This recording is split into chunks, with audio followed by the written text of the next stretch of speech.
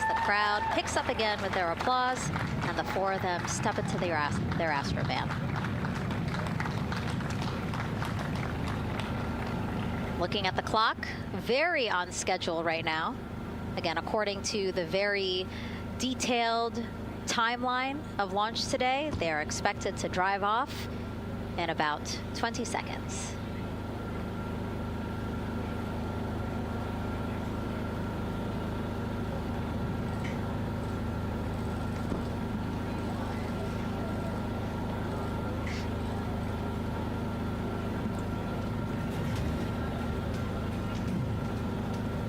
So far, we're marching toward the launch smoothly.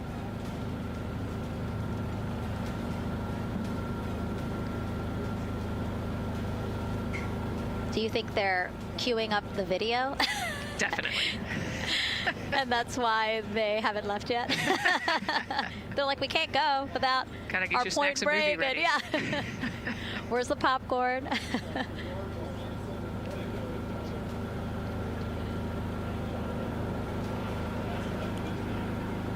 Again, good on the timeline. Of course, they do have these very specific milestones, but this is not one that has to be completely stuck to the second and the minute. Yeah, we will make up that time easily. They will get a full security escorted ride out to the launch pad. It's a quick trip, 15, 20 minutes.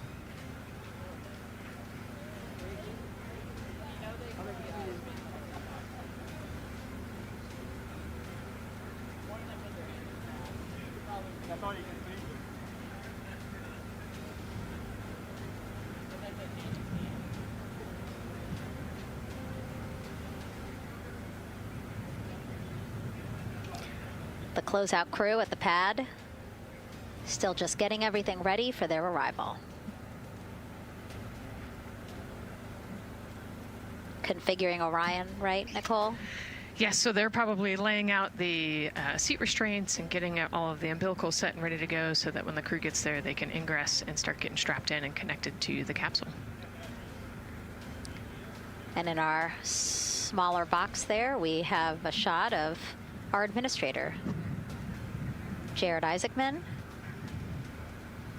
bouncing around quite a lot today. Was in the firing room right after the crew weather brief, saying to the crew that they are good for them to start suiting up, and now here to wish them well as they drive out to the pad.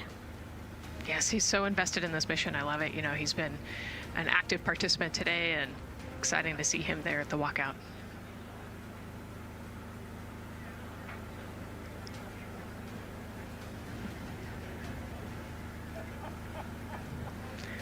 So in the van, they're probably getting hooked up to the portable cooling systems as well. So that's probably, that would be my guess on the slight delay here, making sure everybody's situated, connected to cooling, and ready to go before they take off.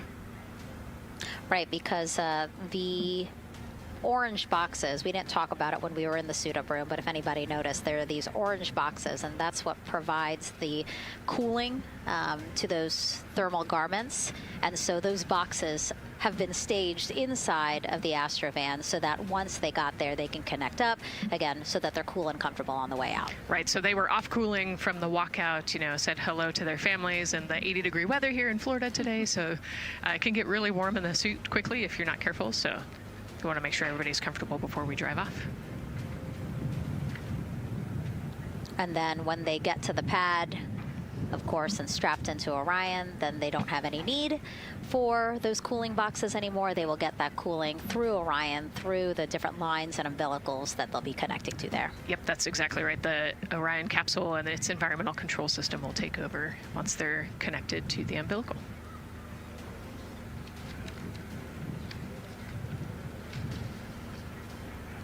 And so when we were watching them get into the elevator, I said, oh, there's a couple more people going in there. And they were, again, those folks in the white suits that we saw. Again, suit technicians. Yep.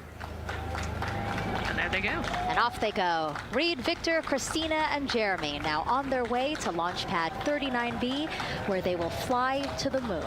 Something no human has done in over 50 years. They may also set a new record as the farthest humans have ever been from Earth, a record set by the Apollo 13 crew almost 56 years ago today. We still hear cheers as they drive away from the operations and checkout building here at Kennedy Space Center. Now, while the crew make their way to the pad, let's get to know each of them even better. First, Commander Reed Wiseman. The moon, to me, it's the thing that connects me together with all the other humans in my life. I remember being a little kid lying in bed at night and just looking out at the moon in whatever phase it was in, and I was thinking, man, my friends that live like 20 miles away, they can probably look out and see that same exact moon. And then when I was in the Navy and I would look out at the moon and I'd be halfway around the planet, and I would think, man, my brother can see that moon where he is, and he's halfway around the planet from where I am. To me, it's a connection of life on Earth. We can all look up and see that moon, and it's always changing. The moon is never the same 2 days in a row. I love that. My name is Reed Wiseman. I'm the commander of NASA's Artemis II mission around the moon. I grew up in a little town just north of Baltimore, Maryland, about 20 miles north of the city. There was a National Guard base nearby my house, and there were A-10 aircraft that would fly over every now and then. I just would look up at them and be like, man, I want to be up there. I want to go do that.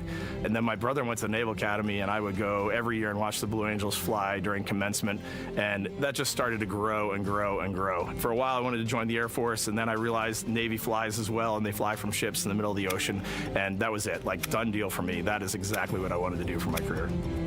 Flying is freedom to me, especially when you're in a jet aircraft coming off of an aircraft carrier in the middle of the Pacific Ocean.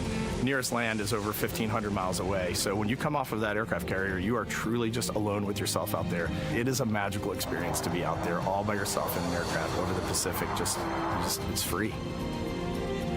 I think anybody who accomplishes something that they set their mind out to, there's no one thing that does it for them. It's a combination of everything. I mean, the way my parents raised me, the way my brother and I, the way our relationship developed over time, my friends, being in the marching band, going to college, setting my own course, learning how to live on my own, being mentored along the way, being, kept on the path to success, but being given the freedom to, make excursions and fail every now and then and regroup and carry on. I think all those things come together in the end to get you where you are.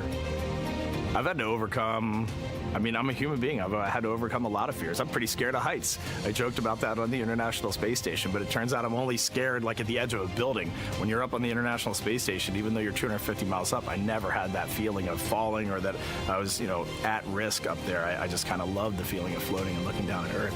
There have been challenges all throughout my life. By far, the biggest challenge was losing my wife in 2020 to cancer and now raising two daughters who are grown up now, but that's been the biggest challenge by far I've ever had to face. It is not easy being an only parent, trying to work a full-time job, and raising two kids is something that I think about every single day. I'm very proud of the work I've done. I haven't always done it well, but I've always shown up and tried as hard as I possibly can. And now Artemis II pilot Victor Glover and his journey to this history-making moment. I do wonder what it's going to be like when we are really far from Earth and can see it. The sensation of being so far away from everything that you know. I had that sensation on the space station the first time I got to sit in the cupola for a really long time. So I can only imagine what that's going to be like from 200,000 plus miles away. My name is Victor Glover, and I'm the pilot for NASA's Artemis II mission around the moon. When I was in 4th grade, I was 10 years old, and that's when the Challenger accident happened. And it helped me understand how the general public felt about the astronaut corps, right? Like, these are the people that we want to be, and that just gave me an easy thing to strive toward. The biggest fear that I've had to overcome in my life is doubting myself. Going to college when no one in my family had gone to college was a huge risk. I had more confidence in my athletic ability than in my academic abilities.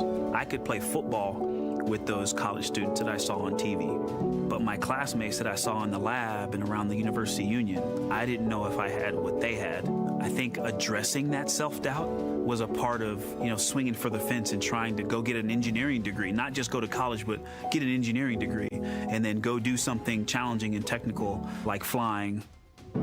Apollo is known for sending humans to the moon. Artemis has an opportunity to continue the Apollo story, but I actually think it's important for this story to stand on its own. Artemis is a new program, and we're trying to do new things. And it's great to compare and contrast. When you look at our spaceship, you can see parts that were designed, built, and integrated in another country. When you look at our crew, you see that our crew is international. There are also men and women. And I just think that comparing and contrasting makes the story even richer. The piloting role specifically, I will have an hour and a half or so where I get to fly the spacecraft by hand.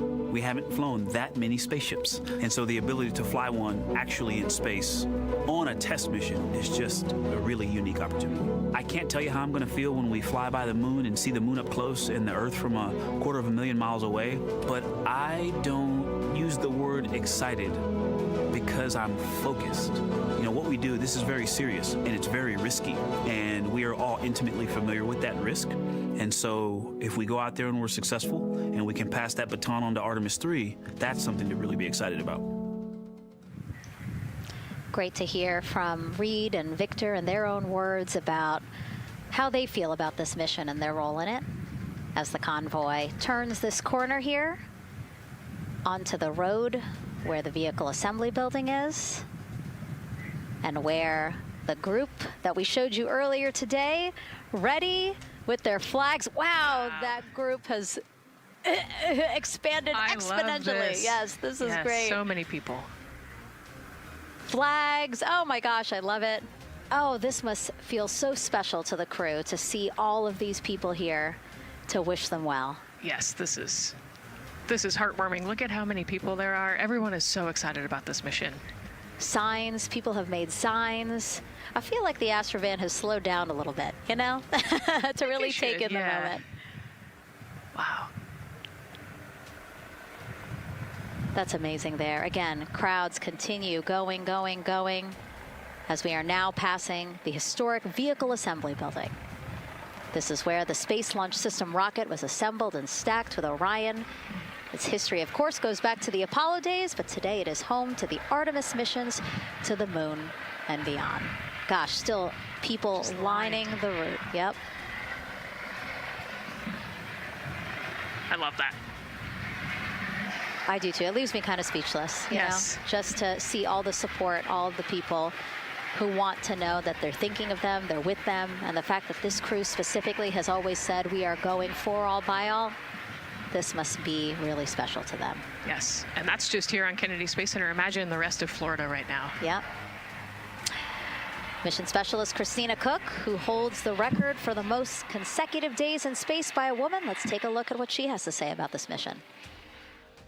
I tell a story, which is one that my dad told me before the Apollo missions when he was just a very little boy. He was looking up at the moon with his mom, and his mom said to him, "Don't worry, Ronnie, we'll never get there." Fast forward maybe 70 years later, it's his daughter that's actually going there. And I think that long arc is something that we can all learn from. The idea that the seemingly impossible becomes possible if you just believe in it and are willing to work hard and come together to achieve it. My name is Christina Cook, and I'm a mission specialist for NASA's Artemis II mission around the moon. When I look back at my dreams as a kid, I definitely never thought I would actually get here. I was very pragmatic. Even though I'm a dreamer, I knew that the odds were way against me again, so I might as well do something I'm loving in the meantime. I definitely loved science and math in school and, did pretty well in those things, but I also loved being active. I was always outside. I loved things that made me feel small. I loved looking at the night sky, oftentimes between the pine tree branches, or I loved the ocean. North Carolina also has mountains, and when we go there, I just loved the vastness of all of those things. I loved how they made me feel and what they made me think about, and the vastness of the universe and how much out there was to learn. I'm drawn to exploring. I'm drawn to challenges that involve both mental and physical, and I'd much rather be solving problems wearing a whole lot of equipment and in a harsh environment, and that's just something I've carried with me ever since I was a kid.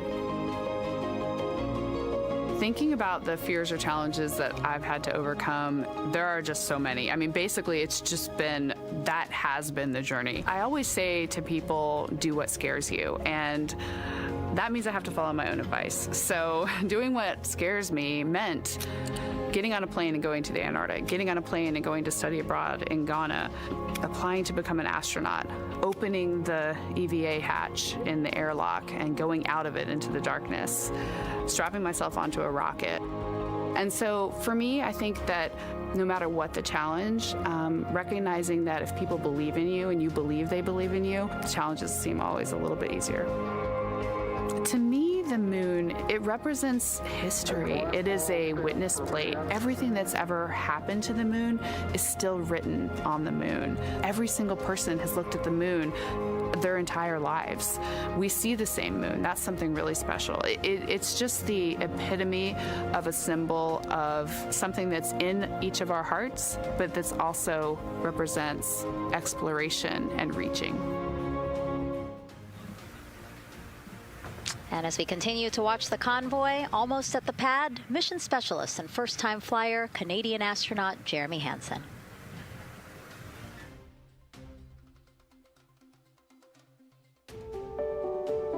I have this very distinct memory of seeing an image of an astronaut standing on the moon. It's burnt in my brain because I went back to it so many times in my childhood, and I would look at that image, and I know it had a huge impact on me that humans had walked on the moon.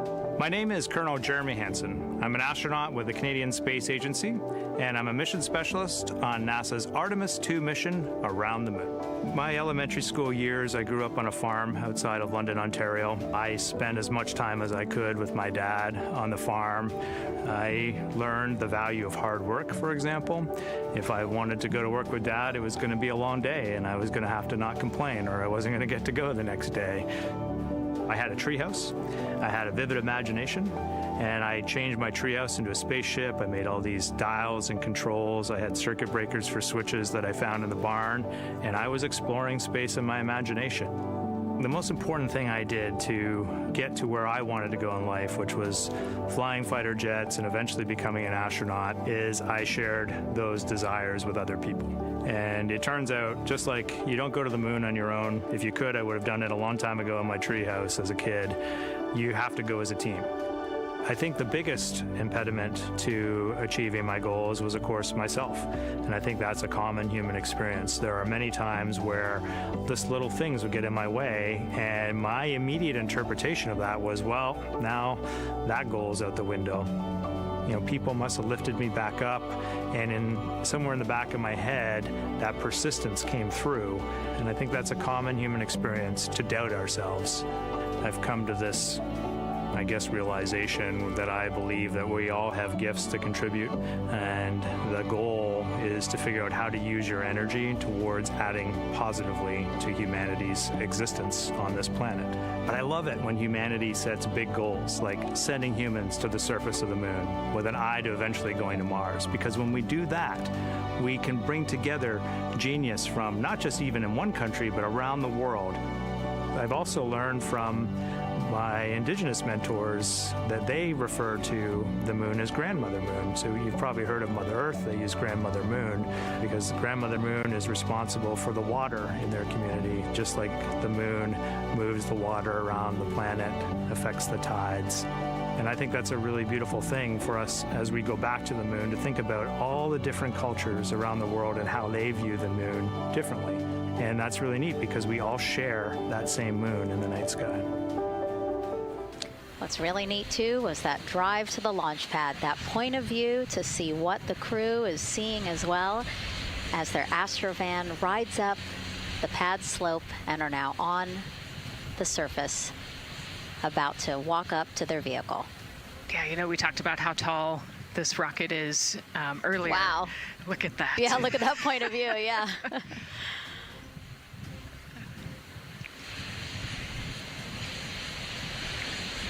Pad 39B, another historic place here at Kennedy Space Center. Construction began in 1964, finished 3 years later.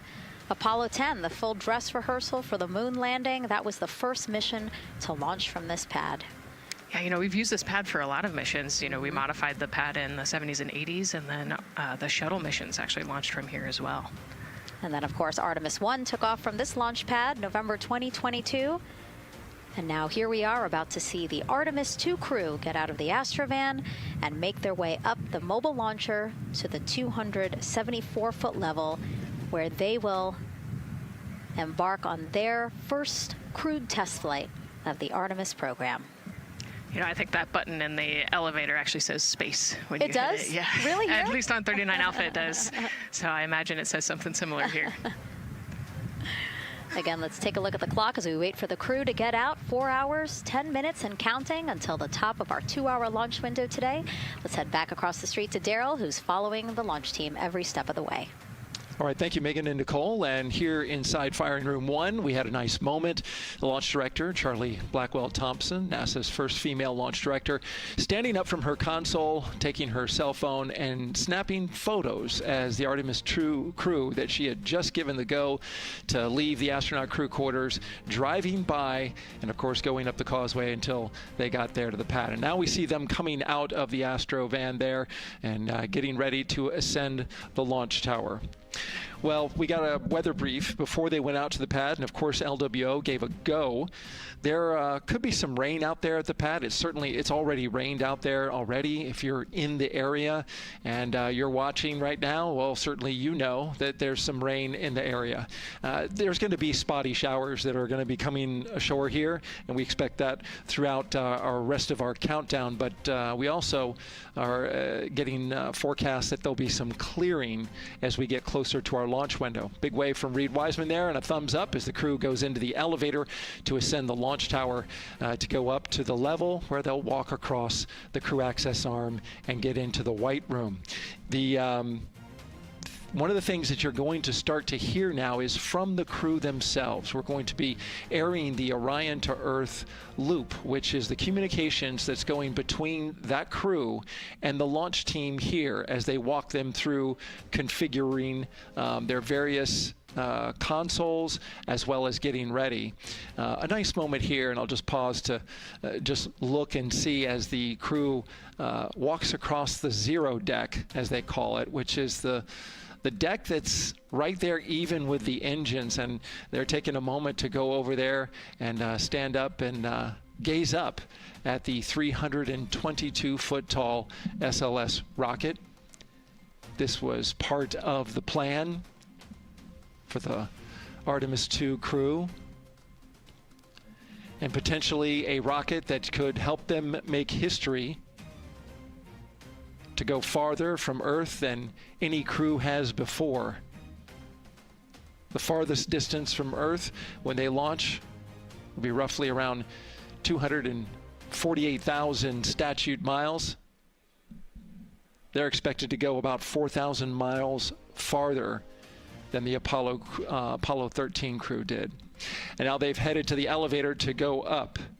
Again, I was talking about the loops. You're going to be hearing from the crew as they discuss with the launch team getting various systems ready to go. And then closer to liftoff, we'll hear the operational launch team loop brought forward ahead of the critical pre-launch polls and then the start of terminal count. And that should be right around L-25 minutes, right before the NASA test director gives their poll and the launch director gives her management poll, which happens at L-17 minutes.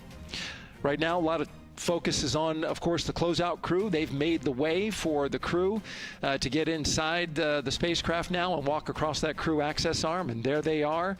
They have been working on a tight timeline, but they are ready to go, and they are ready to receive the crew and start putting them inside their Integrity spacecraft. That's it from the firing room. We'll send it back to Megan and Nicole. And Launch Director Charlie Blackwell-Thompson, again, we mentioned her a second ago. Her team have been training extensively for this moment since Artemis I launched in November 2022. Today, they have a message for Reed, Victor, Christina, and Jeremy. Today, you carry the work of thousands and the hopes of millions. Every test, every simulation, every long day and night have led to this moment. This team is ready. The vehicle is ready, and you are ready. From the ground to the moon, Godspeed, Artemis II! I love that. I just love seeing all of the people who have contributed to this mission and the fact that this is what they've been working for, and now it's culminating today. Yeah, thousands of people have worked on this mission, and we saw there from the launch team, but human spaceflight is like the ultimate team sport, is what I like to say, and that's just a great example of our team wishing our astronauts good luck. That shot there that we were just looking at was aimed at the elevator doors, again, to catch the astronauts as they make their way up to the 274-foot level of the mobile launcher. The mobile launcher is the structure you see there. It is not only a way for the crew to obviously access Orion, but also provides the fuels, communications, all that to the rocket. And now we're watching the crew walk across the crew access arm, getting a beautiful view of Kennedy Space Center. From 274 feet. Woo. Nicole laughs because Nicole is also, like Reed, does not like heights. Do not like how open that crew access arm is. But Reed made it across, so that's good news. It looks like they really enjoyed it. You know, they didn't just walk straight past. Christina and Victor, we definitely saw. Some thumbs up there, looking too. out, yep, that crew access arm. And then Reed, he knows where that camera is. Taking the opportunity to, again, just tell folks, hey, we're doing good. Ready for it. Yeah. And it looks like they're actually probably signing their patch. Yeah, there's a wall with patches there, and so each crew signs when they get up for their launch. And so this is probably actually the first time a crew is doing this in the White Room of Launch Pad 39B. Don't quote me on that, but I think the signing started with the commercial crew program. So there's a lot of that in the White Room over at 39A, but again, this is 39B. Yep. And so now in this room here, the White Room, again, we will see the crew don or put on their communication caps again, their helmets, their gloves, and remove coverings that they had on their shoes. Yeah, so they want to protect the suits while they're walking out and up to the White Room, and now they'll finish reassembling those suits. Put the boots on, put the gloves on. You see they're working their comm caps now, and they'll work the helmets eventually as well. And so as we watch this process unfold, why don't we take a couple of questions from you guys? What is the most difficult thing about preparing for a flight? Nicole, that question's obviously for you. Ooh, this is a great question. You know, I think we get such good training. You know, this crew's been training for years. And so they know this rocket and this capsule inside and out. They know all the dangers. They know how to react to anything. So I actually think, you know, preparing your support system and your family, I think launch day is actually tougher for your family than it is for you.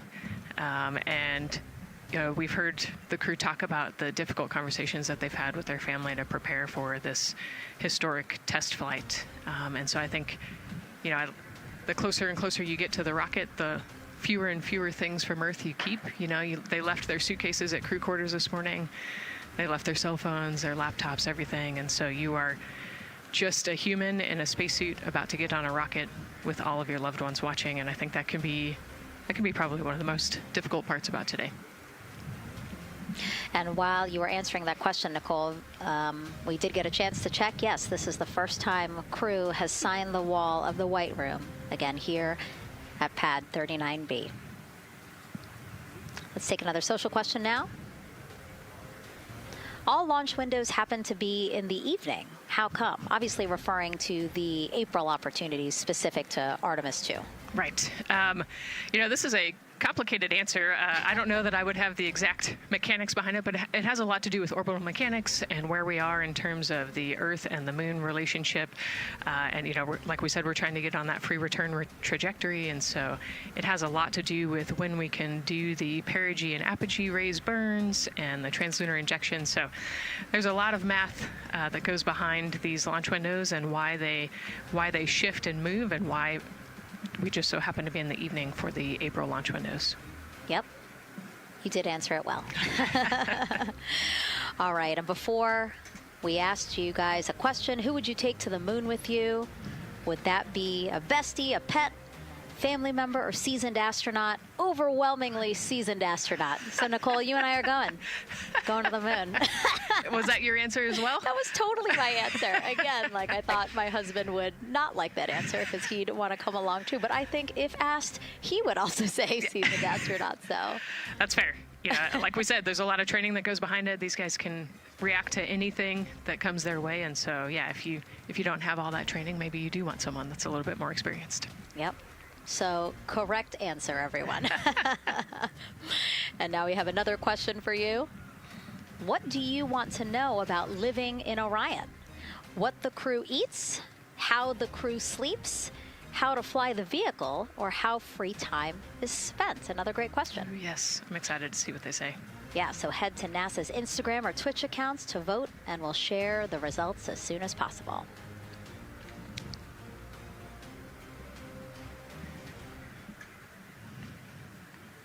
And while you're doing that, remember to also sign up to be a virtual guest for this mission. Just go to the link we'll pull up on your screen. As a virtual guest, you will get mission-specific information, notifications of any schedule changes, and curated resources straight to your inbox.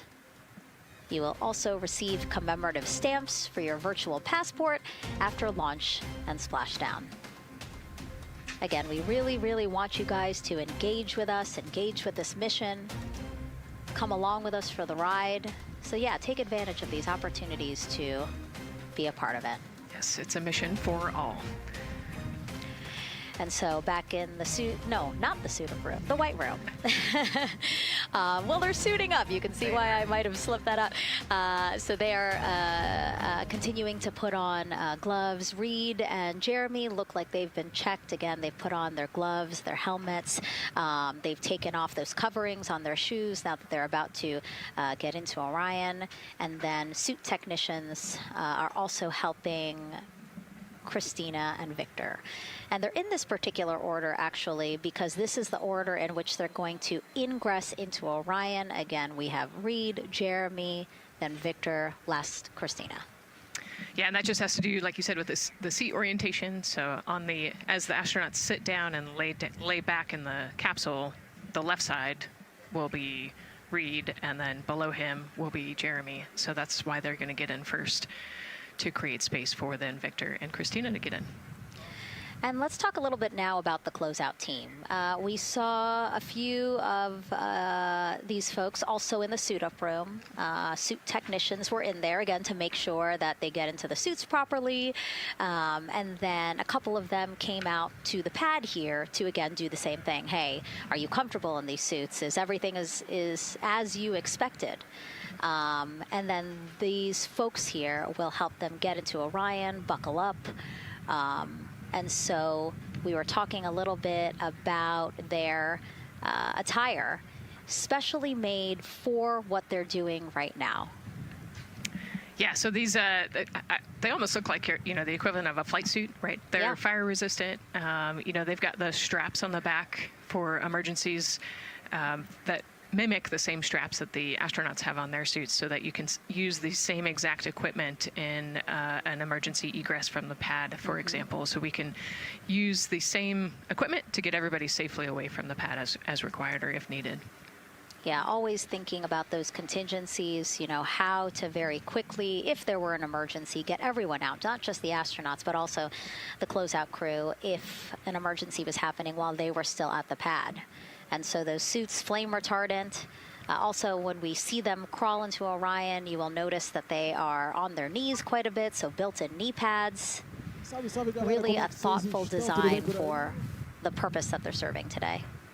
Yeah, they're functional, which is exactly what we want, but also they're pretty classy looking, so we did a good job with the design. I was going to say, they actually look like, the outfits that car racers wear, right? Yeah. And then when I said that to the lead of the closeout crew, he's #1 if we do see him, Taylor Hose, he said, well, actually, we are kind of like a pit crew, like they're very quickly moving through the operations so that not a lot of time, not more time is spent at the pad than is needed, because this is a fully fueled rocket, Nicole. Right. Yeah, we want to minimize the time that we have more humans up in the White Room, but also safely and efficiently get the astronauts ingressed into the capsule. And so that's their main job. That's so yeah, I like the pit crew analogy. Works great.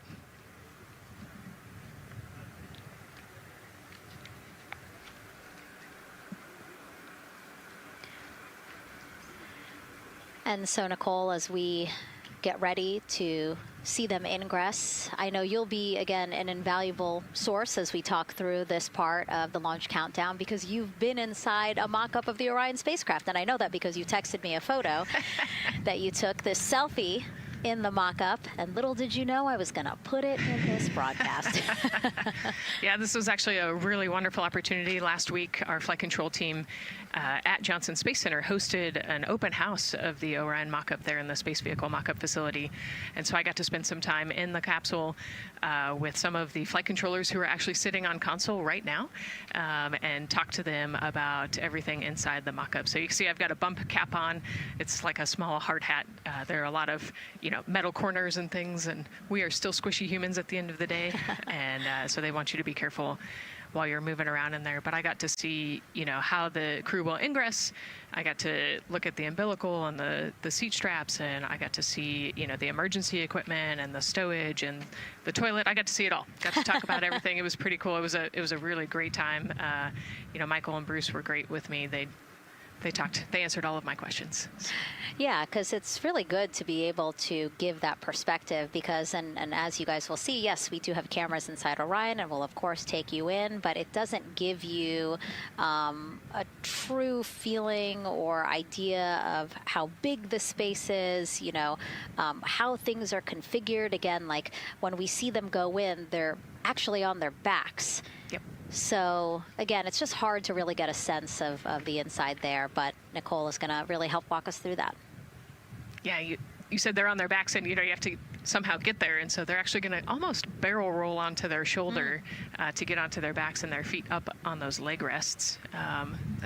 Actually, Andre's holding onto right there. You can see Andre number 2's inside getting everything ready for them. And actually, those leg rests for the pilot and commander seat will come off once they get into orbit to create some more space for them. And it looks like we're getting ready to ingress here. Yep, thumbs up from Reed. Everybody configured with their suits, and so in we go.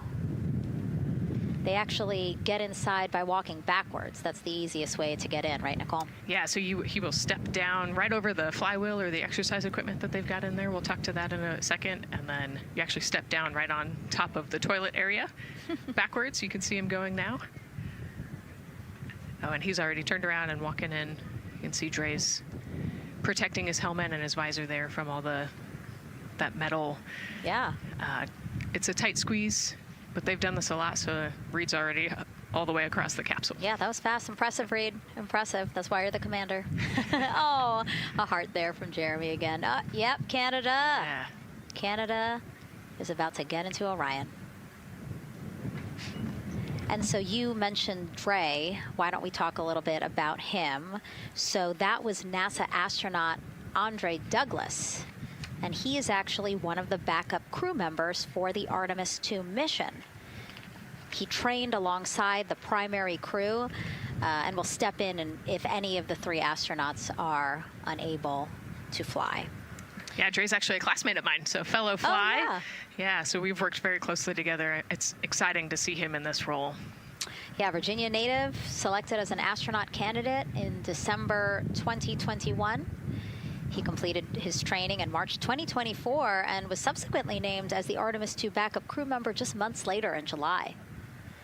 Before joining NASA, Andre worked at the Johns Hopkins University Applied Physics Laboratory, where he specialized in spacecraft systems engineering. His work focused on the systems that help spacecraft know where they are and how to get where they need to go. So obviously critical for missions to the moon. Yeah, he's a wicked smart guy. He's got like 15 degrees, I think, or something. Oh, my. So. And so now here we are back inside Orion, where the closeout crew, each one with either Reed or Jeremy. So it looks like Andre is with Reed.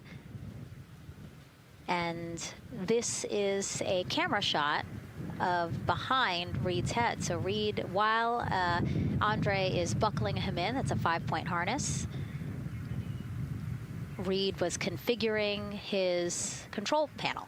Yeah, the displays. We're getting the displays ready so that they can monitor all of the systems and monitor the launch as they go. Christina there signing the wall.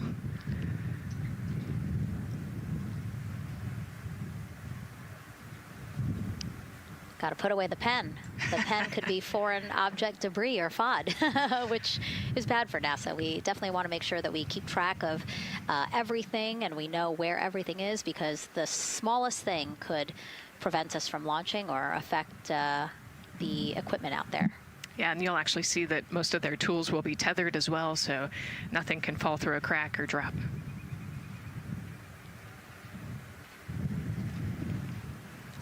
And so as soon as Jeremy and Reed are good to go in their seats and connected to their communication umbilicals, as Daryl had said before, we will start hearing the loops, the audio mission loops, specifically Orion to Earth 1, which is the communication loop that the crew communicate on to the different teams supporting launch today.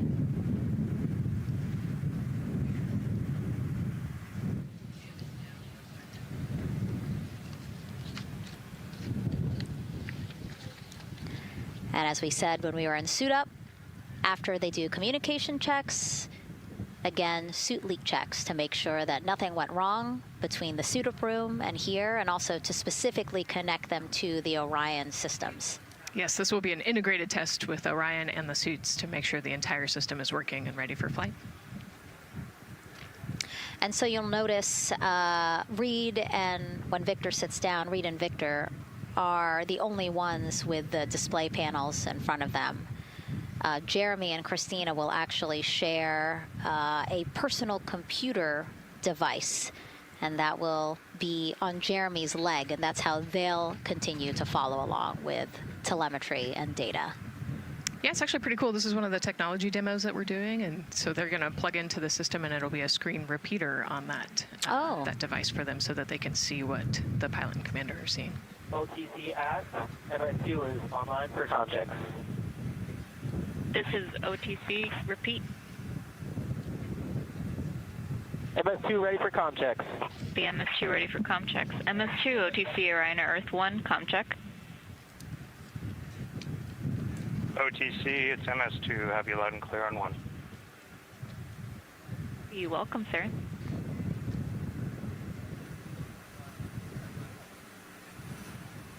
And so that was the Orion test conductor speaking with Jeremy Hansen, again, mission specialist 2 for this mission. So his communication check over, you heard him say 1, Orion to Earth 1, has been completed, a successful test.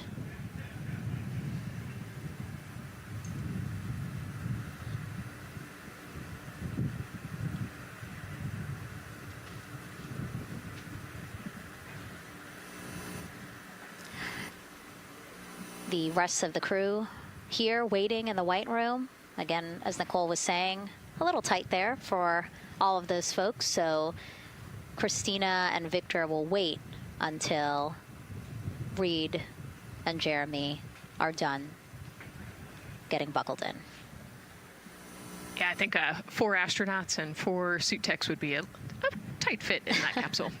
Yeah, I mean, take a look at Bill. He's number 3 there, that the suit technician there. He is kneeling where Christina will be in order to get Jeremy situated.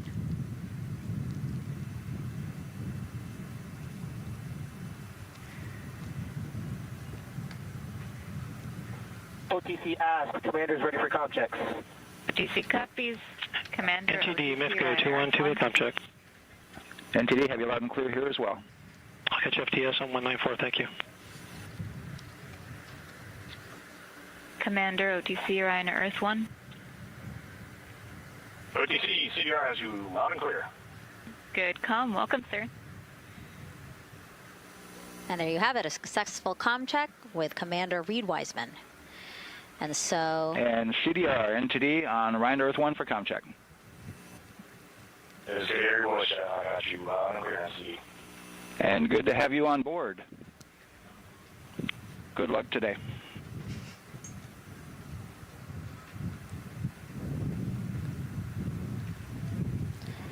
And so now these two closeout crew members will finish up what they're doing here. Again, Nicole, walk us through what is happening here. They're connecting umbilicals, is what we said. Yeah, they're strapping them in, so they're getting their restraints connected. It's a 5-point harness with a quick release, and then they're connecting the umbilical, which has actually 4 different connections. So it's got the air in, air out, the water for cooling, and then the comm as well, the communication cable. So they're going to make sure that all of those connections are good to go, make sure the crew's receiving the cooling and the air, and then we heard the comm check as well. So they're just making sure the umbilical connection was good to go, getting them strapped in and ready, and then they will move on to Victor and Christina. And so while we wait for that to happen, why don't we get another check of the launch countdown milestones with Daryl and the launch team?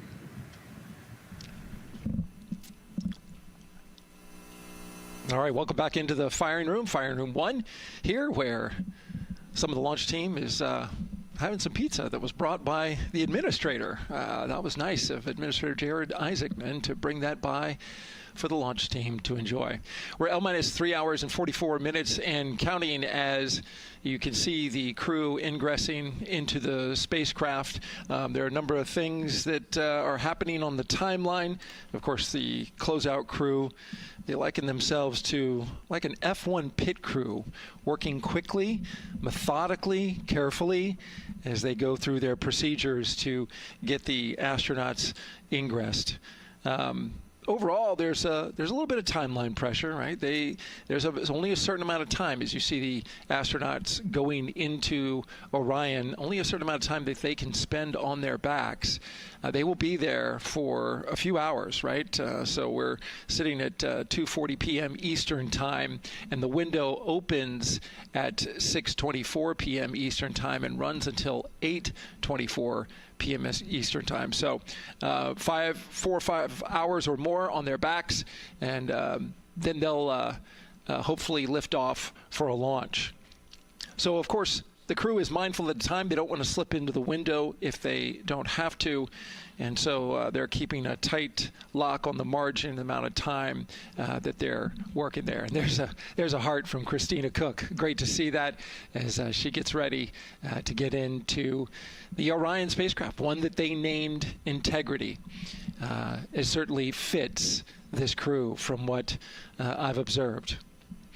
Now, right now, the rocket's tanks, they're in what's called replenish mode. So another factor for this closeout crew is, and the crew themselves, this is a fully tanked, almost ready to go rocket. It's got all the propellant it needs to go to the moon. It's just a matter of getting the astronauts in, getting them configured, and getting all the systems, the high energy systems, bringing them all online in order to launch this rocket. As they sit there, there is propellant boil off that's happening. All tanks are at 100%, but the propellant, which is liquid oxygen and liquid hydrogen, those two propellants are minus 423 for hydrogen and minus 297 for the liquid oxygen. They are boiling right now. They've been boiling the entire time when they've been in the tank. And that is vented out, as you can see.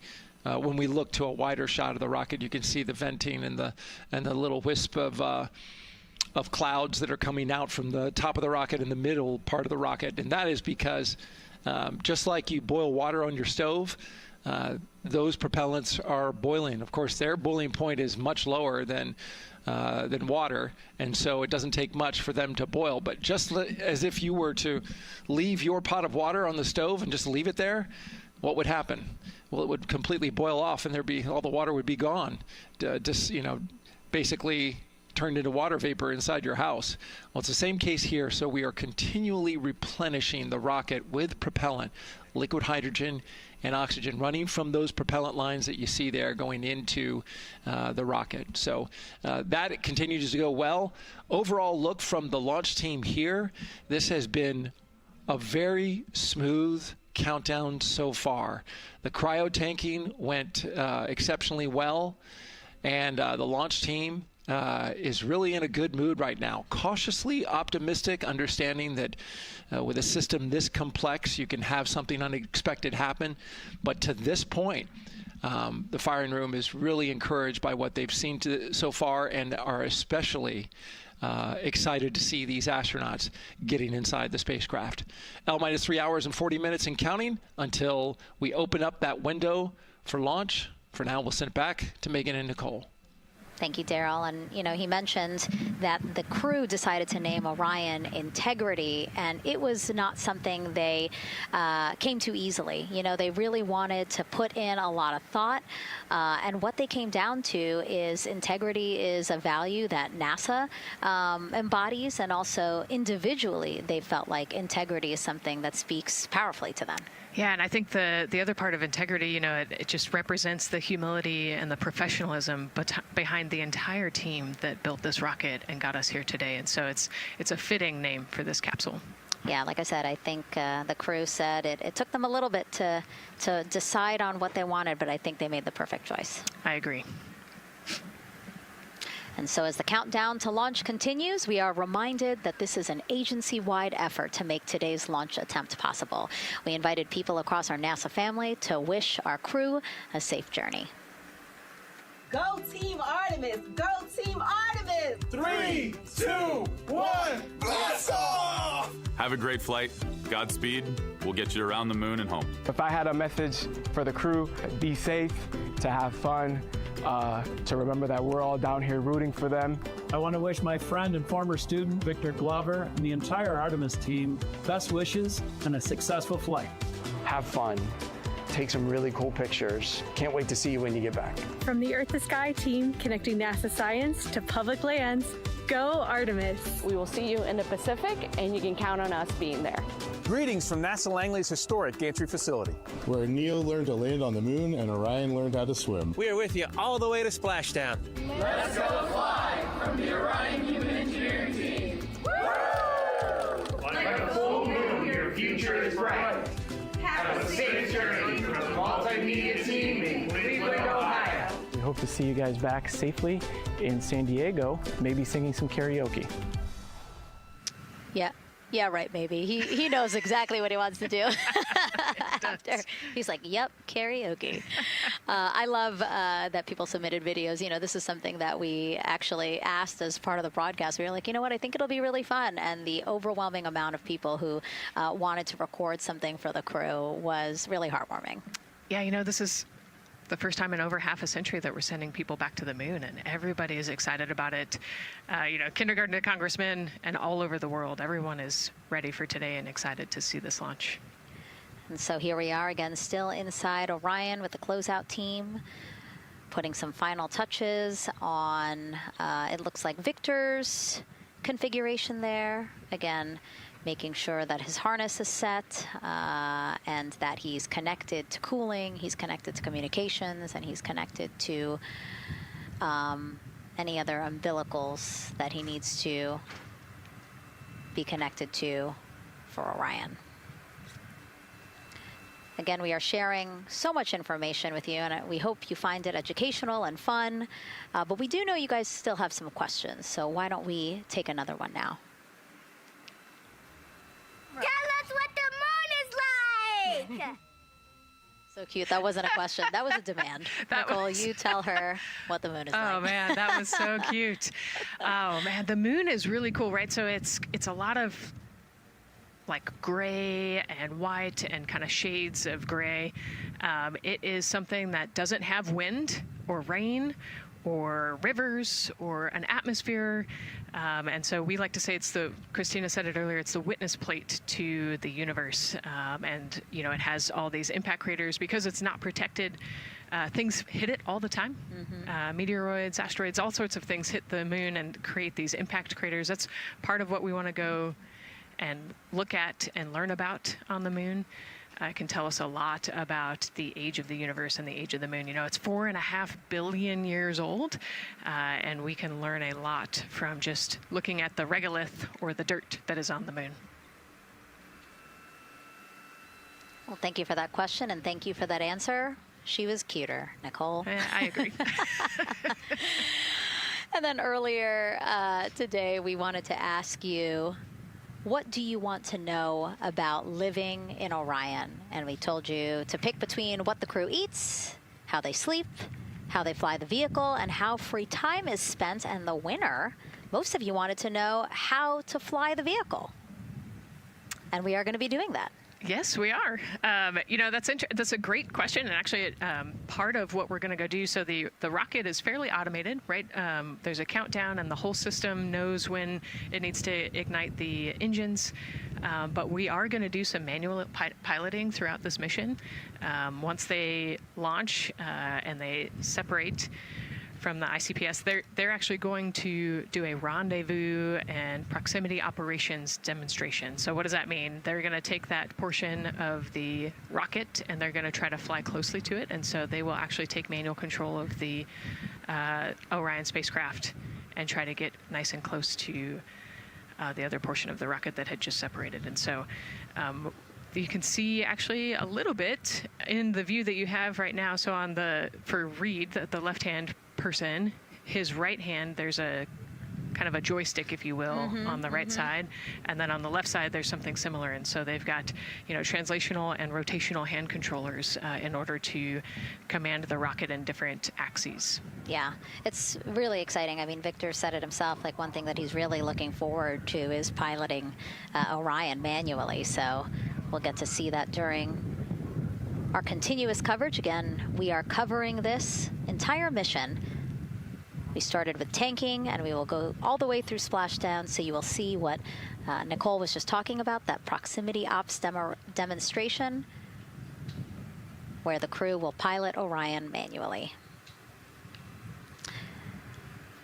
And so, speaking of their 10-day mission, why don't we take a closer look at the crew's home away from home for the next 10 days. Here's Megan Carter again from the KSC Visitor Complex. All right, thanks, Megan. Yeah, it's getting real out there, so I am going to bring you back to the moon board so I can show you just a few things about the Orion. Obviously, it is going to be very compact, sitting up there on top of the SLS rocket. Very compact, like I mentioned, over 355,000 pieces. So let me show you a couple key components, starting with these three fairing panels right there. When the rocket blasts off, obviously it is going to get very fast. MS1, it's going to NTD get on Orion Earth 1 for com windy, check. and so we have these three fairing panels in place to help protect our astronauts. I am also going to take you into a little bit closer look and talk about the LAS, or the Launch Abort System. This is the one piece that is going to be in place to protect the astronauts should something happen to go wrong in the first few minutes of launch. They can actually hit those abort motors, and these can activate within milliseconds, basically faster than you can even blink, and that is going to pull the crew and the crew capsule away from any danger. Now, obviously, we hope that those are not needed, and if that is the case, then about 3.5 minutes into flight, the LAS and those fairing panels will actually activate and jettison away. They'll fall away from the rocket, because at that point, the crew can actually abort the spacecraft safely by themselves. Now, we've talked a lot about the crew capsule right here. This is where they are going to spend the duration of their flight. We're going to talk a lot more about that one in just a little bit, but for now, let me jump down here to the service module. This is the one, we're going to think of this as the powerhouse for the spacecraft. It's pretty much going to provide them with almost everything that they need for the entire mission. Temperature control, removing the carbon dioxide, providing them with oxygen, so much more. You can also do course corrections and things like that. So, super quick breakdown, but as you can see, all of these components together are going to make the spacecraft one that is built not just to fly, but to protect, sustain, and bring those astronauts home. All right, lots more to come, but let's see where we are with the crew. Back over to you, Megan. Hey, thanks so much, Megan. A lot of useful information there, and we did want to point out that you did hear over and the PLT NTD on Orion Earth 1 for com check. NTD PLT, I have you loud and clear on OE1. And I have you the same. Welcome aboard. And so, again, we are now hearing mission audio loops, specifically the Orion to Earth 1 loop, the communication channel for the crew. Successful comm checks by both Victor and Christina. CDR, OTC Orion Earth 1. CDR. Yes, sir. Configure ARS to shoot mode per eproc 10.1.1. Crew ingress and vehicle pre-launch config. Step 1. 10.1.1 crew ingress and vehicle pre-launch config. Step 1. Going in work now. And so see, now we are privy to some of the countdown procedures that the team is asking for the crew to do. Yeah, so they're going to work through some of these procedures and finish the ingress portion, as you heard in that procedure. So this is where the crew is going to start building their nest, if you will, running some procedures, getting the capsule ready for humans to be on board. And now look at the clock, 3 hours, 30 minutes and counting until the opening of our 2-hour launch window, and we are pretty good on time. We are as we are expecting in terms of when ingress will be wrapping up soon. And so now let's bring Gary Jordan, again, our commentator inside of Mission Control at Houston. Gary, let's check in with you about mission preparations. Hey, Megan, thank you. Yes, we're following along here in Mission Control Houston. OTC copies. And we'll stand by for those comm checks.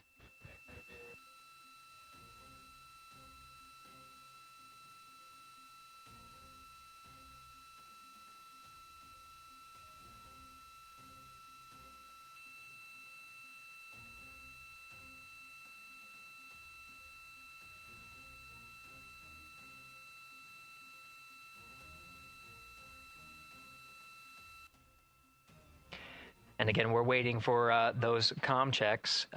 We did confirm from our IVA officer here in Mission Control Houston that all 4 suits have plugged in umbilicals. And CDR, NTD. Go ahead, NTD. Yeah, Reed, we're ready to proceed with the voice checks if you and everyone else is.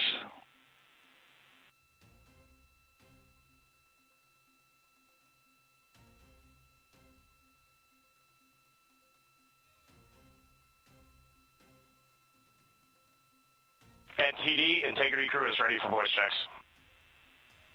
I copy that. And integrity for the entire crew, comm check on Orion to Earth 1. CDR. PLT. MS1. MS2. Good comm check by all. NTD moving to Orion to Earth 2.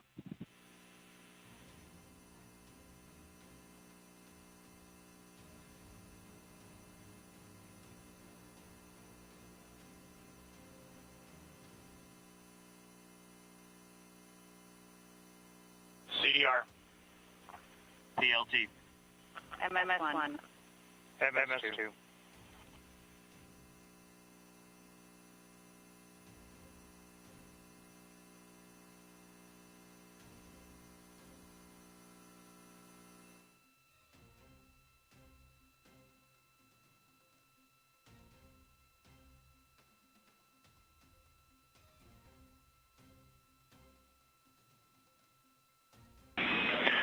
Integrity Houston on Orion to Earth 1. Voice check for the entire crew. CDR. PLT. MS1. MS2. Houston has all 4 crew loud and clear on OE1. Stand by for 2.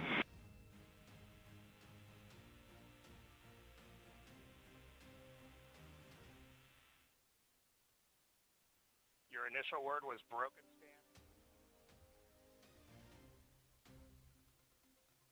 MS1. MS2. 4 crew loud and clear on OE2. We'll use 1 for the default. Houston out.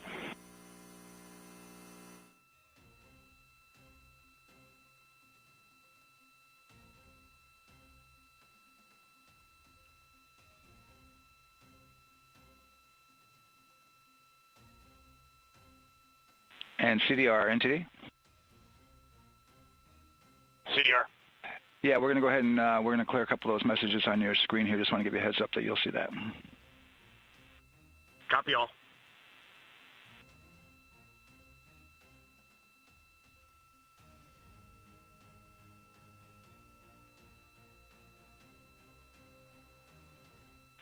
CDR, OTC, Orion Earth 1.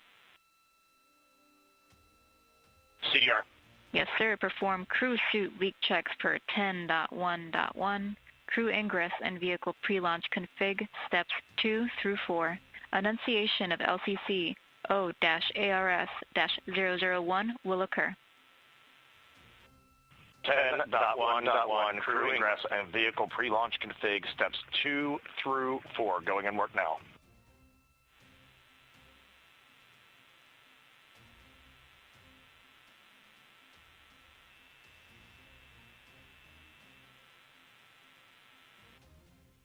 This is Mission Control Houston. We are following along as the 4 crew members of Artemis II work through their voice checks, then the umbilical connections and various pathways to get communications from all of the... refresh on your screen. CDR. Yes, sir. We're going to look to do a quick refresh on your screen if you guys are okay with that. Hey, firm, just let us know when we can continue in 10.1.1. We'll go hands off.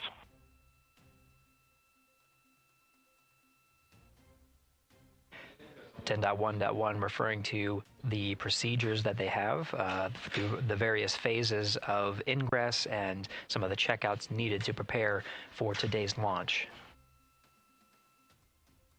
Here in Mission Control Houston, the IVA or Intravehicular Activity Officer will be confirming the leak check status and watching as the suits pressurize to once again confirm that the suits are in a good configuration ahead of launch. Of course, for the teams here in Houston, launch is just the beginning. The first flight day is jam-packed with activities. Shortly after main engine cutoff, Integrity will enter into a coast phase while still attached to the in-rim cryogenic propulsion stage, or ICPS, and prepare to deploy the solar arrays. With power being generated, Integrity prepares... Go ahead, MD. With that refresh, and you got to go to proceed with your 10.1.1. Picking up 10.1.1, step 2.3 through 4.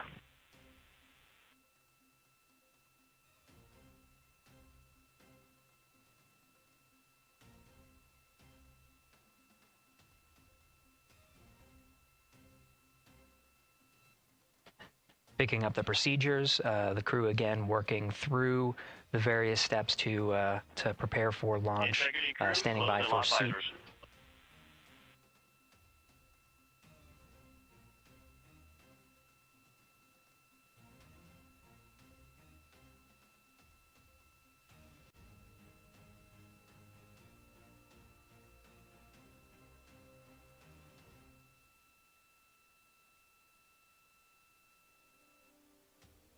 This is Mission Control Houston. With visors closed, the pressurization tests can commence. We'll stand by for word of a good leak check on all 4 of the crew member suits for the Artemis II mission. Again, this is the very beginning of a very busy flight day for our 4 crew members. After launch, they have a series of burns to prepare for. The first major burn being the perigee raise maneuver that allows them to continue in low Earth orbit, and the next being the apogee raise burn that puts them in a high Earth orbit. This is an orbit that takes them around the Earth for nearly a day, 23.5 hours to be precise, and allows the teams, including the astronauts and the flight control teams, to check out critical systems ahead of committing to the next day's translunar injection. But before they even call it a day, Integrity will separate from the ICPS, and the crew will command.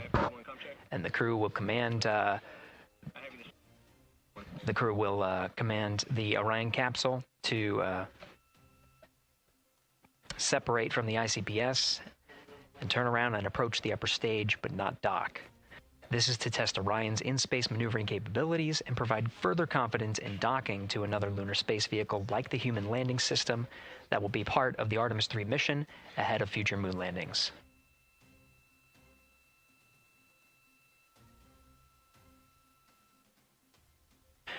These are just a few of the highlights of the very first of 10 flight days as we await for confirmation of good leak checks inside the capsule integrity. And there's a lot more to this mission.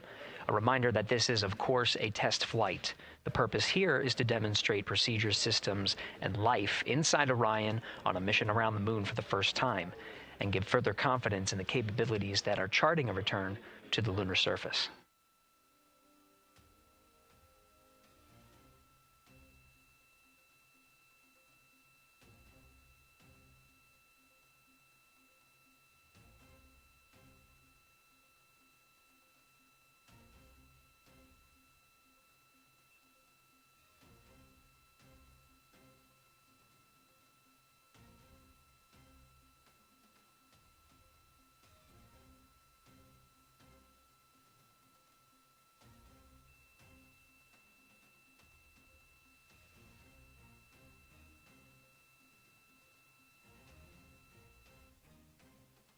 You may be able to see from this view the suits themselves inflating. This is, again, a pressure check, verifying that the suits are leak-free ahead of the ascent portion of today's flight. How you see the crew now with visors down will be the configuration of their ascent all the way through core stage separation, about a little more than 8 minutes after booster ignition.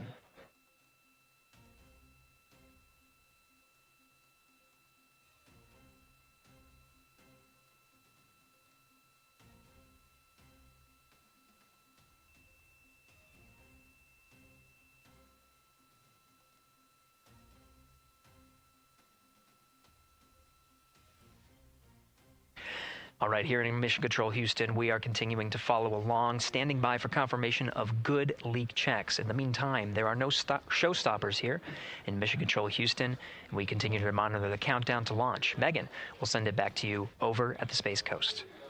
Hey, Gary, thank you so much. Yeah, as we wait for confirmation of a successful leak check for all 4 astronauts, why don't we go back to Daryl, again, who has been following along with the launch countdown as we inch closer to the opening of our 2-hour launch window.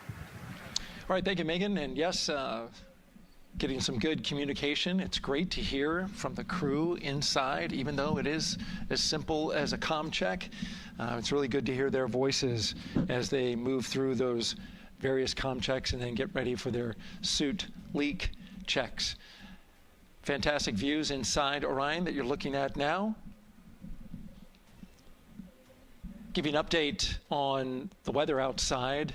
We're still 80% go for our 2-hour launch window, which starts at 6:24 p.m. Eastern Time and closes at 8:24 p.m. Eastern Time. That's the good news.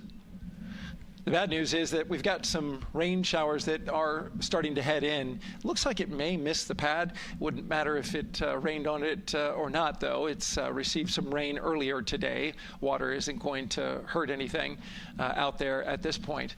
But the rest of the area might be getting a little bit wet, which may include the hostess, so keep an eye out for that.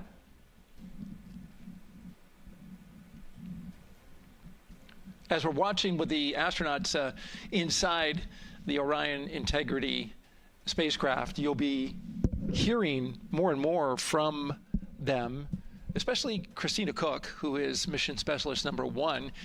She not only is going to be making history. All crew, visors open, suit loop leak check complete. OTC. Okay, there you heard the suit leak check complete. They check those suits for leaks in astronaut crew quarters. They check them again inside the spacecraft. As you can see, the closeout crew, our astronaut support person moving around, turned off the camera, and so now we're looking from outside the Orion spacecraft, looking towards, oh no, let's see, get oriented here. Well, there we go. Back inside, we've got the view. But basically what I was saying about Christina Cook is that she will have the role of reading. CM is ready for closeout, performing video suite using drag-on camera. OTC.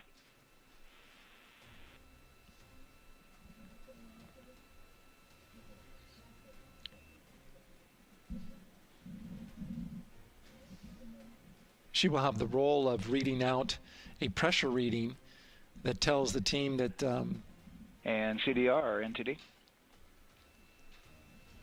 Go ahead, NTD. Yeah, we're going to do another cleanup on those suit leak check messages that we got from since we're done with that now. Integrity copies. Yeah.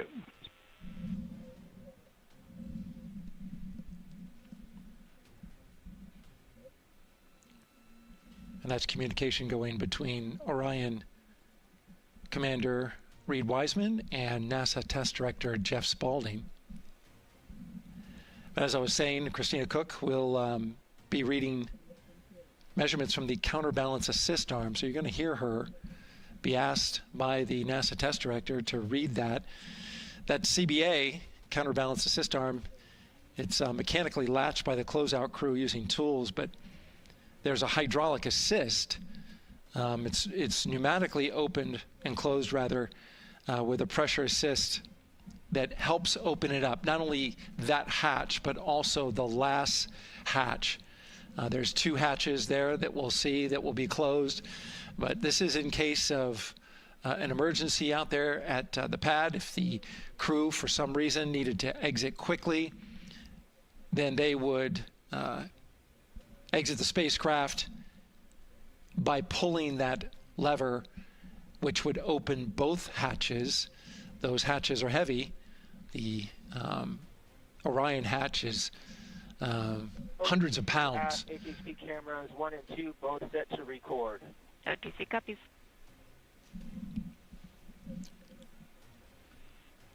And just an update on the launch countdown, continuing to monitor the team's communications here in Firing Room 1. Everything going really smoothly so far. We don't have any significant open constraints to launch at this time, so we continue counting down. And for now, we'll send it back to the host desk with Megan and Nicole. Thank you so much, Daryl. And so we heard some of the communications over Orion to Earth 1, and it sounds like we are now moving into the hatch prep and closure phase. We will now start to see the closeout crew getting out of Orion soon so that they can start getting ready to, again, close up Orion, close the 2 hatches, and then get out of the pad. Yeah, the closeout team will take the hatch seals off, and they'll inspect the seals, make sure everything's ready to go, and then do a few last-minute configurations before they close that hatch. And then, like Daryl talked about, then Christina will have a role in looking at the CBA there. So. Yeah, you might have heard them say over the loops again that drag-on camera. So basically, it's a camera that they can move around, and you might have seen it in a couple of our shots already. But they will take that camera and literally go and inspect the seal that. There's 2 seals, actually, 2 seals that go around the entire area of the hatch just to make sure that everything looks good. And that camera feed is being directly shown to NASA teams who need to monitor that. Yeah, they want to make sure there's not a single hair or piece of dust on those, make sure that there's no damage and everything's ready to go so that the seal, they will do a leak check on this hatch seal as well. Make sure it passes. Yeah, and we'll know they're doing that because we will actually see one of the closeout crew members with a hand pump, and they will pressurize, again, just the seals, and they have to see if it will hold pressure for just a minute.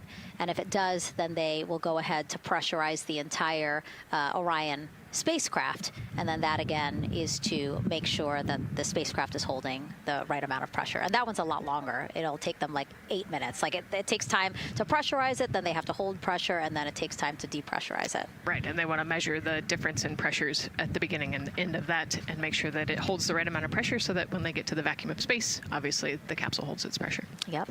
Okay. Well, again, as we continue to watch operations that are happening at the pad inside of Orion, why don't we go over to Banana Creek? It's one of our viewing locations here at Kennedy Space Center. They will have a spectacular view, and we actually have NASA's Leah Martin there chatting with a big group of people surrounded by a lot of folks on bleachers there.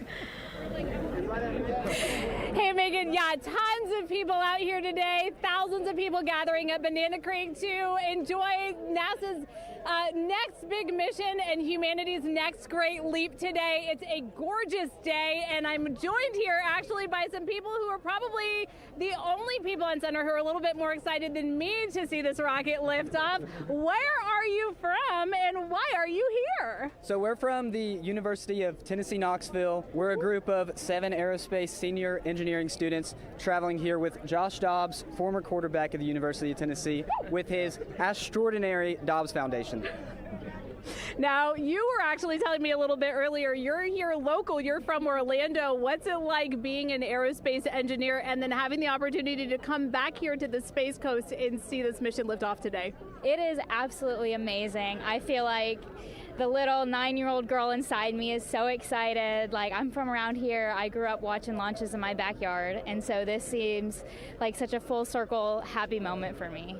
Now, you are an aerospace engineer looking hopefully to join the workforce in the future. How does it feel to be here and see firsthand what that work does? It's just so cool to see what I've been working for the last 4 years and then the 12 years before that just actually be physically happening in front of me. It's something I never dreamed of as a kid. And I'm actually joined here by the astronaut himself, Mr. Josh Dobbs. Now, you have a history with NASA as well. You did an externship here. And how did that kind of play into your passion for aerospace and then the foundation that actually provided this opportunity for these students today? 100%. So I spent a month here around the Artemis I mission, which was a tremendous opportunity to learn about the space program and also what's next. And so to be back here for Artemis II, and unfortunately, Artemis 1 went in the middle of the season, so it's surreal to be here for Artemis 2. And with my foundation, like, the goal is to be able to take advantage of the opportunities that I've had and pass them along to the future of the industry and give them the opportunity to see what all their hard work can accumulate into. So it's an honor to be here. We're really appreciative of all the engineers and all the hard work that's gone into this moment, and we're excited to watch history happen today. Absolutely, and as a group, I think if you guys had one well wish for the team today, what would you say? I think we can all join together and maybe say, go Artemis? Go Artemis. That was a fun interview, and again, just so neat to see all the people who are here. I mean, still hours before liftoff. Not even hours before liftoff, but hours before a 2-hour launch window. So people just really committed to being here and seeing it in person. Yeah, you can see the Banana Creek is already buzzing back there behind Leah. You could hear the chatter in the background. It's an exciting time. Yeah, you could tell that it's a lot louder than we noticed because we just have very good mics, but you know, she's obviously yelling over a huge crowd there. So super fun, super exciting. And yes, I hope that we all get to see liftoff here shortly. Okay, so as we know, Victor, Reed, Christina, and Jeremy will have their hands full during their mission. So for some of their test flight objectives, let's go back to Megan Carter at the moon board. All right, as we have seen from those camera views, their capsule is very compact, obviously. So let me show you a few cool things about this piece. The Orion capsule is going to only be about 16.8 feet in diameter and a whopping 10.5 in height. Think of it about the same cubic feet as 2 minivans. So obviously every piece of that capsule has been planned with purpose. And a really great example of that is going to be these seats that we have seen that live view of.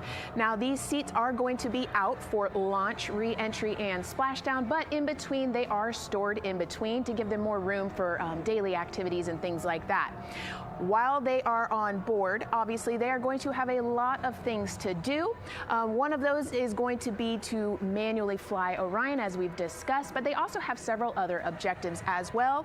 And they're going to be doing lots of system checkouts, checking out the service module, making sure everything is working correctly. They're also, like I said, going to have a chance to manually fly. Now, this was taken during one of their training simulations, but as you can see here, they will have advanced flight displays, hand controllers, touchscreen interfaces, so much to work with and practice with as well. Now, while on board, they will also have the ability to eat those shelf-stable meals that are designed specifically for microgravity. I think I saw somewhere that one of their meals is going to be mac and cheese and brisket, so that makes the Southern in me very happy. All right, but they are going to have also some time to look at some things like power and propulsion. They will have 3 key propulsion systems that are going to help power Orion as well. And speaking of power, I want to bring you back to the service module real quick because I wanted to point out these 4 solar panels. These are going to take about 18 minutes to unfold like giant wings, and they're going to stretch 62 feet from end to end, and these are going to help power the service module and in turn provide what the crew needs for their journey. So as you can see, spacecraft is built specifically for what we need and to guide them and get them home safely. All right, back over to you, Megan. Thank you so much, Megan. You know, it's taken thousands of people many years to get to us to where we are today. Let's meet some of the people of Artemis who've made this flight test possible. I am the Artemis Launch Director. I'm the Orion Crew Survival System Manager. I am the Artemis II Chief Training Officer. I'm the SLS Launch Integration and Mission Operations Lead. I am the Recovery Director. And I'm Boeing's Core Stage IPT Leader at Kennedy Space Center. I am the Artemis II Entry Flight Director. And I'm the Closeout Crew Lead for Artemis II. Our job is to design the spacesuits that the crew will wear for the Artemis II mission. The team here at Johnson Space Center in the Orion Crew Survival Systems Lab does pretty much everything involved with processing the suits, designing the suits, qualifying the suits, testing them for the Orion mission. The role of the Chief Training Officer is to manage both the planning and the development of how we are going to train our astronauts and run our simulations for our flight control team for the mission, and then go implement that plan. Recovery team is responsible for 3 things. So recovery is what we call our nominal recovery situation, where we go recover the crew and the capsule at their designated landing site. Rescue is in case we do need to rescue the crew or they landed somewhere else that we did not plan. And then the retrieval is us getting the capsule if they did land somewhere where we did not expect them to. My job on SLS is to manage the operations architecture on the SLS program. One of the specific things that we do is support launch operations. It means a lot to be a part of this Artemis team, to show the next generation in seeing what may come. I am responsible for our core stage processing at Kennedy Space Center. My team is responsible for that core stage, and it's our responsibility to make sure that core stage is safe, built correctly, and there's going to be 4 of our astronauts, and it's going to get them to their ride around the moon. I've been a flight director for over 10 years now. I worked on the Artemis I mission, and after that mission completed, I was assigned as the entry flight director for Artemis II. I can't wait to see the hatch open after splashdown. That's when we know that our mission will be complete and the crew will have safely returned to the moon and back to Earth. Closeout Crew is responsible for getting the astronauts up to the white room, getting their helmets and gloves on, getting them into the vehicle safely, connecting all their umbilicals, making sure they're ready to go for launch, and then closing the crew module hatch. The reason we do this is to expand mankind's knowledge. If I can be a part of that, doing anything, I want to do that.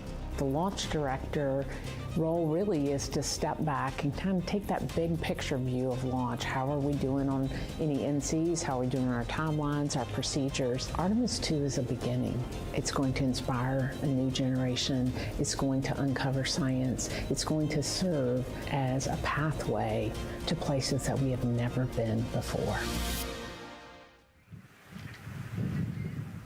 And to meet more people of Artemis, you can head to the link we're going to put up on your screen there. Just, again, really nice to see all the faces that have put in the work, the time, the hours, the dedication to get us to today. Yeah, so many professionals that worked so hard on this mission. And what was really fun to see is, you know, we interviewed Taylor Hose, closeout crew lead, as he said, and that's who we are now seeing inside of the White Room as they are getting ready to close out Orion and close one of 2 hatches. We have the side hatch of the crew module as well as the launch abort system hatch, correct? Yeah, the astronauts are in the capsule. They're ready to go, and now the White Room is very busy as they're getting ready to close both of those hatches. That's a great shot right there where you can see them. Almost looks like they're doing that hatch seal inspection that we talked about.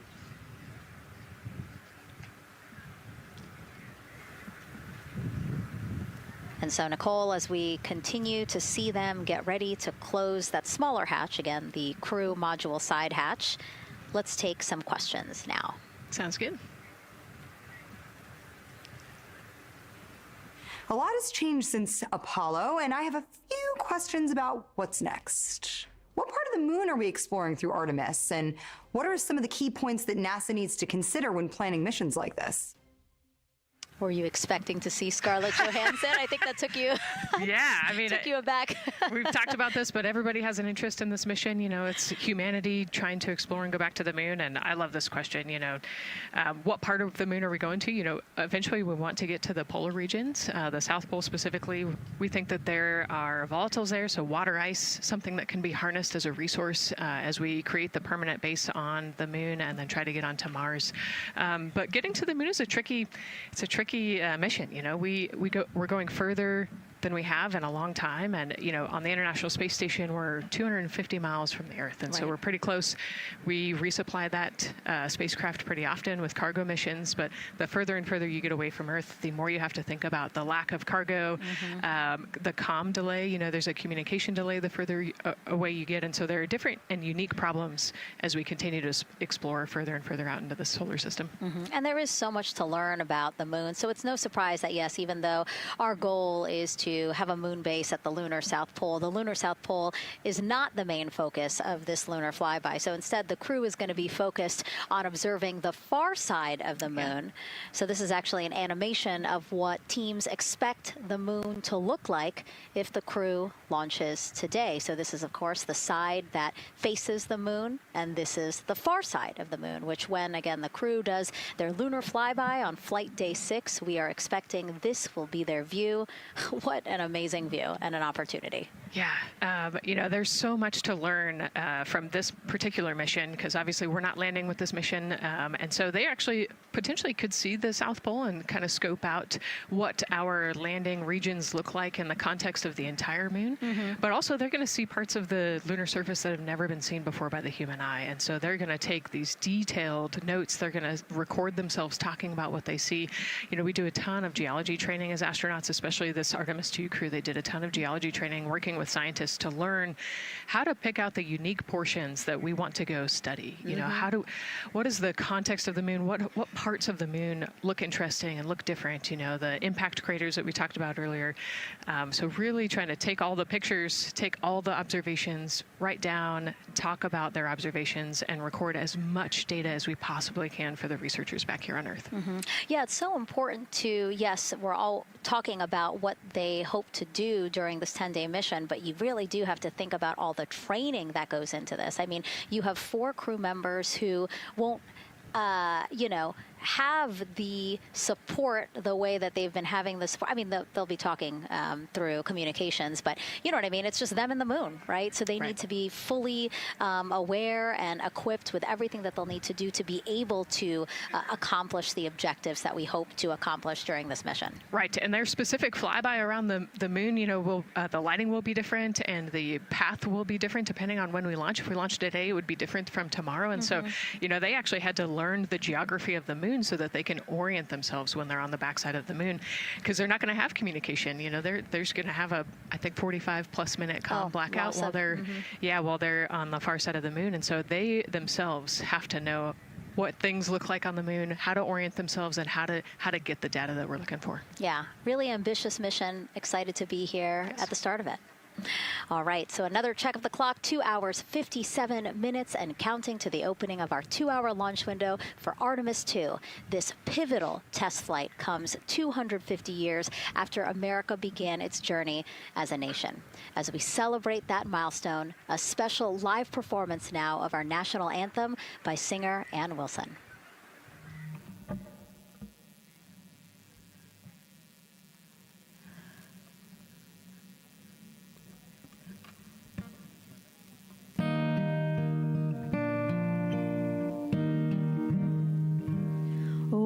Say, can you see by the dawn's early light what so proudly we held at the twilight's last gleaming, whose broad stripes and bright stars through the perilous fight, o'er the ramparts we watched, were so gallantly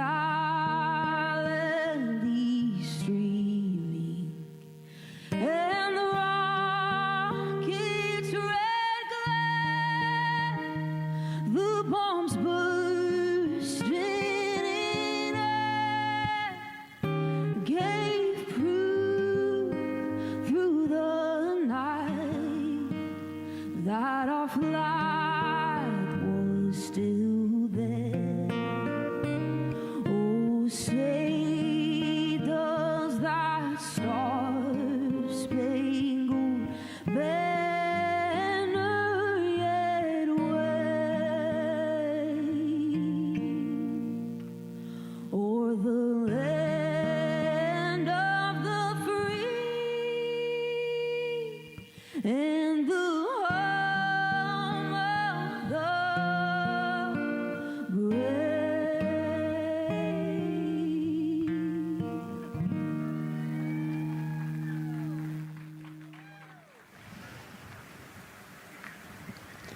A beautiful rendition. Honestly, I'm a little emotional, a little speechless. Yeah, that was gorgeous. Yeah. I mean, again, we are a nation of explorers, a nation of curious minds, and to see us again 250 years after our Declaration of Independence was signed to when we are trying to return to the moon for the first time in more than 50 years, really powerful. Yeah, leading the way back to the moon. It's exciting. Mm-hmm. And that's so important to us. You know, we do want to be the leaders in exploration, but we definitely know we can't do that alone. You know, we often hear NASA leadership say that, you know, this is not something one nation can do. This is something that is a collaboration of nations, and that's why we have European countries. We also have Canada, again, joining us on this ambitious test flight.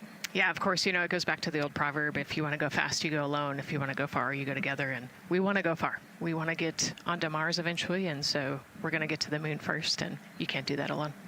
So thank you again, singer Ann Wilson, for that beautiful rendition, again reminding us of what it is we are trying to accomplish for all, by all. We are now back inside the White Room with the closeout crew. Again, backup astronaut Andre Douglas, number 2 there, just outside in the White Room, which is right outside Orion there, with the crew seated comfortably inside. As you can see, they've dimmed the lights a little bit. The crew has the opportunity to set the ambiance, if you will. They were given the opportunity to adjust the lighting as they see fit, again, just so that they can get comfortable. It's kind of like when we are on a plane and you get the opportunity to... Sure, yeah, you don't want the bright lights in your eyes. Also, you want to be able to see the screens well, or see the, you know, the tablet on Jeremy's knee well, so they're going to adjust the lighting to what makes sense for the mission. And we saw in that very quick shot there, our best camera view of the 2 hatches is actually that drag-on camera, like we were saying, that kind of moves around. So sometimes it's hard to show that. So there you have it. You can see that the closeout crew has closed the side hatch. And so right now, that's a panel that they have to close out in order to then close the next hatch, which is the launch abort system hatch. And so, Nicole, can you just quickly, again, talk to people about the 2 hatches, again, crew module first, and then the launch abort system hatch? Yeah, so the crew module hatch is the one they're working on right now. They just got closed. You can see he's torquing those bolts down. And that is the hatch that completes the Orion capsule. And then you have the launch abort system, which actually is kind of almost a shell that goes around the capsule and holds onto the capsule during launch. And it has its own separate engines that can pull the capsule away from the rocket safely in the case of an off-nominal data point. So it's actually looking at roll rates and attitude and thrust and all sorts of different data in order to make sure the launch is safe. And if it's not, then the launch abort system will pull the crew module away and get them into a splashdown zone safely.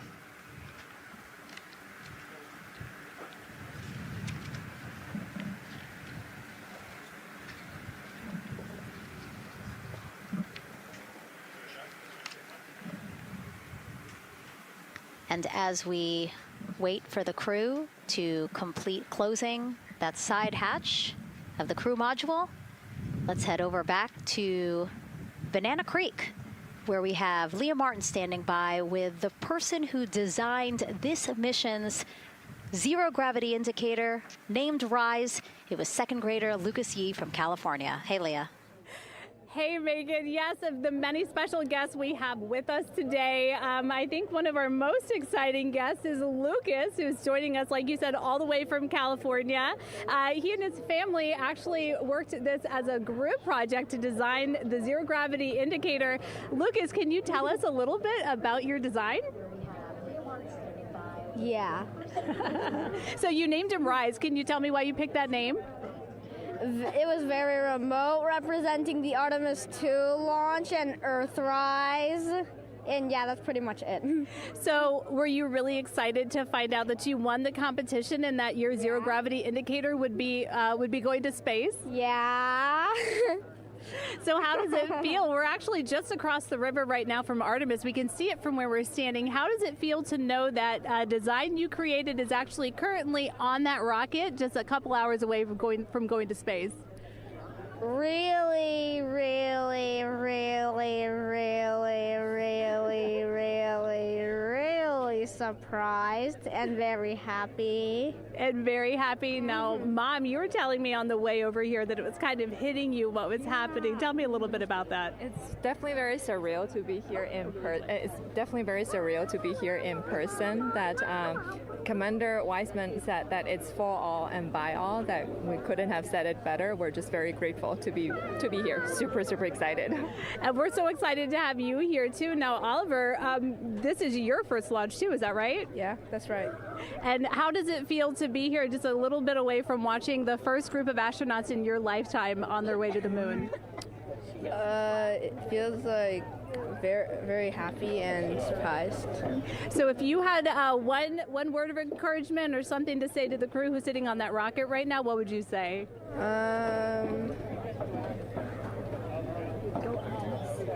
What? Go Artemis. Go Artemis.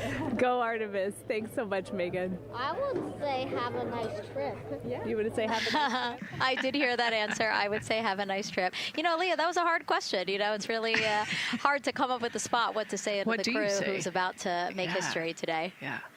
And so the Artemis II crew, again, ZGI, Zero Gravity Indicator. It's a plushie, a soft toy that is brought in to the spacecraft with astronauts so that it can be a visual indicator for when we have reached the weightlessness of space, right? Yeah, you saw a little replica there that Lucas had, and then in some of the views in the cabin view, you could see it swinging and hanging earlier. So I think actually Jenny was the one who installed it into the capsule. Oh, really? Yesterday, yeah. So. Oh, we have to unpack a lot here. We got to talk about Jenny, who we will get to here in a second. But then, yes, we will also go back into the capsule so that we can show you where the ZGI is now. But the ZGI was chosen by the crew after a contest where the crew asked for submissions. They got submissions from around the world to, again, design their ZGI that is going with them to the moon. It's kind of like any other road trip. You need clothes, food, a map, your favorite toy. Really. Except this toy has a job to do up there because this is a zero gravity indicator. While not a scientific instrument, this safe and soft object tells the strapped-in astronauts that they've reached weightlessness. For Artemis II, the crew wanted a one-of-a-kind ZGI, so we asked you to come up with it.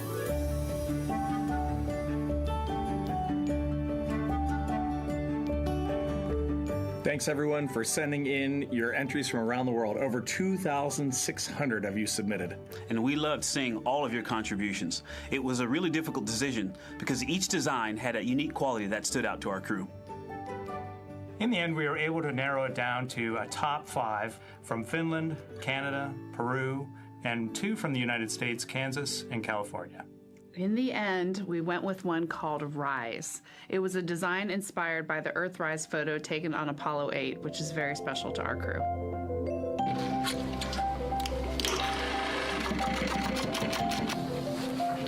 With the winner chosen, next came the task of bringing it to life here in the Thermal Blanket Lab at NASA's Goddard Space Flight Center.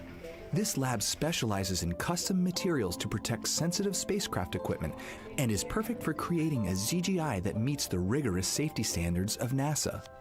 Because you have to be concerned with whether the thread's going to outgas or if it will hold up, if it's flame retardant. This is the Rise ZGI doll. All I have left to do is to close the opening here and hand sew the hat on, make sure its stuffing is stuffed in there, and we have our pocket here for the SD card. And on that tiny SD card will be millions of names submitted to virtually join the crew aboard Orion. got Rise. Not the real one, obviously, but this is a replica. I mean, so clever for Lucas and his family to design. Yeah, I love that he replicated the famous picture that we all love of Earthrise, and then I love that the bill represents the space in between the moon and Earth. It's just such a cute and wonderful way to represent this mission. Yeah, and again, Earthrise, very important to this crew. It harkens back to the picture that was taken by the Apollo 8 crew where they saw Earthrise, and so very appropriate since, again, now here we are going to see Earthrise again with this mission. Yep. So yeah, so this is little Rise here. And then you heard in that video that there is an SD card that is zipped inside with the real ZGI with the crew. So get this, more than 5 million people submitted their names as part of NASA's Send Your Name to Space campaign. And actually, Christina said that her niece and nephew's names are inside that SD card. How cool is that? Her nieces and nephews are going to go with her. Yeah. Love this. Love that people are engaging in such a cool way. And actually, if we take a look back inside of Orion, we can actually see the actual ZGI inside with the crew.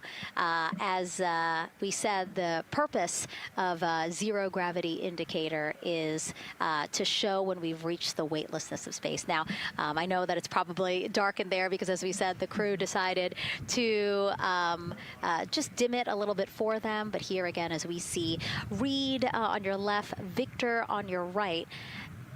Below Victor, or next to Victor, again, because they're on their back, it's a little weird. It's a little hard to explain their orientation. But between basically Victor and Christina is where Jenny Gibbons has placed the zero gravity indicator. And Jenny, who, again, Nicole just brought up, Jenny is one of the backup crew members. So we mentioned how Andre is the backup crew member for the NASA astronauts. Jenny is the backup crew member for Jeremy. Yeah, Jenny's one of our Canadian astronauts, and yeah, so she's been also helping with preparations for today and helping get the White Room ready, get the capsule ready, and she's actually going to be a Capcom for Artemis II as well. Yeah, she's from Calgary, Alberta, completed astronaut training in 2020, mechanical engineer, combustion scientist, and actually before becoming an astronaut, she was an assistant professor. So again, another very well-accomplished person on the team. And I know the Artemis II crew has really enjoyed working alongside both Andre and Jenny. Yeah, actually, Jenny was our EBQ mentor when I went through our AskCanner initial training, so she helped us with all of our spacewalk training, which was kind of cool as well.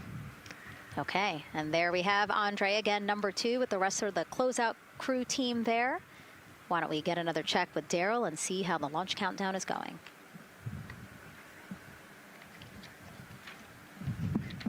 Still going quite smoothly here from Firing Room 1 here at the Kennedy Space Center.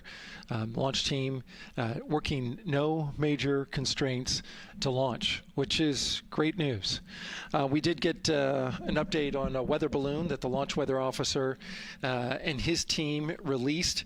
This is an important weather balloon released at right around the 3-hour mark. And what it told us is that winds are around 10 to 11 knots in the upper parts of the atmosphere. That's important information for the launch abort system should the astronauts need the LAS. This would, of course, pull the Orion spacecraft off the top of the rocket in case there were an emergency, and then take them offshore to a water landing in the Atlantic Ocean. And so the winds are pushing onshore. And because they're pushing onshore, the launch weather officer is keeping a close eye on the strength of those winds, because if the Orion were to come off the top, and it's powered by 3 rocket motors which can propel it or pull it especially fast off the top of the rocket, it would go up into the air thousands of feet and then splash down in the water. And if you've got wind pushing against it, you don't want that spacecraft to come back and land on land. So they're watching that very closely because of the onshore flow. That onshore flow is also what's giving us a little weather action down to the south of us along what's called the beach line, 528. We got a whole lot of people out there. We're getting ready to watch the Artemis II historic launch. Well, they just got a good soaking. Line of storms, line of rain showers, I should say, pass through that area and soak the place. Certainly rain is a possibility, spotty showers from time to time, but overall the launch weather officer tells us that we are trending towards getting that stuff to all push to the west the closer we get to our launch window. A reminder, that window is from 6:24 p.m. to 8:24 p.m. Eastern Time. We don't have a specific T0 at this moment. There's a lot that needs to be calculated before we get there. We also need to get through the rest of the countdown on time. As of right now, we are right on time. The launch countdown is going exactly as planned. That's not something that we saw certainly in Artemis 1. There was a lot of flexing in the timeline during those 3 launch attempts back in 2022. But so far today, on our first launch attempt, we're really enjoying some really solid countdown work, some solid operations by the launch team so far. And to quote our friend Lucas, who created Earthrise, we all really like that. We'll send it back to the host desk. Thanks so much, Daryl. Yes, we really like that, and we really like Rise and Lucas. So thank you for that. That was really cute. Okay, so again, here we are in the big box here. We have our full view of the rocket, looking glorious on there with, again, some clouds, but still weather is good for launch today. And then we have the closeout team continuing to do work in the White Room. We got confirmation that they have successfully completed pressurizing the counterbalance pressurization. Basically, as Daryl explained it before, the side hatch for the crew module is very heavy.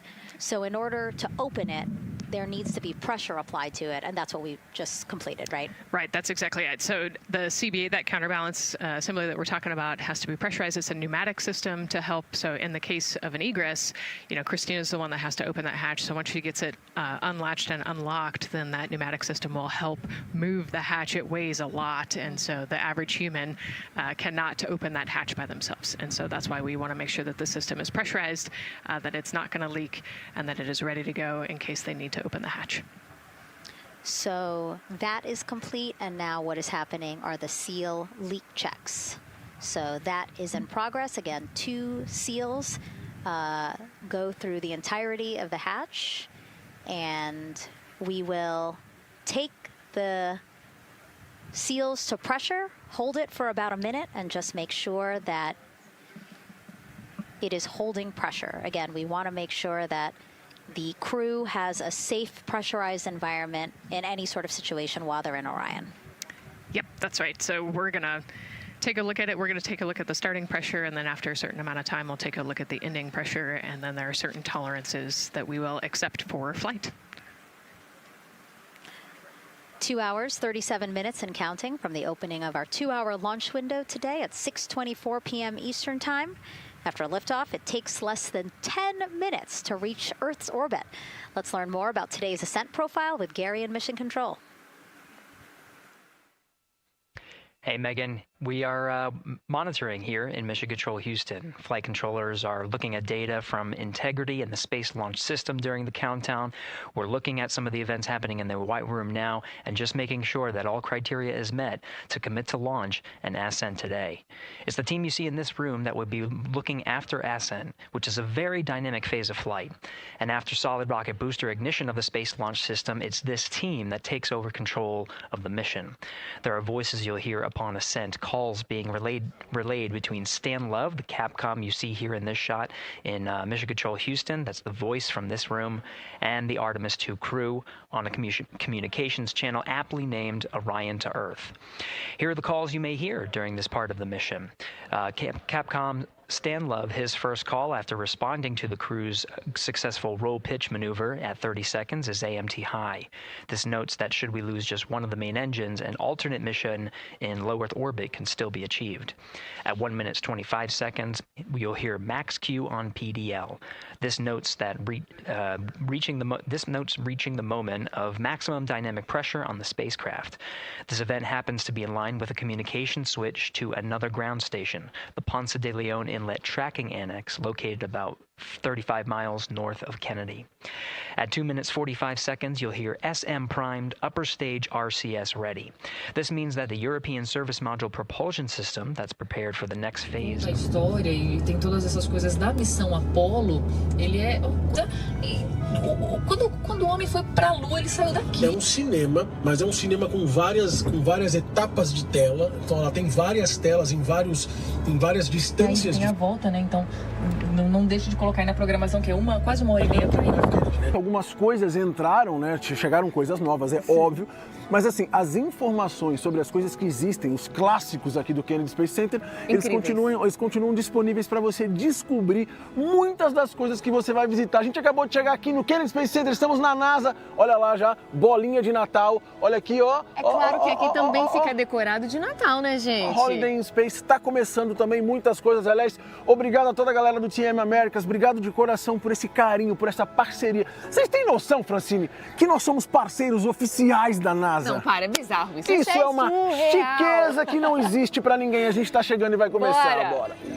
Não é novidade que eu sou apaixonada pelo Natal, né? E o Holiday in Space, olha só, esse é o nosso símbolo aqui quando a gente entra no complexo e virou um grande ornamento de Natal. E eu quero falar uma coisa, eu quero fazer um pedido ao vivo pro meu digníssimo que tá aqui me gravando agora. Amor, eu quero um desse em casa, mas assim, desse tamanho. Ah, só isso? Eu quero uma dessa lá em casa. Não, a gente tem que ter várias dessas então, eu quero ver o tamanho da árvore.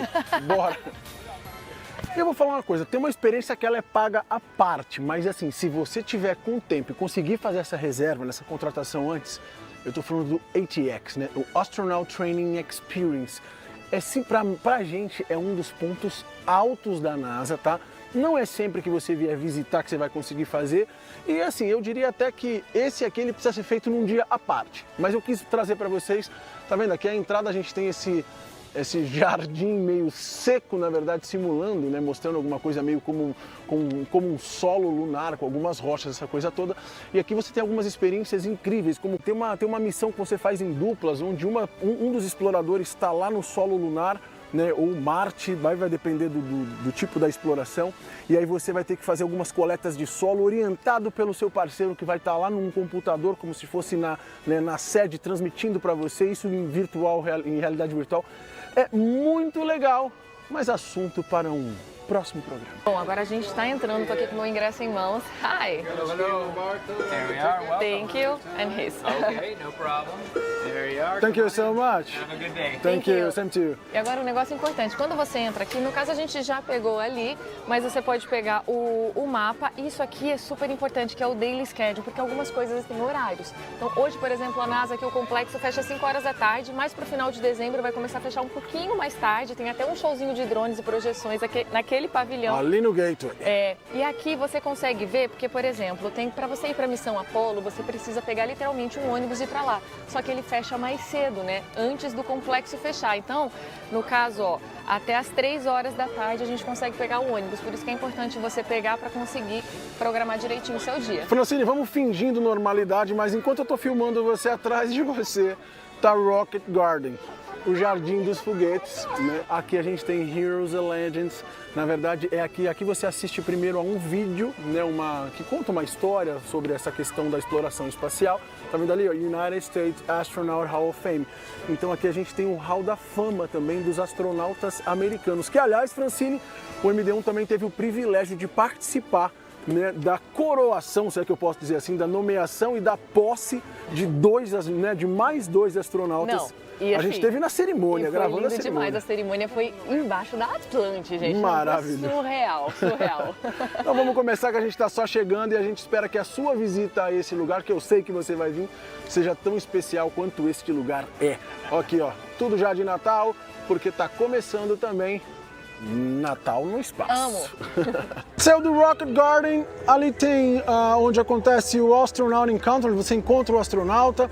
Aqui tem lojinha, ali tem o Journey to Mars, também tem algumas interações bem legais, mas é aqui que a gente pega o busão, Francine. É aqui que a gente pega o ônibus para poder ir lá para a missão Apollo e para conhecer a nova atração, que é novidade aqui, lançou faz poucas semanas. D39. E nós estamos indo para lá agora. Partiu o busão.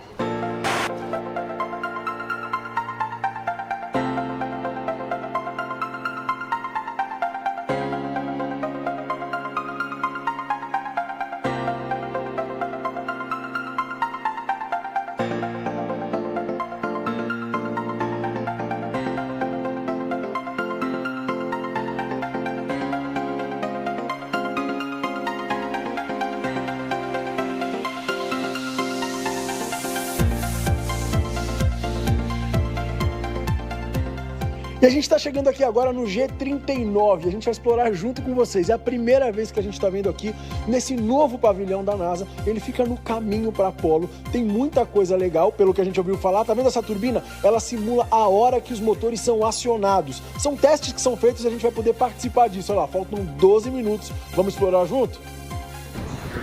Francine Pantaleão, nós acabamos de chegar aqui no Gantry 39, ou seja, essa nova atração que a gente está explorando juntos. Daqui a pouquinho a gente tem o countdown lá em cima e a gente vai poder experimentar o que é estar pertinho de um queimador desses, né, que na verdade são os motores, né, que causam a propulsão dos foguetes. Mas o mais legal, isso se chamam test fires. E obviamente que todos os foguetes, né, todos os motores e toda a queima, ela é testada.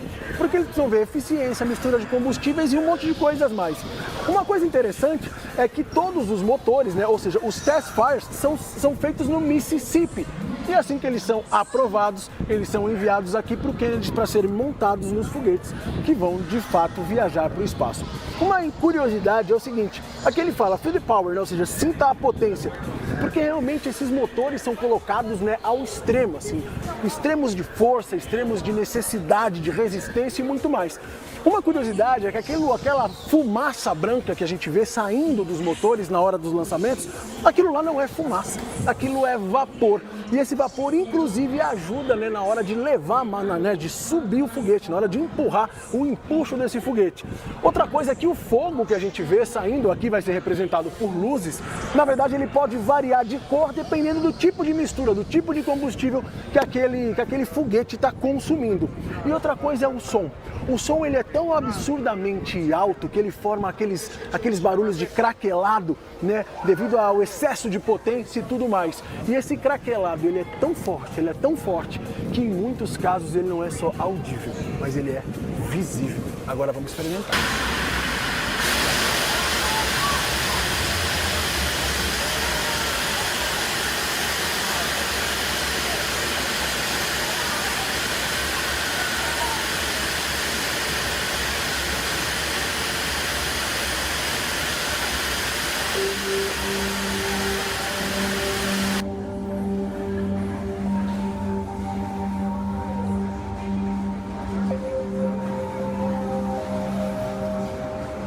Olha o tamanho desse pistão. Ele pesa 35 quilos, 34 para ser preciso, e ele faz parte desse tratorzinho gigantesco que leva, né, as naves dos foguetes até a base de lançamento. Olha o tamanho desse monstro. Amanhã provavelmente tem lançamento. Belo ponto para você assistir, ó, com telão e tudo. Bem legal. Pontos aqui do G39, na verdade, é mostrar justamente essa interação, né, essa preocupação da NASA com a natureza, né, e obviamente com a exploração, essas coisas todas. Esse prédio tem 4 andares e ali em cima você consegue, além de ter essa experiência aqui, né, com o motor do foguete, que é o Test Fire.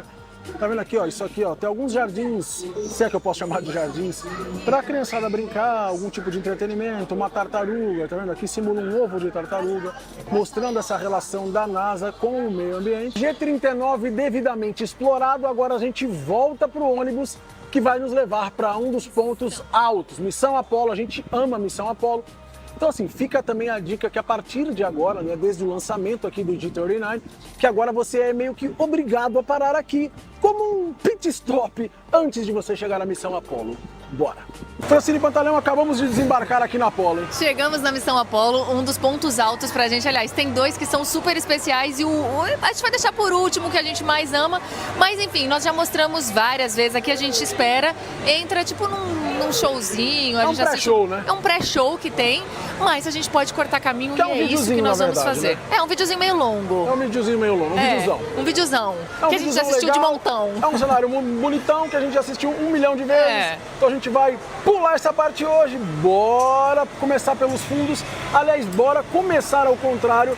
Por aquilo que as pessoas, de repente, aqui no Apolo experimentam por último, a gente vai mostrar primeiro para você, que é nada mais, nada menos do que o The Moon Tree Garden. Isso aqui é bem legal. Eu vou dizer que assim, é relativamente, porque Em Orlando ou nos parques, em complexos, a gente está aqui em Cabo Canaveral, a gente pode considerar novo algo que foi inaugurado em 2019, por exemplo? Com certeza, porque as pessoas se planejam por anos para vir aqui. Exatamente, isso aqui é novo, foi inaugurado em 2019 e é bem legal, olha só. Então aqui a gente tem as árvores que são descendentes, são descendentes das árvores, das sementes das árvores que foram para a Lua. Sim, eles levaram elas para a Lua e olha. Foram dar um rolê na Lua, olha ela aí, ó. E na verdade, algumas curiosidades que eu já vou falar para vocês aqui desse memorial, mais do que um jardim, isso aqui é um memorial da missão Apollo. Aqui é a missão Apollo 11, ou seja, a primeira Apollo que pousou na Lua. Olha lá, Michael Collins, Buzz Aldrin, Neil Armstrong, a tripulação que pousou na Lua. Olha o primeiro homem a pisar na Lua aí, ó. Olha só a data, hein? That's a small step for man, but a giant leap for mankind. 1969, Francine. Outra curiosidade sobre esse jardim é que ele é no formato de um 8. Eu não sei se vai dar para ver daí, mas olha lá, tá vendo ali, ó? Uma bola ali, outra bola aqui. Ele é no formato de um 8. Por que o formato de um 8, Francine? Circuncidou a Lua. Circuncidou? Vai, essa palavra você inventou, mas tudo bem. Muito bem, ele circuncidou a Lua, segundo o Francine. Na verdade, esse formato de 8 é porque essa na verdade era a trajetória que eles faziam. Eles decolavam da Terra e aí eles ficavam circulando a Terra, né? E aí eles partiam para a Lua, aí depois eles circundavam a Lua e essa é a palavra que eu queria falar. Imagina o 8. Bota a Terra dentro de uma bolinha do 8, a Lua dentro da outra bolinha do 8. Esse era o trajeto, Francine, para chegar à Lua. E aqui estão os três, Francine. E olha que legal, para onde eles estão olhando. Quando você olha para onde eles estão olhando, você Michael consegue Collins, ver... Neil Armstrong e Buzz Aldrin. Olha lá, olhando para onde, Francine? Olha lá, para onde? Para o lançamento. Para onde fica a torre de lançamento de onde eles mesmos, em 1969, saíram com destino à Lua. Bora! E a gente chegou num dos lugares que eu mais gosto aqui da NASA. A gente está aqui no prédio, né, da missão Apollo. E obviamente o lugar que eu estou é um lugar muito emblemático, porque eu estou nada mais, nada menos do que perto ou embaixo de uma das máquinas mais poderosas já construídas pelo homem. Esse aqui é o Saturno V. Esse é o foguete que levou o homem até a Lua. A partir da Apollo 8, na verdade, esse foguete começou a voar, e voar, e voar. Sim, esse aqui é um dos de verdade, ele é um dos backups. Eles faziam vários foguetes, afinal de contas eles não sabiam se algum poderia falhar ou não, então esse cara é um foguete de verdade, um Saturno V. Como eu disse, uma máquina de puro combustível e poder, capaz de levantar um foguete da Terra e chegar num corpo celeste, lá no espaço. As coisas que não dá para normalizar é o seguinte: a gente pediu agora aqui uma batata frita, uma pizza e tal, a gente vai comer. Só que tudo parece muito normal, né, Francine? Até que você tem essa vista. Você só está comendo do lado do maior foguete. Como se acostumar a fazer uma refeição embaixo do Saturn V, do Saturno V? Não dá para se acostumar. Não dá nem para descrever. Experiências que só quem visita o Kennedy vai poder descobrir. Deixe suas pegadas na Lua, toque a Lua e Legacy, né? Lunar Legacy, ou seja, o legado lunar. Francine Pantaleão. Olha só que legal. Aqui tem uma amostra de uma pedra que veio da Lua. Olha aqui, você pode colocar a mão. Formada há aproximadamente 3,7 bilhões de anos. Olha só. Novinha, né? Achei nova. Quase a idade da minha sogra. E olha só, a verdade, a pedrinha, ela fica escondida se você não prestar atenção, mas ó, fica praticamente em frente ali a Moon Rock Café, onde nós acabamos de almoçar, que virou tradição e você precisa fazer isso também quando vier visitar a NASA, viu? Com certeza. E aqui ainda saboreando a minha limonada ali do Moon Rock Café, a gente tem aqui uma réplica da aranha lunar.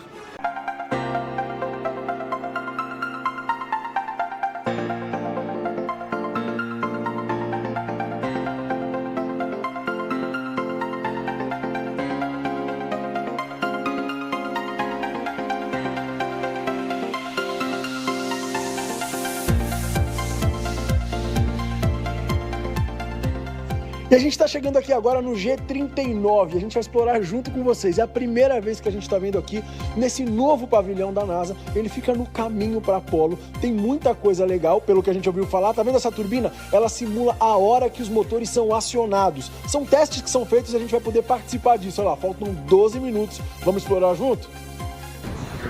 Francine Pantaleão, nós acabamos de chegar aqui no Gantry 39, ou seja, essa nova atração que a gente está explorando juntos. Daqui a pouquinho a gente tem o countdown lá em cima e a gente vai poder experimentar o que é estar pertinho de um queimador desses, né, que na verdade são os motores, né, que causam a propulsão dos foguetes. Mas o mais legal, isso se chamam test fires. E obviamente que todos os foguetes, né, todos os motores e toda a queima, ela é testada. Porque eles precisam ver eficiência, mistura de combustíveis e um monte de coisas mais. Uma coisa interessante é que todos os motores, né, ou seja, os test fires são feitos no Mississippi.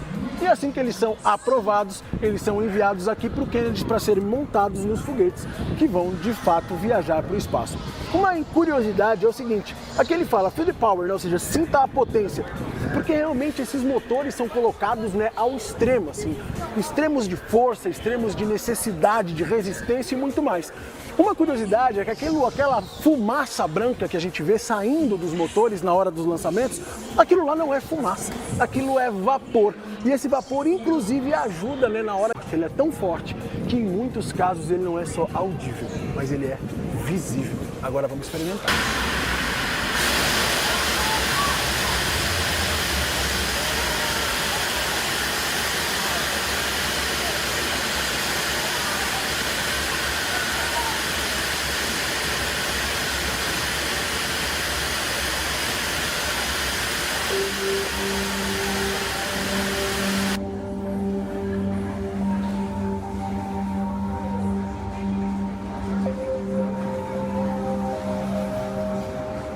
Olha o tamanho desse pistão. Ele pesa 35 quilos, 34 para ser preciso, e ele faz parte desse tratorzinho gigantesco que leva, né, as naves, os foguetes, até a base de lançamento. Olha o tamanho.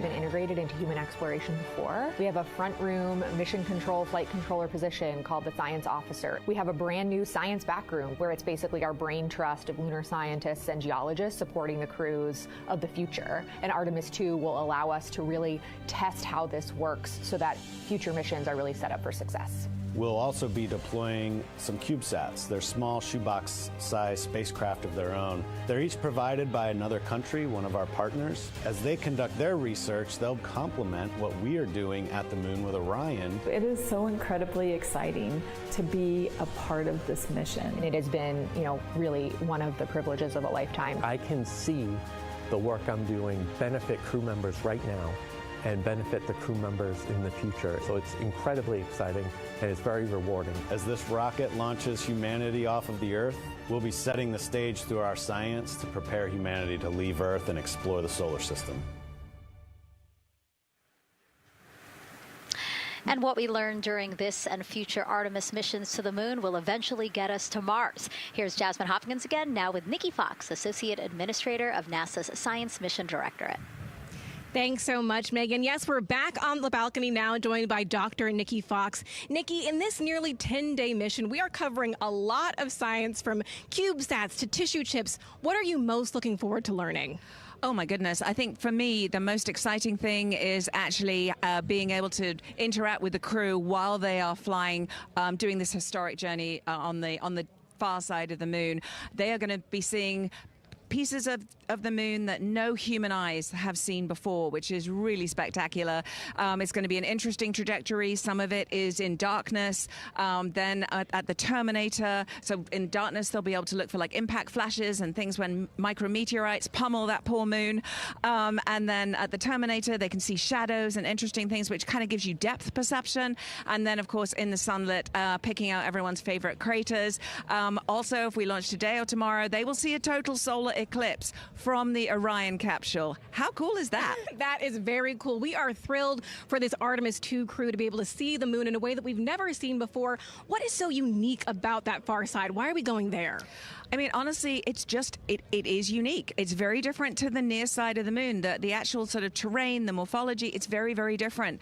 And so it will be very exciting to see that as we're going past that. Absolutely. And Nikki, you know, we are performing a lot of science at the moon this year, actually, not just Artemis II. Can you speak to the commercial lunar landers we're planning to send? Yes, we are very, very proud of our commercial partners as they take our payloads for us to the lunar surface. And very excited. Next one up is Blue Origin's Blue Moon Mark 1 going. It's got some science on it. It's got the scalps that went on the Blue Ghost. So we'll be able to sort of look at that plume as it's coming down onto the lunar surface, and then also the laser retroreflector that will be the array that's up there too. So even on that first test flight, packing it with science as much as we can. Wow, Nikki, so much science. It's hard to keep track of everything. But the unique thing about Artemis II is we're sending crew. Can you speak to the importance of the human element of science? Absolutely. I mean, we can program, like we do with our beautiful rovers on Mars, we can program them to do certain things, and it's what we think we need them to do.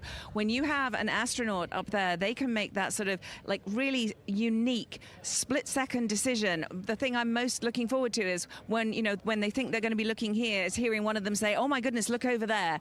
And I think that's just incredible about how we do that. Also flying our tissue chips with the astronauts, our Avatar experiment. Here we go, Avatar. Wow, look at that. And that's got the tissue chips samples matched to the crew, so we'll be able to monitor the effects of microgravity and radiation on that human tissue as we prepare for more and more missions to the moon for longer and longer durations, and then off to Mars. Wow, Nikki, so much science ahead of us, but first we have to launch. Thank you so much for being here today. Thank you so much. Go Artemis. Oh, of course, go Artemis. And with that, let's turn it back over to the countdown with NASA's Megan Cruz. Nikki is so fun. She has so much energy and so much passion about the science. And again, yeah, it's just so important to remember that so much science is happening with this mission. It's not just to test out the hardware and the life support systems. Yeah, you saw the science video, and then we talked to Nick. Man, there's so much going on, right? We talked a little bit about the lunar observations that we're going to do. And then, she talked about, made a really great point about, the human eye can pick things out that a camera or a robot can't necessarily pick out. And so that's why we're sending humans. But also, we're not just doing the lunar observations. The Avatar, that's a really cool experiment. They took blood samples from the crew, and then they used those stem cells to make bone marrow and create those little Avatar chips, which is feels like scientific, sci-fi movie stuff. Yeah. But, we're going to look at radiation. We're going to look at all sorts of different scientific experiments. We got the little CubeSats. We're going to go look at space weather. Lots going on. Yeah, even collecting some of the astronauts' saliva. You can learn a lot about the body through the saliva. So just really a lot in a small amount of time in a small capsule. Yeah, scientific discovery. That's why we go back to the moon. Yeah. And so, again, her energy just so... oh my God, I can't find the word. So wonderful. Awesome. Yeah. I don't know why I couldn't find the word. So anyway, yeah, just really, again, thank you, Dr. Nikki Fox and Jasmine. And so, Nicole, what about answering more questions? Let's do it. Okay, great. First one, what was the word I was trying to get at? No, I'm kidding. Let's have the first question up on the screen now.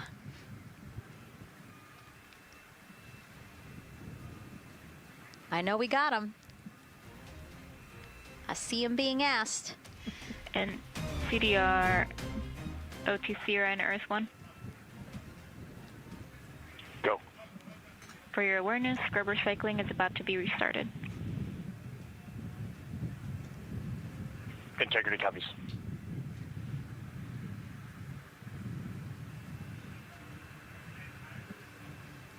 All right, let's try that again. Can we get the next social question, please? What are the G-forces experienced by the Artemis astronauts during launch and reentry? Ooh, these are actually pretty similar to, a Dragon launch or a shuttle launch.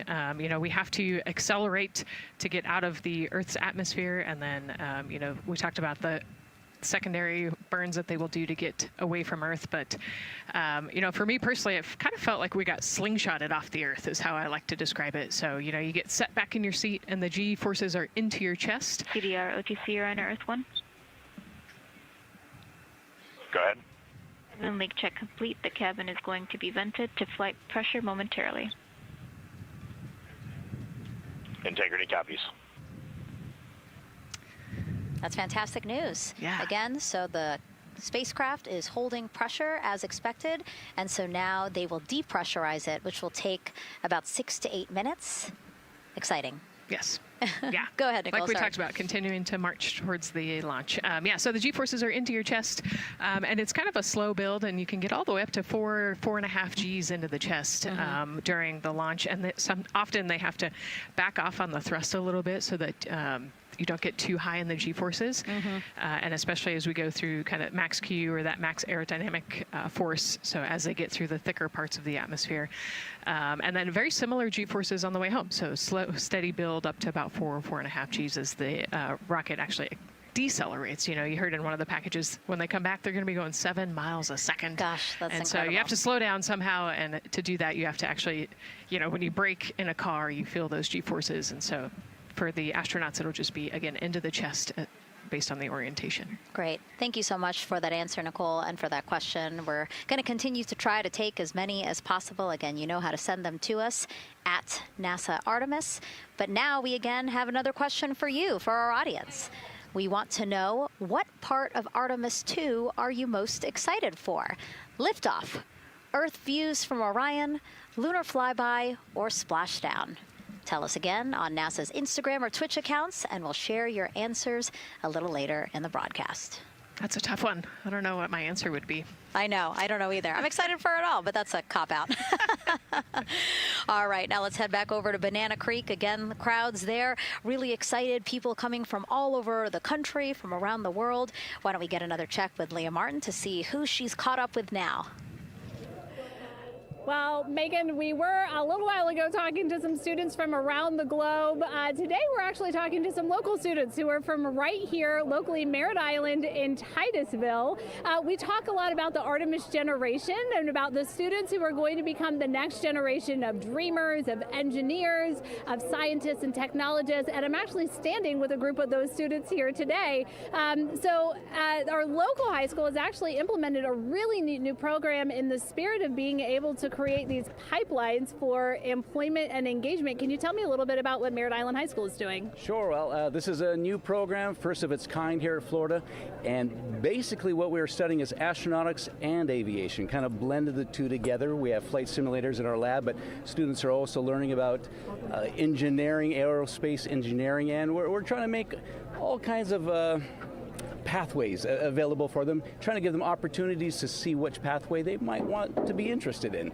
So, yeah, it's just a great opportunity for them to learn about space. We just finished doing a whole model rocket build where the students took CAD software, developed their own rockets, put them together, and launched them right from our school. So it was very exciting. Incredible. And then another local high school, Titusville, you guys also have a similar but slightly different program. Yes, we do space mechatronics with advanced manufacturing, preparing students to build and manufacture things to automate, do automation to build things on Mars and things like that, or locally too. Now, you told me that you're actually trying to figure out a little bit what you want to do when you're done your freshman in high school. What things are you learning in your class here that are really kind of tweaking your interest in the aeronautics field? So we're building a lot of things with like metal and how we're supposed to do it on the rockets. We're also doing computer programming, which would help with NASA and like programming and coding. Absolutely. Salve, salve, meu povo, como é que vocês estão? Tudo bem por aí? A gente tá aqui, eu tô aqui acompanhando tudinho que tá acontecendo hoje, né? Esse momento especial, né? Esse momento que quem gosta, assim como eu, quem é nerd, assim como eu, que é apaixonado nesse universo, né? Enfim, de vida fora da Terra, de exploração espacial e muito mais, fica né, se deliciando, e eu tô nessa fase de me deliciar. tô acompanhando tudinho que está acontecendo. Eu acabei de ver que, na verdade, eles fizeram os testes de pressurização. Nesse momento, acabaram de fazer os testes de pressurização e os testes foram positivos, porque tem algumas fases que elas precisam se complementarem aí antes da decolagem. Tudo precisa estar 100% redondo, tudo precisa estar 100% ok, olha lá, faltam 2 horas e 3 minutos para o lançamento. Depois de mais de 50 anos, o homem volta à órbita da Lua e eu, como uma pessoa que gosto muito disso, gosto muito desse universo, gosto muito desse lance, né? A gente está sempre no Kennedy e tal. Pra gente é muito especial esse momento, é um momento que eu tava esperando demais, é um momento que eu tô muito feliz de poder acompanhar. A gente não tá lá, né? Até porque muitos dos lugares, dos entornos lá estão fechados. A gente preferiu ficar por aqui, ver aqui de casa mesmo, acompanhar pela televisão. A gente consegue ver aqui de casa, na verdade, hoje tá nublado aqui, então talvez a gente não consiga ver de fato a hora que o SLS subir, a hora que a Artemis subir. Mas a gente está muito feliz, né, de poder presenciar isso. A pressurização, como eu falei, que é o momento agora, né, quando a equipe começa a sair, fecham a cabine da Orion, né, da Orion, e testam a pressurização. Deu tudo certo, então agora começa a despressurizar, né, e leva mais ou menos aí 68 minutos, é mais ou menos o que leva agora para despressurizar, para eles já ficarem prontos agora já para decolagem, entre outros testes e outras coisas que eles estão fazendo. Uma coisa que eu acho que é muito legal trazer para vocês, falar com vocês, eu comentei isso ontem, né, no MD1 Live, é em relação a essa missão especial, né? Como eu falei, o homem volta à Lua depois de tanto tempo e poder participar, poder ver isso. Imagina que a missão Apollo, que levou o homem pela primeira vez à Lua, ela acabou em 72, ela começou em 68, acabou em 72. Eu não era nascida ainda quando a missão Apollo terminou. E foi muito bacana poder ver que tudo isso, né, tudo que a gente vive hoje em decorrência da exploração espacial, tudo que a gente tem oportunidade de vivenciar, de curtir, de aproveitar, de ter melhor oportunidade de medicina, de saúde, de vida, etc. Isso para mim é motivo de muita alegria hoje poder ver essa decolagem da Artemis II. Lembrando que a Artemis I já fez mais ou menos esse processo, né, esse trajeto e muito mais, que a Artemis II vai fazer agora. A Artemis I, na verdade, ela foi um pouco mais distante, fez todo o trajeto, aconteceu, né, tudo certo, deu tudo certo, voltou para a Terra, fizeram ajustes, obviamente, sempre tem ajustes para tudo, e agora, nessa expectativa, já foi adiado algumas vezes o lançamento da Artemis II. Aparentemente, como eu falei, já tudo certo, tudo caminhando, né? Já estamos dentro da janela de 2 horas aí. Então a despressurização já começou e se Deus quiser tudo continuar dando certo, daqui a pouquinho eles devem decolar em direção à Lua. Uma viagem que vai levar aí 4 dias de viagem, fora, né, o período que eles vão orbitar a Terra para chegar na janela. Fazem a órbita da Lua também, esperam a janela e retornam à Terra mais 4 dias. Então, assim, é uma missão muito pontual, é uma missão muito especial, é um momento muito especial, como eu falei, para quem gosta desse universo, obviamente, mais ainda, né? É algo realmente incrível poder vivenciar esse momento, poder curtir esse momento, poder assistir esse momento. Você que está por aqui por Orlando, né? Você que, de repente, ou você que foi para a região ali, muitas das praias estão fechadas, muito do entorno está fechado, mas como a gente está falando de um foguete que vai entrar em órbita, ou seja, ele sobe em direção ao espaço de muitos lugares nos entornos aqui de Orlando, você consegue acompanhar toda essa movimentação. O sol aparece mais uma vez, ainda com bastante nuvens, eu estou olhando ali pela janela, então assim, é algo que realmente agora um pouco imprevisível dizer se a gente vai conseguir enxergá-lo aqui, né, daqui de Orlando a olho nu ou não.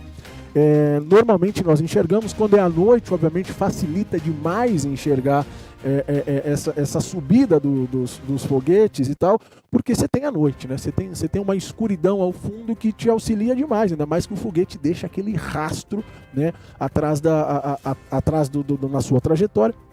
Então fica muito mais fácil. Agora durante o dia fica mais difícil, principalmente agora, a gente já está numa época do ano que escurece mais tarde aqui. O legal de falar também dessa missão, né? Deixa eu ver, olha que linda essa imagem dele lá, olha lá. Coisa linda de se ver, né? Apaixonado nessa oportunidade. A gente teve lá várias vezes, tiramos fotos, fizemos matéria, fizemos vídeos lá e ele está lá, lindo, majestoso, aguardando o momento da sua decolagem, e a gente segue por aqui, né, falando sobre essa missão Artemis que leva o homem de volta à Lua.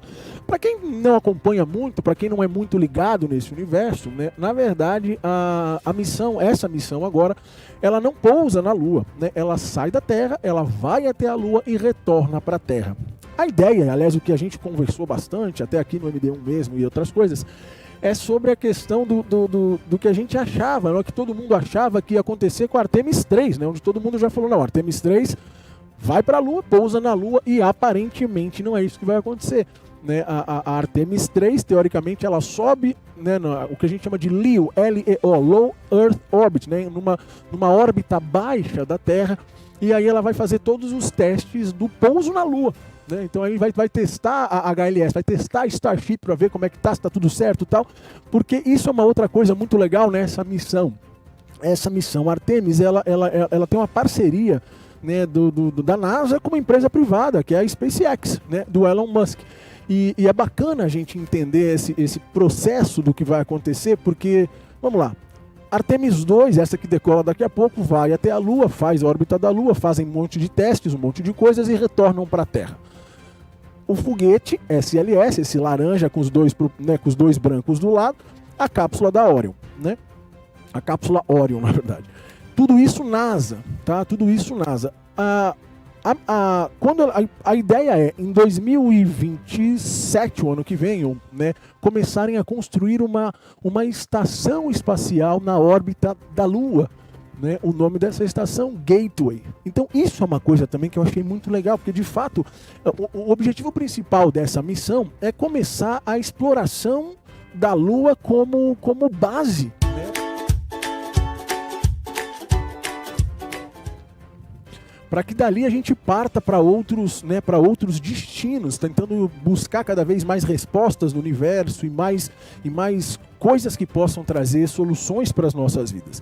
Então, a partir do momento que eles desenvolvem e colocam montam essa estação espacial na órbita da Lua, né, a Gateway, a partir dali, né, quando for de fato a Artemis IV, a princípio, né, tudo isso pode mudar o tempo todo, mas enfim, como que vai ser?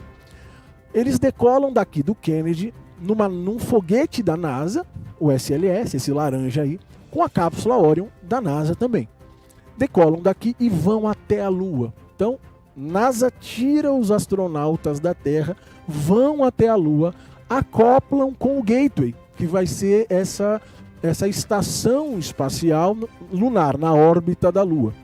A partir desse momento, os astronautas descem da Orion, né, que eles vão estar da NASA, passam para a Gateway, essa estação espacial, e ali eles embarcam no HLS, eles embarcam no Starship, que é uma nave do Elon Musk, da SpaceX, que vai levá-los aí da estação até a Lua. Ali eles descem na Lua.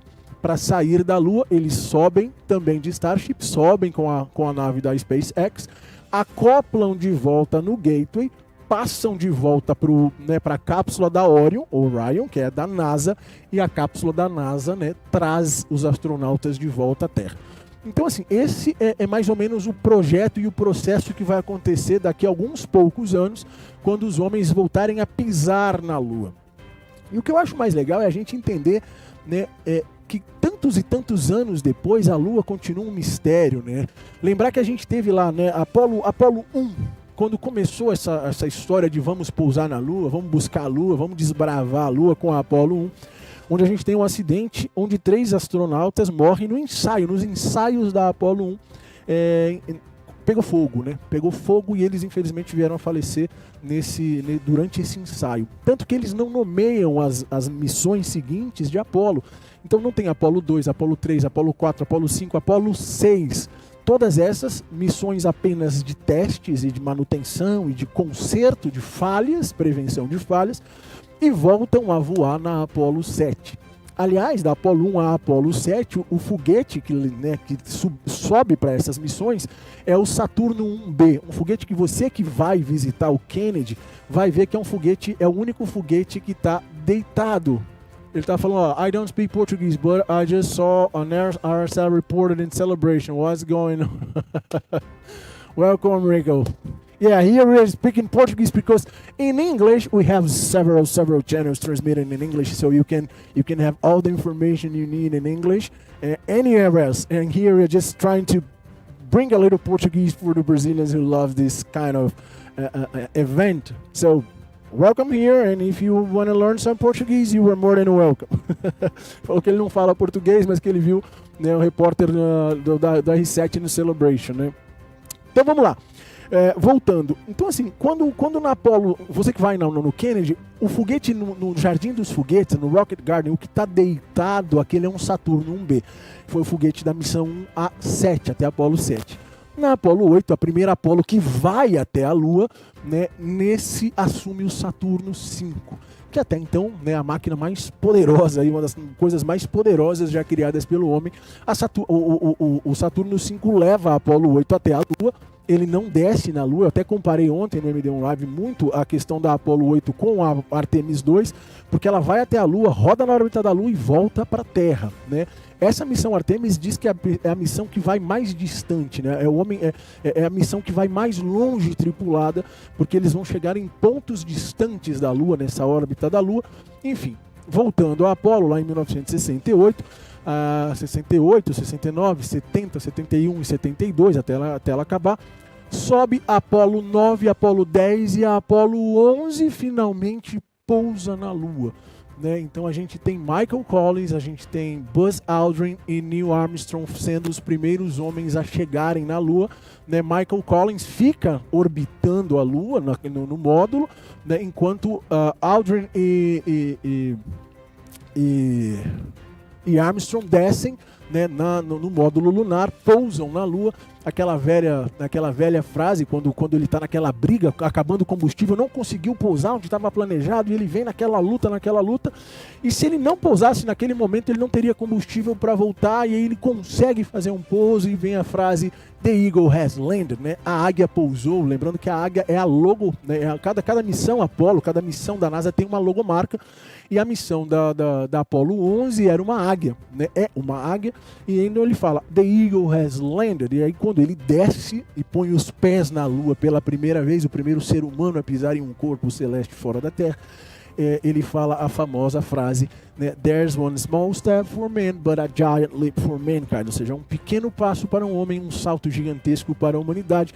E a partir dali, muitas pessoas acham que essa foi a primeira e única missão que desceu na Lua, né? E não é verdade, porque depois da Apollo 11, a Apollo 12 pousa na Lua, Apollo 14, 15, 16 e 17, todas elas pousam na Lua e todas elas têm desembarque na Lua. Dessas, após a Apollo 11, a única que não desce na Lua, Apollo 13, que é aquela que teve um problema de vazamento nos tubos de oxigênio, né, nos tanques de oxigênio. E aí também uma outra fase famosa que é Houston, we have a problem, né? E aí eles falam, Houston, a gente está com um problema. E aí começa uma briga pela sobrevivência. Eles já estavam num ponto perigoso da missão, não tinha muito o que fazer, e o oxigênio ia acabar, e eles iam acabar morrendo em órbita. E eles, né, um módulo que era para de repente comportar 2 pessoas, eles se colocam os 3 ali dentro do módulo lunar e conseguem de uma forma, eu diria até que heróica, retornar à Terra. E essa é a história da Apollo 13. E agora, anos e anos e anos depois, mais de 50 anos depois, o homem retorna de novo à Lua, né, ainda não descendo, não pousando na Lua, mas já fazendo essa incursão de volta ao nosso satélite natural, numa viagem que eu tenho certeza que vai ser marcante. Imagina, né? Eu já cansei de ouvir pessoas, aliás, cansei não, né? Eu não canso de ouvir pessoas contando histórias, pessoas mais velhas que tiveram a oportunidade de vivenciar aquilo na missão Apollo, de ver o homem decolando. Claro que com o tempo as pessoas foram perdendo o interesse por aquilo, passava a ter uma preocupação da questão até mesmo dos custos de levar uma nave, de levar o homem para a Lua. E, infelizmente, isso é o ser humano. Né? O ser humano se interessa e se desinteressa na mesma intensidade por coisas incríveis, né? Infelizmente. Mas o que as pessoas às vezes precisam entender é que incursões como essa, ou que viagens como essa, que desbravamentos como esses, eles não estão simplesmente focados em fazer uma aventura de decolar da Terra e pousar na Lua. Mas o grande objetivo dessas missões espaciais na verdade, pesquisas, né? Pesquisas. A Lua é rica em materiais para se fazer combustível, por exemplo. A Lua é rica em outras coisas, né? Ou mesmo a pesquisa que é empenhada para que tenham, né, respostas a tantas coisas, com o objetivo não só de chegar à Lua, mas de iniciar pela Lua, né, traz para o ser humano benefícios que são às vezes impensáveis. Imagina tomografia, né, ressonância magnética, papinha de bebê, relógio, satélite, GPS, telefone, celular, YouTube, isso que você está assistindo agora, televisão. Então, tudo isso, desde a saúde, até, né, telecomunicações e muito mais, são todas essas coisas decorrentes da exploração espacial. Desses caras que, né, arriscam as suas vidas, mas não só eles, mas das gigantescas equipes de cientistas que a cada dia buscam respostas, né, respostas que podem estar aí nesse espaço, nesse universo maravilhoso que a gente conhece tão pouco ainda, né, mas que é tão vasto. Aliás, para quem gosta desse tipo de assunto, né, e principalmente para quem gosta desse assunto e vem para Orlando, eu creio que o Kennedy, por exemplo, ele é um lugar que ele é um centro de visitantes preparado para receber pessoas, para apresentar coisas para pessoas, e muito mais do que um museu. Muita gente às vezes acha que o Kennedy, ou trata o Kennedy como um museu, e não é. Né? Ele é muito mais do que um museu, ele traz parte da história desses desbravamentos do espaço, e entre outras coisas. Você vai ver partes de naves, você vai ver roupas, trajes que foram usados, trajes que não foram usados. Você vai ver lá cápsulas. A cápsula, por exemplo, da Apollo 14, ela está lá. Né? A Apollo, você pode vê-la, a verdadeira, que foi até a Lua, orbitou a Lua, voltou à Terra, pousou aqui. Ela está lá para você ver, dentre tantas outras coisas. Olha, ó, esse é o piloto da Artemis, olha lá, Victor Glover. Esse cara é o piloto dessa missão. Então, assim, é muito legal você ter a oportunidade de visitar o Kennedy e poder vivenciar isso de perto, sabe? E que bom que o mundo hoje está focado, a tripulação que faleceu no ônibus espacial. Então, assim, é muito bacana quando as pessoas começam a descobrir essas coisas, criam interesse pelo conhecimento. O conhecimento ele é a base da nossa existência, ele é a base do nosso futuro. E quando as pessoas começam a criar, né, interesse pelo conhecimento, obviamente que a gente cria pessoas mais capacitadas a criarem melhores coisas, melhores futuros. Tem uma frase que eu acho que é muito certa, né, que eu sempre escuto e eu acho que ela faz todo sentido, principalmente no mundo de hoje, que ele anda tão complicado, né, que é aquela frase que diz: homens fortes criam tempos fáceis criam homens fracos, homens fracos criam tempos difíceis criam homens fortes. E o ciclo recomeça. Então, assim, hoje eu acho que a gente, infelizmente, vive um momento delicado da nossa própria existência. Eu fico muito feliz de ver assuntos como esse, né, tomando as primeiras páginas de vários veículos de comunicação, das pessoas se interessando não só pela questão espacial, não só pela curiosidade, mas que cheguem pela curiosidade, né, para que possam entender o quanto que existem coisas que são fundamentais na nossa vida para que a nossa existência seja melhor, para que a nossa existência seja mais fácil. Eu vou continuar por aqui, eu vou deixar vocês um pouquinho mais aí com a transmissão incrível, essa transmissão que a gente está, né, retransmitindo, na verdade, é a transmissão oficial da NASA. Obviamente, eu acredito que vai ser, por isso que a gente até colocou ela aqui, eu acredito que vão ser as melhores imagens, as melhores câmeras, os melhores ângulos, né? A gente tem câmeras dentro da Orion, a gente tem câmeras na parte de baixo do SLS, ali onde estão os propulsores mesmo. Então, assim, vão ser várias e várias câmeras, vários ângulos, para a gente poder acompanhar essa decolagem histórica, né, onde o homem retorna à Lua depois de mais de 50 anos, podendo trazer aí uma lembrança eterna para aqueles que viveram esse momento. Obviamente, né, nas próximas missões Artemis, a 3, como eu falei, provavelmente ela vai subir numa low orbit, né, numa órbita baixa, para fazer os testes de pouso na Lua. E na sequência, na Artemis 4, aí sim o homem vai para descer na Lua mais uma vez depois de tanto... Eu fico pensando esses astronautas, né? Eu fico pensando tipo assim, Armstrong, os caras que foram pela primeira vez na Lua, tem que ser maluco, né? Tem que ser maluco, porque você imagina, os caras não sabiam o que iam encontrar, não sabiam que tipo de situação real seria, por mais que treinassem muito aqui, era o completo desconhecido, ou estudado à distância, ou de repente, né, imaginava-se que seria de uma forma, imaginava-se, ou tinham-se respostas, mas elas não eram todas, afinal de contas a ciência precisa de comprovação, ela precisa ir lá e testar, ela precisa ir lá e fazer. E esses desbravadores malucos, né, trazem, como eu falei, uma oportunidade incrível para a gente poder ter uma vida melhor e maravilhosa. Eu vou deixar vocês mais um pouquinho com a transmissão da NASA, que é essa que está passando aí, agora apresentando um pouco dos astronautas que já estão dentro da Orion, já faz mais de 1 hora e tanto. E você imagina que antes da decolagem, né, a gente está aí a T-1, 1 hora e 42 para a decolagem. E esses astronautas já estão há mais de 1 hora e tanto já na posição da decolagem, ou seja, eles estão deitados, né, na posição de decolagem. Então você imagina, ó, estão nessa posição aí agora já.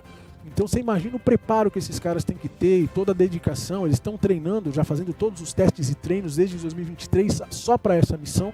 Né? Então, assim, é de fato uma dedicação muito grande, profissionais impecáveis, cada um no seu ramo, cada um tem uma atividade, uma missão dentro da própria missão.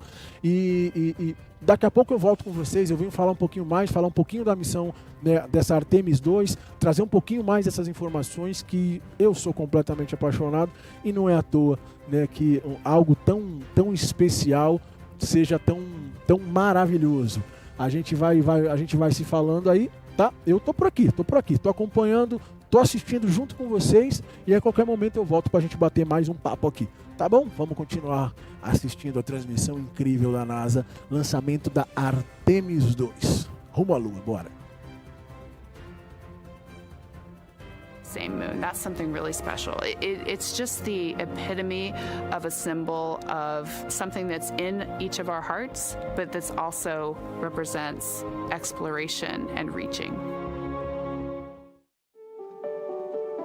I have this very distinct memory of seeing an image of an astronaut standing on the moon. It's burnt in my brain because I went back to it so many times in my childhood, and I would look at that image, and I know it had a huge impact on me that humans had walked on the moon.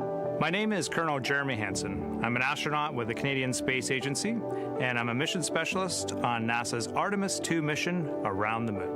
My elementary school years, I grew up on a farm outside of London, Ontario. I spent as much time as I could with my dad on the farm. I learned the value of hard work, for example.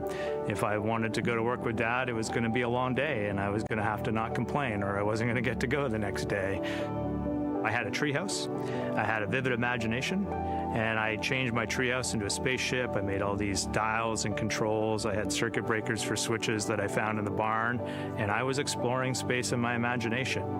The most important thing I did to get to where I wanted to go in life, which was flying fighter jets and eventually becoming an astronaut, is I shared those desires with other people. And it turns out, just like you don't go to the moon on your own, if you could, I would have done it a long time ago in my treehouse as a kid, you have to go as a team. I think the biggest impediment to achieving my goals was, of course, myself. And I think that's a common human experience. There are many times where just little things would get in my way, and my immediate interpretation of that was, well, now that goal's out the window. You know, people must have lifted me back up, and somewhere in the back of my head, that persistence came through. And I think that's a common human experience, to doubt ourselves. I've come to this, I guess, realization that I believe that we all have gifts to contribute, and the goal is to figure out how to use your energy towards adding positively to humanity's existence on this planet. But I love it when humanity sets big goals, like sending humans to the surface of the moon with an eye to eventually going to Mars, because when we do that, we can bring together genius from not just even in one country, but around the world. I've also learned from my indigenous mentors that they refer to the moon as Grandmother Moon. So you've probably heard of Mother Earth. They use Grandmother Moon because Grandmother Moon is responsible for the water in their community, just like the moon moves the water around the planet, affects the tides. And I think that's a really beautiful thing for us as we go back to the moon, to think about all the different cultures around the world and how they view the moon differently. And that's really neat because we all share that same moon in the night sky.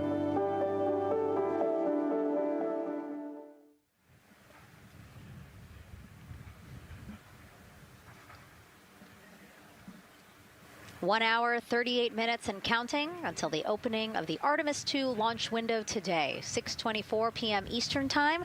And we are looking at the rocket and Orion out on the pad, historic launch pad 39B here at Kennedy Space Center. What a great view, Nicole. Yes, it is. You know, we can see the clouds out in front of us, but they are to the west. And you can see that there's some blue sky peeking through behind that rocket, which is good news.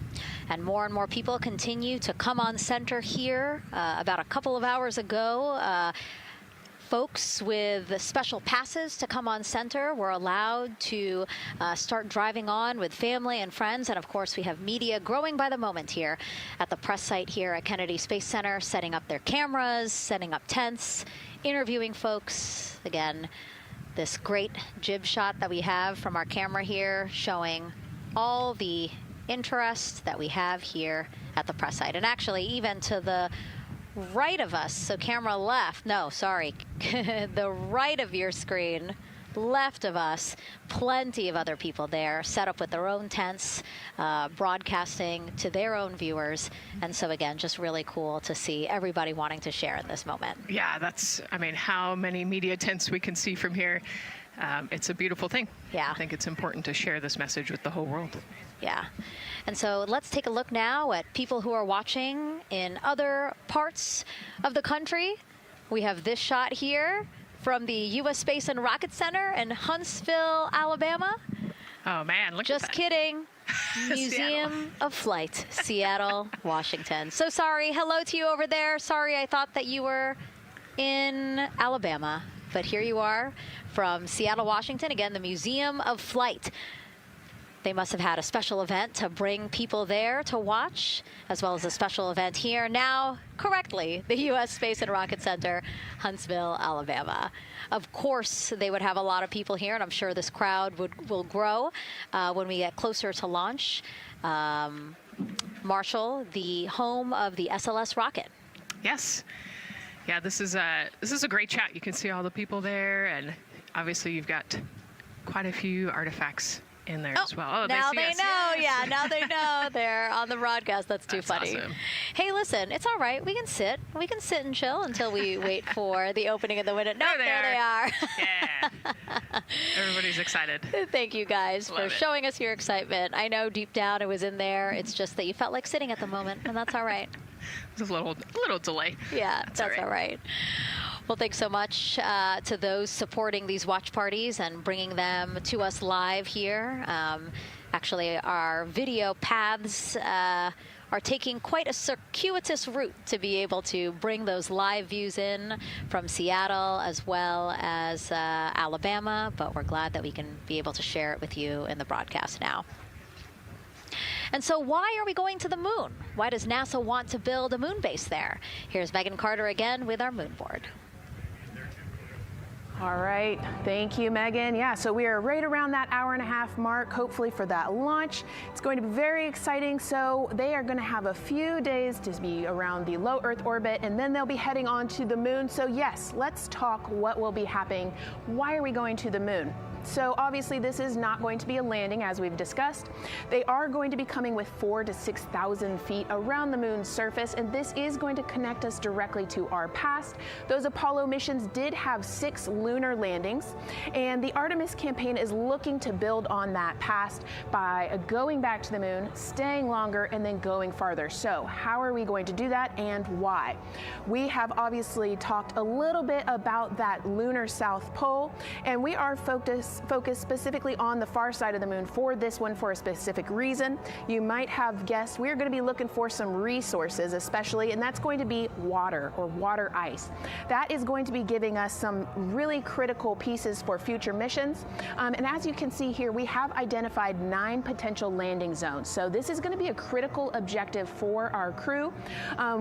Depending on when they launch, it will determine what is going to be visible, but we do have these 9 landing zones right here around the Shackleton crater. And as you can see here, a lot of that area is deep and dark, and that is where we are going to be looking for that water ice, because that is obviously going to give us not just water to drink, but as we know, that can actually be converted into our propellant potentially, that hydrogen and oxygen.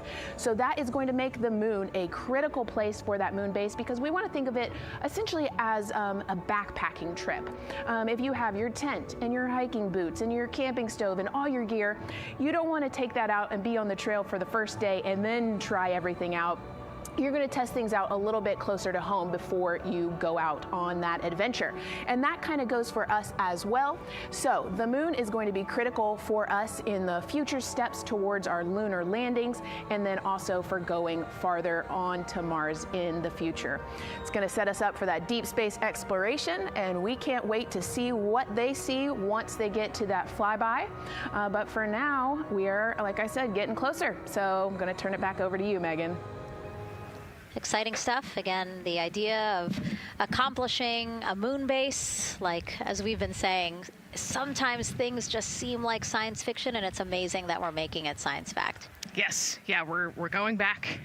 We're going to scout it out, and then on the future Artemis missions, we're going to put boots back on the moon for the first time in over half a century. But we're going to stay, and we're going to learn from the moon, and we're going to, as Megan talked about, the water ice, and harness that resource, and, not only learn from the moon about Earth and about the solar system, but also figure out how we get to Mars from the moon. And so what we're seeing now back inside the White Room with the closeout team, they are removing basically fixtures that protected the crew module hatch while they did work around it, right, Nicole? Yep.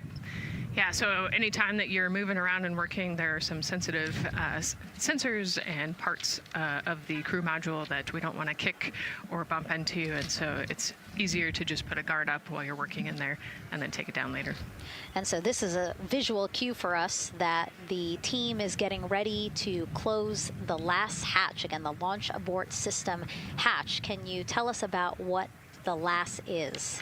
Yeah, so launch abort system, this is, we have the crew module, and then what sits out basically on top of the crew module is the launch abort system, and it has its own motors, so that we'll arm it about 5 minutes prior to launch, and then it stays with the crew module until about the Kármán line, so that 100-kilometer point in space. Once the crew could safely get to orbit, it will actually be jettisoned, and the crew module will then be exposed. So this is just a safety mechanism that stays on the outside of the crew module, and then as they monitor the attitude and the thrust and all sorts of the roll, all sorts of different data points to make sure the crew is safely getting to orbit. And once they are safely to orbit, then we will get rid of that launch abort system. And it looks like they're putting all these parts that they're removing from around the crew module hatch into a bag, because they have to take this out with them once they leave the pad, right? Yes, yeah, we don't want anything left up there in the White Room, and especially because that crew access arm will move away from the capsule and the rocket, and so we want an empty White Room, no FOD like we talked about, so that we can have a safe launch. And this orange tube that you see on the right side of your screen, that had been inside the crew module providing breathable air to the crew. And now again, with the crew module closed and them getting ready to close the second hatch that has been removed and is out of the way. So again, the closeout crew can continue to do their work. Yeah, that's just a duct to provide some cooling air and some breathing air to the crew and the closeout crew while they're in there. That's actually a good point, yeah. And so as we continue to watch the crew prepare to close the launch abort system hatch, why don't we take a look at the crew's mission patch? Now, crews have designed their official mission patches since the Gemini 5 launch in 1965. Reed, Victor, Christina, and Jeremy, they really wanted to play on the abbreviation of Artemis II to all, signifying not only the second major flight of the Artemis program, but also a mission to explore for all, by all. The crew chose the iconic Earthrise photo for a reason. It was taken by the Apollo 8 crew in 1968, the first crew to ever fly around the moon. The mission was to prove teams then were ready to land on the moon the same way Artemis II hopes to fly around the moon ahead of a lunar landing with Artemis IV. This time, as we've been saying throughout the broadcast, to stay on the moon and pave the way to Mars.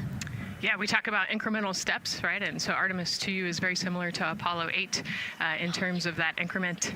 They're going to fly around the moon and set up the rest of the Artemis program for landing on the moon, but also with a nod towards the fact that we do this for all humanity. And I love the thoughtfulness and how much they, how much importance they put on their patch design. Another camera angle of inside the Orion spacecraft. I was going to say we might be able to see Rise, but I think it's right behind Reed's foot there. And so to orient people again, so basically we have Christina in your upper right hand, Christina in your upper left hand corner. Then you have Jeremy below her. And then the feet you're seeing, those are Reed's feet. And then next to him, the upper right hand corner, that is Victor, who's unfortunately hidden by Reed's feet, but again, that is the orientation of the crew inside Orion right now.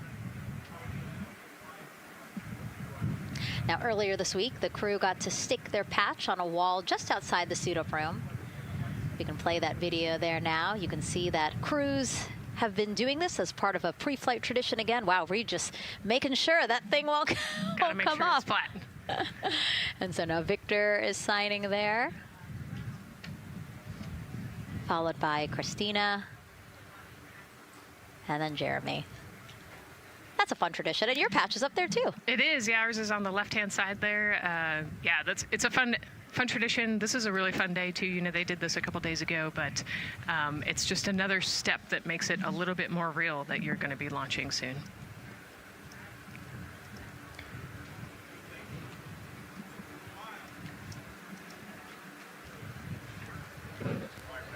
Again, we talked a little bit about this before. The basically like a computer there on Jeremy's leg, a way for him to just check out the data, see some of the data that also Reed and Victor are getting to see, but in those much bigger displays for Orion. Right, yeah, it's basically a tablet on his leg, and it's actually plugged into a cord nearby that allows him to have a screen repeater so he can see what they're looking at. And it looks like he's taking notes. Can you talk a little bit about what that is? It's part of, all of them have like a little procedural book, right? Right, yeah, so they have what we call a knee board, and they'll have blank pages to take notes on. They might have a cue card or procedures, or they can be kind of custom built to what each crew member wants for their knee board. This mission, of course, built by people and companies in all 50 states, as we've been saying throughout the broadcast, and with our international partners as well. Let's take a look at some of the people playing such a big role in today's test flight. What we're doing here is a collaborative effort of hundreds of thousands of people. This is about the parts, the hardware, the software, the services, all coming together to make that mission possible. My dream for this space program is that we would not just push the boundaries, but that we push them together. And liftoff of Artemis 1. We rise together, back to the moon and beyond. It takes a team to do great things. And Artemis has an incredible team. We have international partners. We have commercial partners and industry partners. It takes unity to accomplish great things, and that's what this mission's all about. We're not sending our money to the moon and lighting it on fire. We're putting that money right back into the economy in ways that benefit everybody. So every dollar that comes out of the Treasury that goes to support this mission goes back into the Treasury 3 times. What is very important to me is that we do it the right way, and that we do it with our values, that our industries grow, that our communities grow, that our families are healthy and safe and have amazing things to work on. Then we're going to build machines to go even further onto Mars. That is our generation, the Artemis generation, that defines the starting point of our exploration future. I just want to say thank you to all of the hands that have touched a part of this program and the hearts that have moved everyone to this goal, because we're going to the moon and we're going beyond. One team. One team. One team. One dream.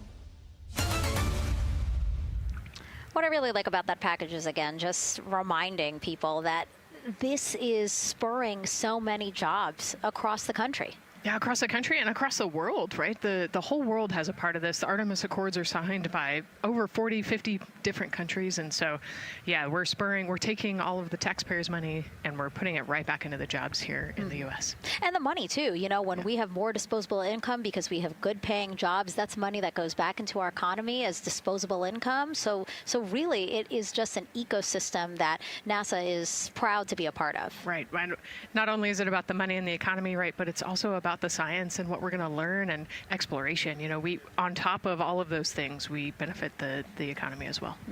Obviously, Nicole is a wealth of knowledge. We're very lucky to have her. We're going to be tapping into that knowledge throughout the broadcast, and we have been for now close to 4 hours. So thank you, Nicole. I hope you're holding up okay. Yeah, I'm loving it out here. It's been great. Let's learn a little bit more about Nicole. Her first mission to space was actually last March. She launched from here at Kennedy Space Center as pilot of NASA's SpaceX Crew 10 mission to the International Space Station. And what a beautiful launch that was. She spent 148 days in space conducting science experiments that could benefit us on Earth. For example, one studied the physics of liquids, which could help researchers deliver medicines more effectively. She also conducted an almost 6-hour spacewalk to help upgrade the orbiting lab's power system. Nicole is a lieutenant colonel in the U.S. Air Force and flew one of its most advanced aircraft. She was born in San Diego, California, and is a twin. That's a cute photo of the two of you. Oh, that one too. Young explorers, yeah. Yes, yes. That's so great to just see how far you've come. Again, I think that speaks to what we've been saying. Like, you know, just if you're passionate about something, go for it and see where that takes you. Yeah, I think that's a great example. You know, I was a serious little kid with really high goals and, you know, just kept working hard and never got bumped up the path and ended up here. And you know, I think it's a testament to the human, like we talked about, you know, if you're willing to work hard, be a good team player, you can really get anywhere you want in life. And that's what I love to talk about. Christina has mentioned similar things. And so it's been kind of a theme for the day. Yeah, definitely a theme for the day, a theme for the team. The team has said the same, the crew has said the same sort of things. So absolutely, Nicole, thank you so much for being here. And hopefully only a little bit more until launch today. Hopefully. So today's Artemis II test flight will mark only the 7th time NASA astronauts will launch on a new NASA spacecraft designed for crew. And then controlling the flight will be Mission Control in Houston. Our Gary Jordan is inside with flight controllers. Hey, Gary. Hey, Megan, you are right. This is a significant milestone, and we may be putting the names of a few more astronauts in the history books today. The Artemis II crew is set to launch today will join a select list of humans to fly in a spacecraft for the very first time. And Artemis II, like missions before it, is a test mission. During ascent, the crew and the teams here in the room are prepared for a variety of scenarios. Some of these will be called out directly by Capcom Stan Love during ascent, and some are a little more subtle. These calls can be split into 2 categories: alternate main engine cutoff or MECO targets and aborts. First, there are 2 alternate MECO targets, or AMTs. These note milestones to give flight control teams and astronauts an idea of what would happen after that moment should the core stage lose one of the main engines. First is AMT low. You won't hear it called out by the crew or Capcom since this happens right at liftoff. If the core stage loses one engine at this moment, An abort once around option could be made at main engine cutoff, meaning the crew could target a splashdown in the Pacific. The second is AMT high, which would be called out by Capcom Stan Love around 22 seconds. After this moment, if the core stage loses an engine, we can still pursue an alternate mission in low Earth orbit to accomplish some of the test objectives. And at about 5 minutes, 16 seconds into the flight, you'll hear the call 3 engine press. This is a good moment. After this point, if the core stage loses an engine, we can still make a nominal main engine cutoff and pursue a moon mission as expected. Again, these MECO targets give the flight control teams and crew an idea of what lies ahead should one main engine be lost, but assumes we are otherwise continuing to a main engine cutoff target. This differs from an abort, where the Orion capsule separates from the Space Launch System prior to the planned separation time. There are abort options at every moment that integrity is attached to the Space Launch System, from the pad to more than 3 hours into the mission. During the first 8 or so minutes of powered flight, there are 3 abort options. First is the use of the launch abort system, which you see at the very top of the rocket, and here in the White Room where the hatch is open and teams are working to close it. This particular abort capability can be used from here at the pad through roughly 3 minutes and 22 seconds into the flight. Next is an untargeted abort splashdown, or UAS. This uses Orion's service module engines to escape the SLS and becomes available immediately after the launch abort system jettisons. Third is an abort once around, or AOA. You'll hear a Capcom Stan Love call AOA open around 7 minutes 30 seconds into the flight. This also uses the service module engines, but the burn profile is a bit different to aim for a splashdown in the Pacific after one trip around the Earth.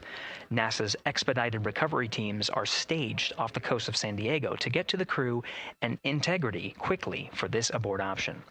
An AOA option continues to be available until solar arrays are deployed on the Orion service module a little more than 30 minutes into the mission.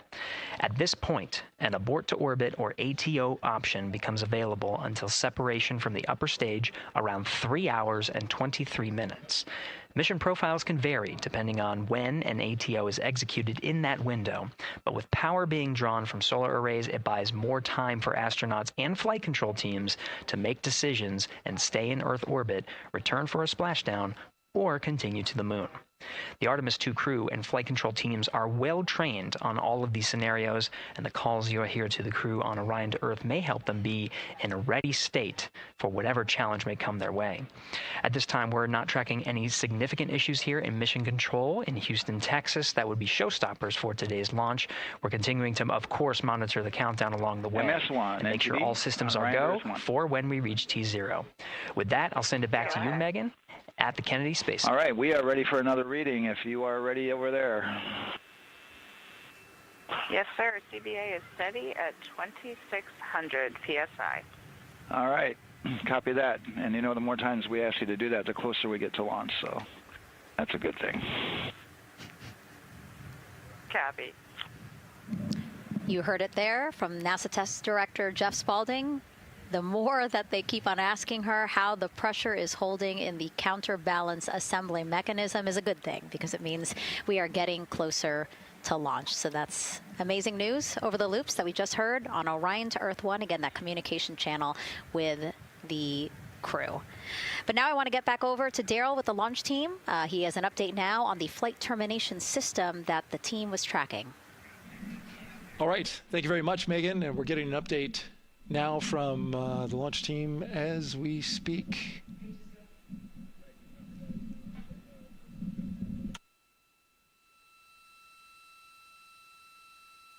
All right, stand by 1 second.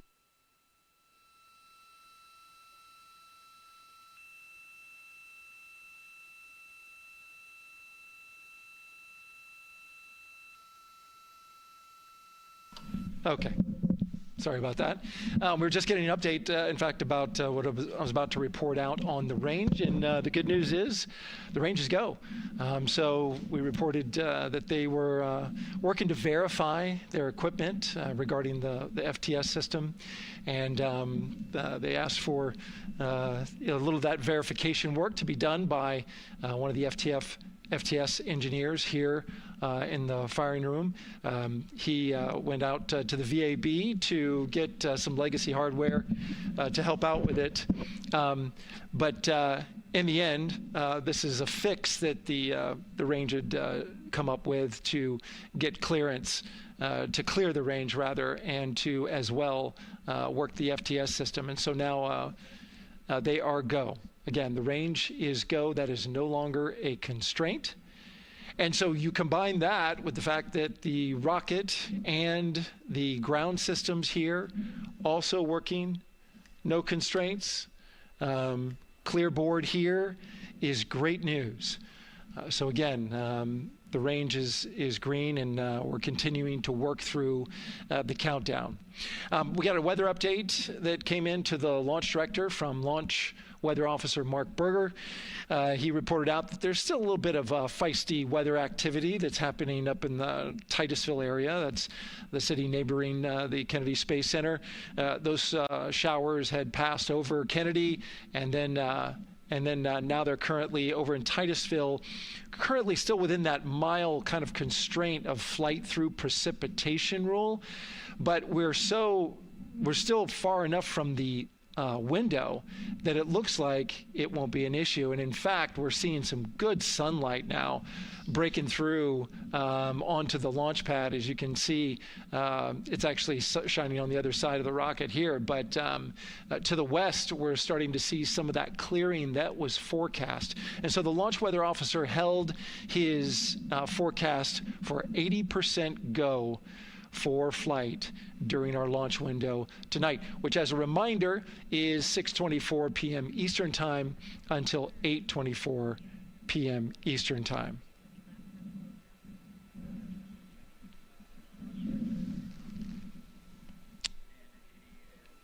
And we're also hearing that the last hatch closure, as you can see in the bottom corner of your screen, they're starting to work on that. That's the launch abort system hatch.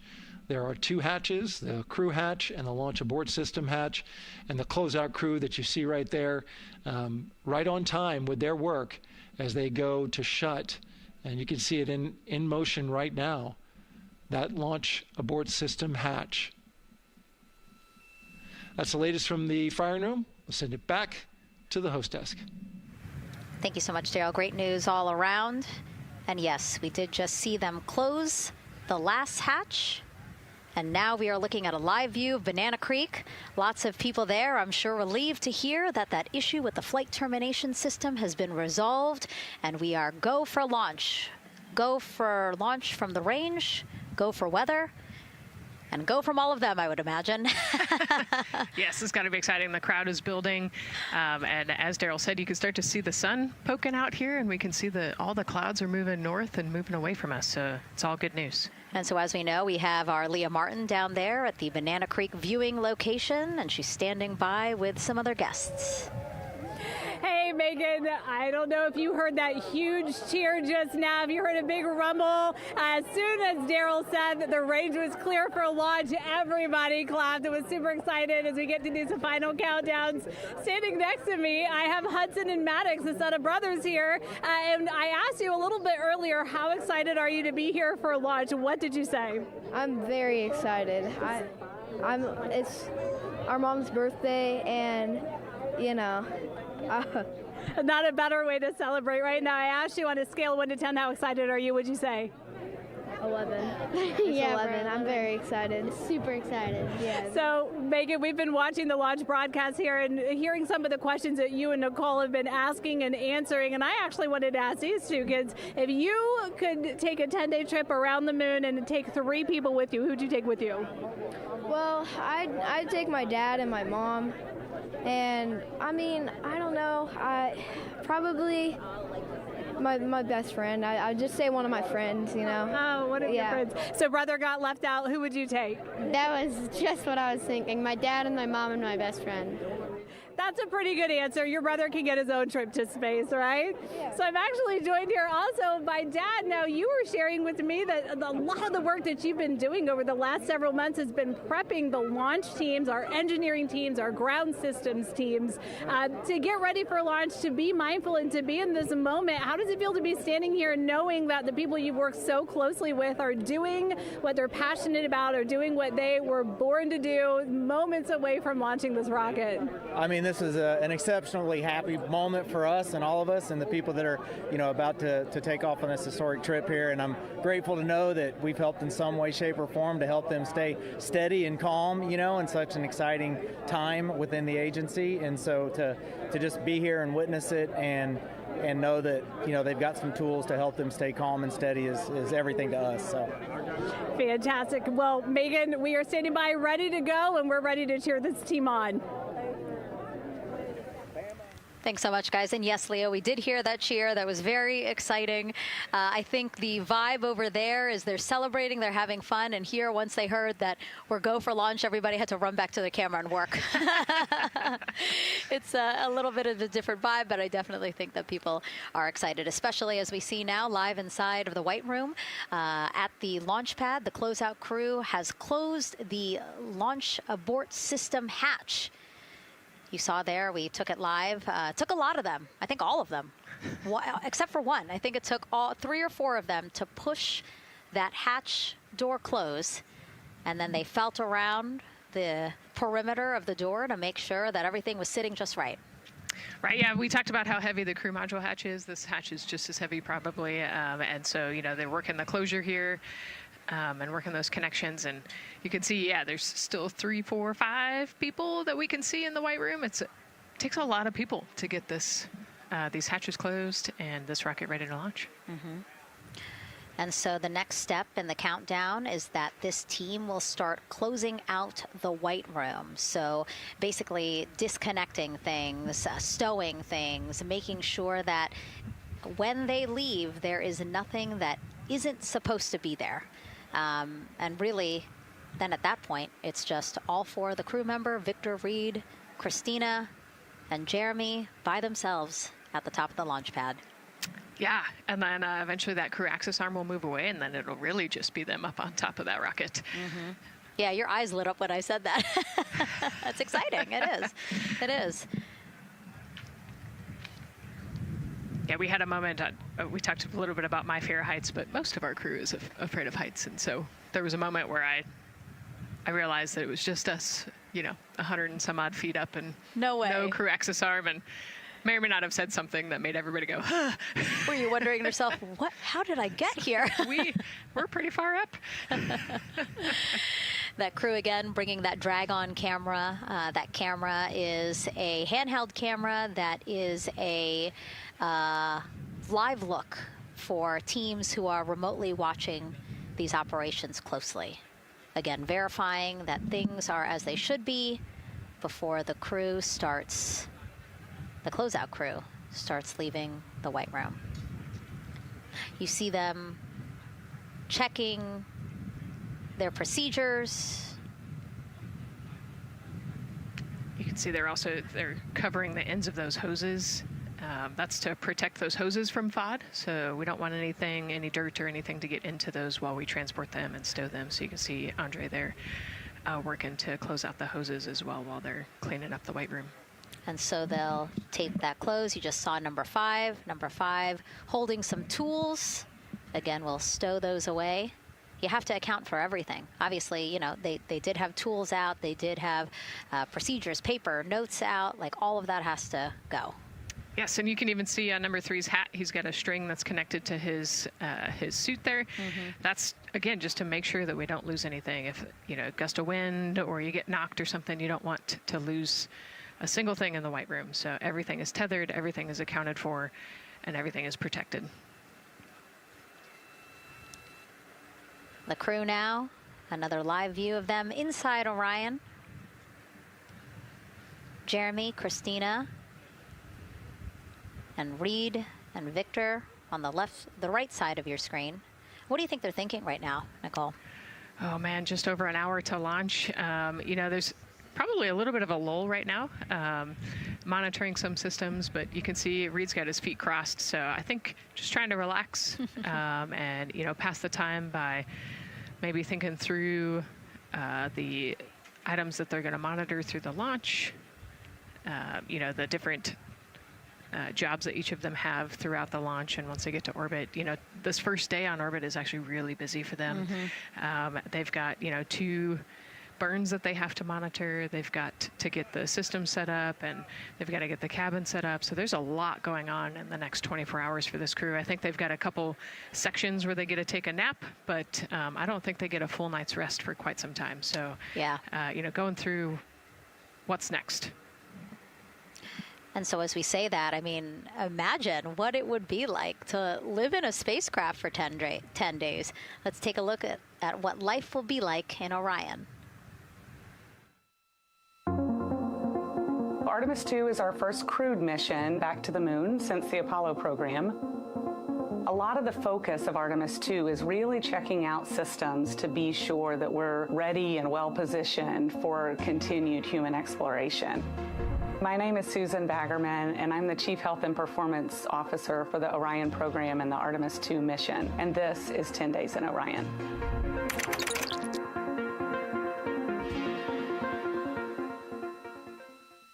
For this mission, the crew will launch in the Orion spacecraft on top of the Space Launch System rocket, or the SLS rocket. Once they've launched and achieved orbit, they'll continue on checking out many of the different critical Orion systems, check out some of the critical medical systems, and be sure that we understand how the crew would do that successfully within the volume of Orion. We also have, of course, systems to feed the crew. They have a potable water dispenser that they'll check out. And then we also have a food warmer, kind of looks like a suitcase that the crew can use to heat their food.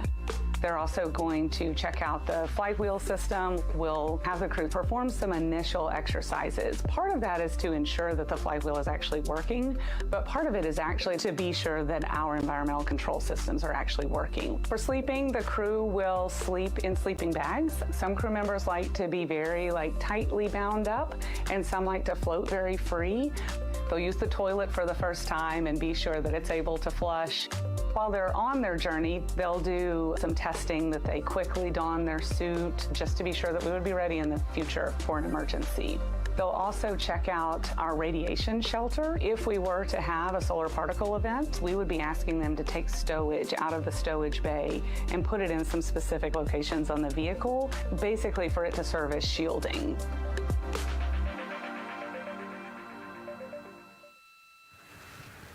And so I want to talk a little bit more about what we just heard in that package. I am interested in the space food. So Reed, Victor, Christina, and Jeremy have a pretty big menu to choose from, so that's really cool. We're actually going to pull up a graphic now that kind of shows you some of the food that they're going to have with them on their 10-day journey around the moon. We know of more than 10 types of beverages. There's coffee, a mango peach smoothie, apple cider, lemonade. So those all sound delicious. And now I've just remembered I haven't eaten lunch. They're actually not too bad. I actually have a mango peach smoothie with me today. No way. Yeah. So you can see they come in these little packets here, but it's just kind of a dried powder that you add water to. So this would actually, you'd add 175 milliliters of water and let it sit for 2 to 5 minutes, and then you can stick a straw in it. You saw in that package they put a straw on the top septum portion there, and then you can drink it.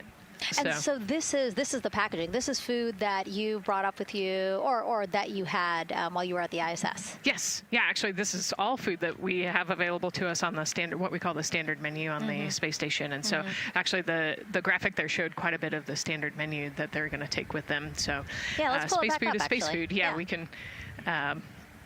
we can use the food that we have been using. You know, our food lab at Johnson Space Center actually creates that food, and then they stabilize it and they package it for us and everything. So they do a really wonderful job out there. We've got different types of food.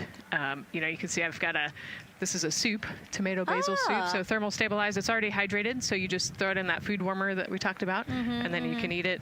But then we also I have some shrimp cocktail here that's, you know, irradiated, so it's in a package that protects it. I'll show you. I've got a brownie too. This is probably my favorite one. But are we eating it's it? we might, if you're. Yes. Look, So- see, they want us to eat. I don't know what happened, but it worked out. Yeah. With what we were saying here. So it's in an outer package to help protect it against radiation, and then it's in this inner package. And so this cosmic brownie, actually the trick, Ann McLean, my crewmate, taught me, the trick is you got to put this in the food warmer and get it nice and warm. Ooh. And then you can get it. But so what we do is we just take scissors and you open it up, and then it comes right out. So these brownies are nice because they don't have a ton of crumbs, and so you can actually just eat it pretty easily in space. If you imagine, that would not happen in space. It would not fall. But yeah, so we've got all sorts of things that you can actually eat. The menu's pretty good and pretty diverse on the space station, and then as you saw, pretty diverse for Orion. Nice. Yeah, that's amazing.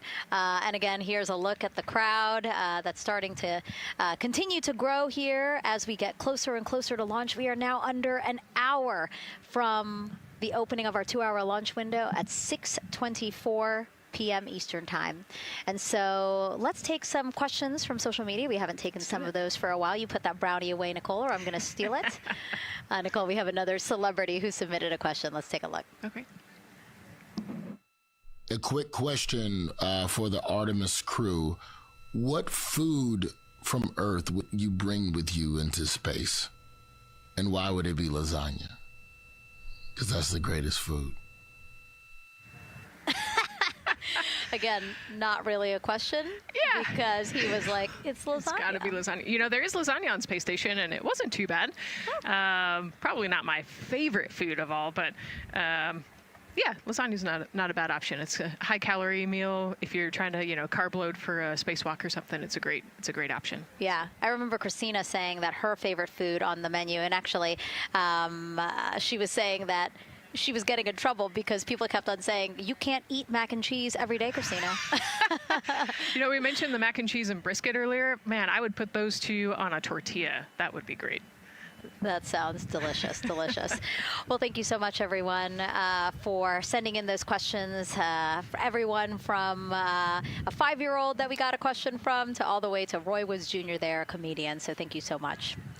And if you're just joining us, welcome to the Space Coast of Florida, where we are counting down to liftoff of Artemis II. You see a beautiful aerial shot there of our rocket on the pad. For the first time in more than 50 years, we are sending humans to fly around the moon and back, and we're taking you all of you with us on this next chapter of human spaceflight. I'm NASA's Megan Cruz, and this is NASA astronaut Nicole Ayers. Great to have you here, Nicole. Yes, this has been a beautiful day. Excited. We're continuing to march towards this launch. Yeah, and if all goes as planned, this crew could travel farther from Earth than any other humans before them and see parts of the moon no one has ever laid eyes on. How exciting. Yes. Exciting is an understatement, I think. That's true. We're going to see the far side of the moon for the first time by humans in a long time. It's important. And as the crowd again builds behind us, more activity that you're seeing here at the Kennedy Space Center press site. We also have a ton of people gathering around the world to watch this history-making moment. So let's take a look at those watch parties now. Oh. That crowd has grown. We checked them probably like 30 minutes ago, and it was half that. But again, as we get closer and closer to launch, we are seeing more and more people gather together, wanting to experience this together and not just in a vacuum at home, Yes, this is so exciting. Look at all of those people. Man. And now here we are back in Seattle, the Museum of Flight. Again, people gathered there to show their kid. We see someone walking in the second row there. His first crewed launch to the moon. How exciting. That is exciting. Hello, everyone. Woo. Oh, that's so great. And now let's get you up to speed on what's happened so far. Again, we are now within an hour of the opening of our launch window. So what has been happening so far today? Well, a lot.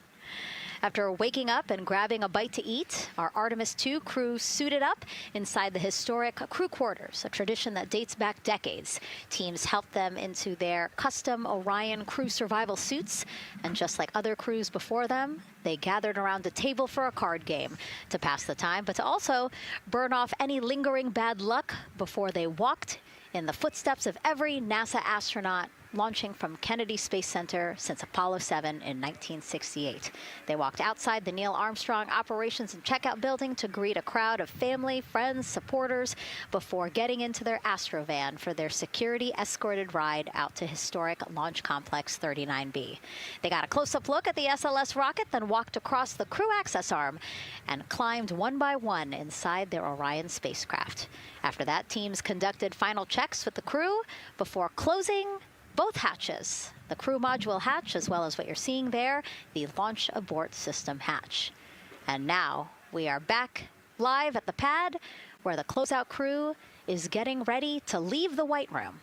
They are now tethered, Nicole, because they are about to move some pieces that connect the Orion spacecraft to the White Room, correct? Yes, there's kind of what I would call a shroud. You can see them working that there. So it is actually connected, so that way the gap between the crew access arm and the crew module, and well, I guess that's the LAS there, is covered. But they're about to remove that so that the crew access arm is not connected to the rocket in any way, so that it can retract here in the next few minutes. And for how we're looking with the launch countdown milestones, let's go to Daryl Nail in the Launch Control Center. All right, thank you very much, Megan. And as you can see there, the finishing touches, as you've been talking about, to the LAS, which brings me to that subject, because we currently are hearing the launch team is working an issue that was reported out with the LAS. At least there's an issue apparently with a battery on the LAS. The engineer who is in charge of the launch abort system sits on console here, reported that a temperature for one of the two LAS batteries is out of range, and although it's not a constraint for launch right now, it would be when that temperature is checked inside of T-minus 6 minutes, which is inside of terminal count. So right now, the team is working some troubleshooting on this issue. Going to follow, of course, along closely with what they learn. But again, a battery temp for one of the two batteries on the LAS is out of spec, and the team is working to understand, first of all, whether or not this may be a sensor issue, or is there an issue with the battery itself. So again, looking into it, troubleshooting and researching as we speak. With regards to the weather, we did get some good news there. Launch Weather Officer Mark Berger reporting to the launch director that the weather chances have now improved for the window. We are up to 90% go, which is great news. Again, 90% go. That is up from the 80% that we started when we had the first weather forecast come out officially 3 days ago. And so that is great. And for anybody who's here in the launch area knows that is certainly viewable. They can see that by just looking up. So we're getting some good clearing as forecast.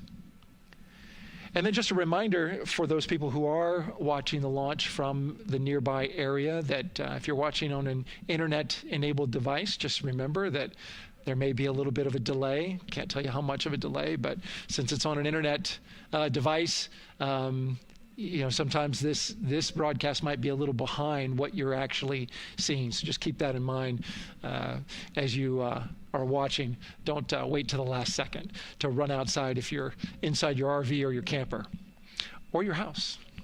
That's the latest here from the firing room. Of course, we'll keep track of that last battery issue. We'll send it back now to Megan and Nicole at the host desk.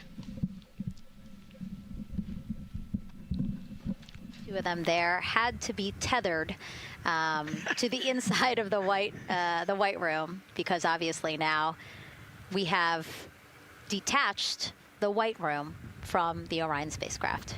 Yes, that view is quite something. Yeah, spectacular. Yep. Yep. Oh, no, I'm sorry. I forgot. Nicole's scared of heights. An astronaut afraid of heights is actually not uncommon, as we've learned today. But yes, so obviously, again, things proceeding as we march closer to the opening of our 2-hour launch window at 6:24 p.m. Eastern Time. Again, the closeout crew just finishing up those last couple of things they have to do before leaving the White Room and then leaving the pad, leaving only the 4 Artemis II crew members inside the spacecraft by themselves at the pad. Yeah, and then we'll be curious to follow the battery issue on the LAS as well. I think sometimes it's just a sensor issue, sometimes it's a battery issue. So hopefully they figure that out quickly. Mm-hmm. And so if we can take a shot of the crew inside the capsule, if one's available, why don't we talk a little bit more about each of them? So we have Artemis II Commander Reed Wiseman, Baltimore native, and he's actually, you see his feet in that shot there from inside Orion. He's been in space once before as flight engineer for Expedition 41 aboard the International Space Station from May through November 2014. During the 165-day mission, Reed and his crewmates completed more than 300 science experiments in areas like human physiology, medicine, physical science, earth science, as well as astrophysics. They actually set a milestone for station science by completing a record 82 research hours in a single week. He also served as chief of NASA's astronaut office from December 2020 to December 2022. His 2 daughters were out to wave goodbye to him as he made his way to the launch pad. And again, there's Reed's feet. Reed is the one sitting in the seat to the right, closest to our camera there. So looks like he's relaxed by the body language of his feet. Yeah, you know, I think they're kind of in a holding pattern, if you will, or a waiting period. So it makes sense that he's a little bit relaxed. He's also kind of just a relaxed person in general. He's wicked smart, but has a demeanor that keeps everybody calm. And so I think we're seeing that here today. And so in this shot, Reed is the one sitting on the left, and to his right, Artemis II pilot Victor Glover. NASA selected the California native as an astronaut in 2013, and at the time he was actually serving as a legislative fellow in the United States Senate. His first trip to space, November 2020, pilot of NASA's SpaceX Crew 1 mission. That was the first operational mission of NASA's Commercial Crew program, which resumed launching American rockets from American soil to the International Space Station since the end of the shuttle program. Victor is a U.S. Navy captain and naval aviator who served as a test pilot, racking up more than 3,500 flight hours in more than 40 different aircraft. So again, he probably feels pretty at home in the pilot seat of Artemis II. Yeah, I think he does. He got to say goodbye to his wife and 4 kids. Again, those were the family that he had here at Kennedy Space Center before the 4 of them drove out to the pad. Yeah, and you can see there, we talked about Victor's energy earlier, and you can see him working through, you know, pushing some buttons on the displays. Looked like he was pulling up a procedure, so he's following along and ready to go, looks like. And then mission specialist Christina Cook, sitting on the upper left-hand corner of the screen there, native of Grand Rapids, Michigan, was selected to the Astronaut Corps in 2013, same class as Victor, served as flight engineer on the International Space Station from March 2019 to February 2020. During that time, she set a record for the longest single spaceflight by a woman with a total of 328 consecutive days in space. How cool. She also participated in the first ever all-female spacewalk. And before becoming an astronaut, Christina helped build space science instruments and led scientific fieldwork in some of the most remote environments on the planet. Her hobbies include surfing, rock climbing, and community CDR, service, yoga, and photography. Go ahead, NCD. There's a couple of suppressed overvolt messages. We're going to go ahead and clear those off your screen. We see them and we copy. All right. NASA test director. We're still working here, trying to get through everything. So we're getting close, and then trying to talk that other issue that we just picked up a little bit ago. But I think work-wise, we're doing really well. Sounds good, NTD. We're doing great on board. Glad to hear it. NASA test director giving an update to the crew. Some messages flashed on their displays. Just wanted to say that they didn't have to worry about that. We're going to clear that. And that also just reassuring the crew, again, that they are tracking and working the issue with the launch abort system battery. Yeah. All right. And then first-time flyer, Canadian Space Agency astronaut Jeremy Hansen will fly to the moon as mission specialist on the Artemis II mission. The London, Ontario native selected as an astronaut in 2009. After that, he worked as Capcom at NASA's Mission Control Center in Houston. Capcom stands for Capsule Communicator and is the sole direct voice communicating with astronauts while in space. Jeremy also participated in training exercises, really cool ones like living on the ocean floor off the coast of Florida to simulate deep space exploration for a week. In 2017, he became the first Canadian to lead a NASA astronaut class. He also enjoys getting out on a sailboat, rock climbing, and mountain biking. He has a wife and 3 children. And he's the one that you see bottom left-hand corner of your screen. I know, I'm trying to see what he's doing there. Christina's looking too. And so there is your Artemis II crew inside the Orion spacecraft. And this is actually the 7th time NASA astronauts will launch on a new NASA spacecraft designed for crew. And if you're wondering about the first 6 crewed test flights, here they are.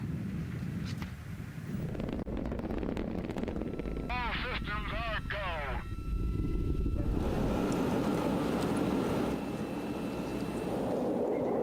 go. Gemini 3, Gus Grissom, John Young, March 23, 1965. Apollo 7, Wally Schirra, Don Isley, Walt Cunningham, October 11, 1968. Space Transportation System, or STS-1, John Young, Robert Crippen, April 12, 1981. Then NASA's SpaceX Demo 2, Doug Hurley, Bob Behnken, May 30th, 2020, followed by NASA's Boeing crew flight tests. Butch Wilmore, Sonny Williams, June 5th, 2024. And now,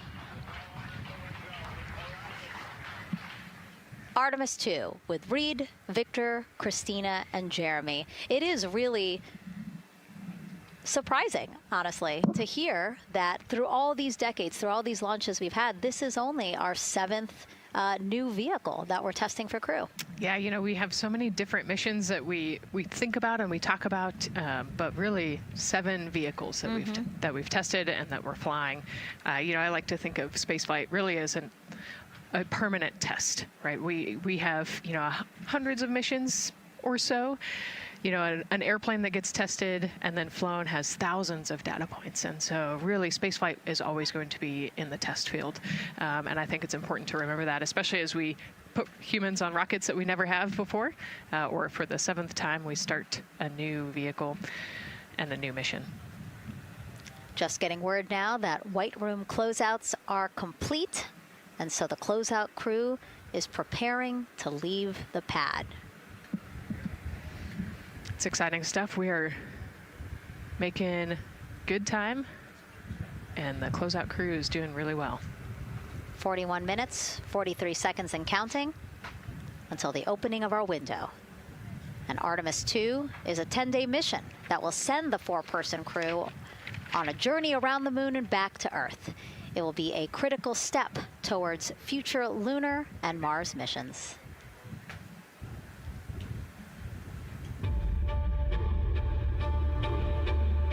We're going back to the moon because it's the next step in our journey to Mars.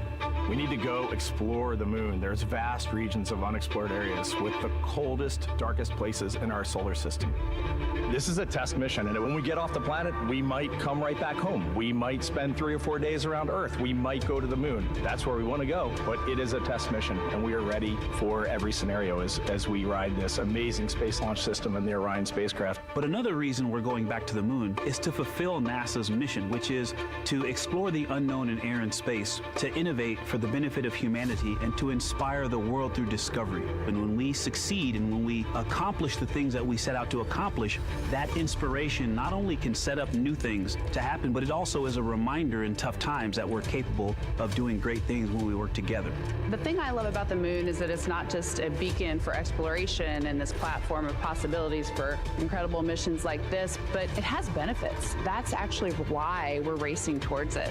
Those benefits are really wide in nature. You have everything from innovation, technology development, not only for future missions going deeper into the solar system, but technologies that come back to Earth. You have inspiration, a whole generation of people starting this pipeline of STEM workers and manufacturers and operators that are excited to see what you can do when you work hard and you come together as a team.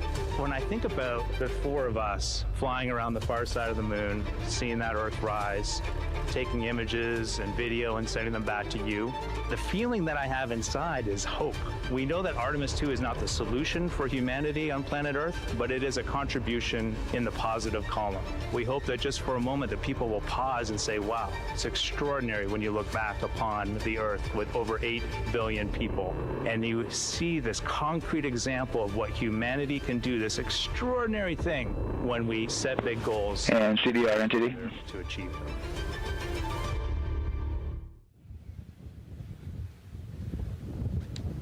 And so Mission Control Houston will control the flight of Orion after a liftoff here at Kennedy Space Center. Here's Gary Jordan, who's embedded with that team. Gary, you might have to pause because we did just hear a call out to the commander in Orion. Will do, Megan. I think that was Commander Reed Wiseman responding to prepare for some of the next steps. We are now holding at the T-minus 10-minute hold. Expected a 30-minute hold. So we are well on the countdown. We are well on the timeline to meet this L-minus time and launch towards the beginning of the window, but continuing to track progress along the way.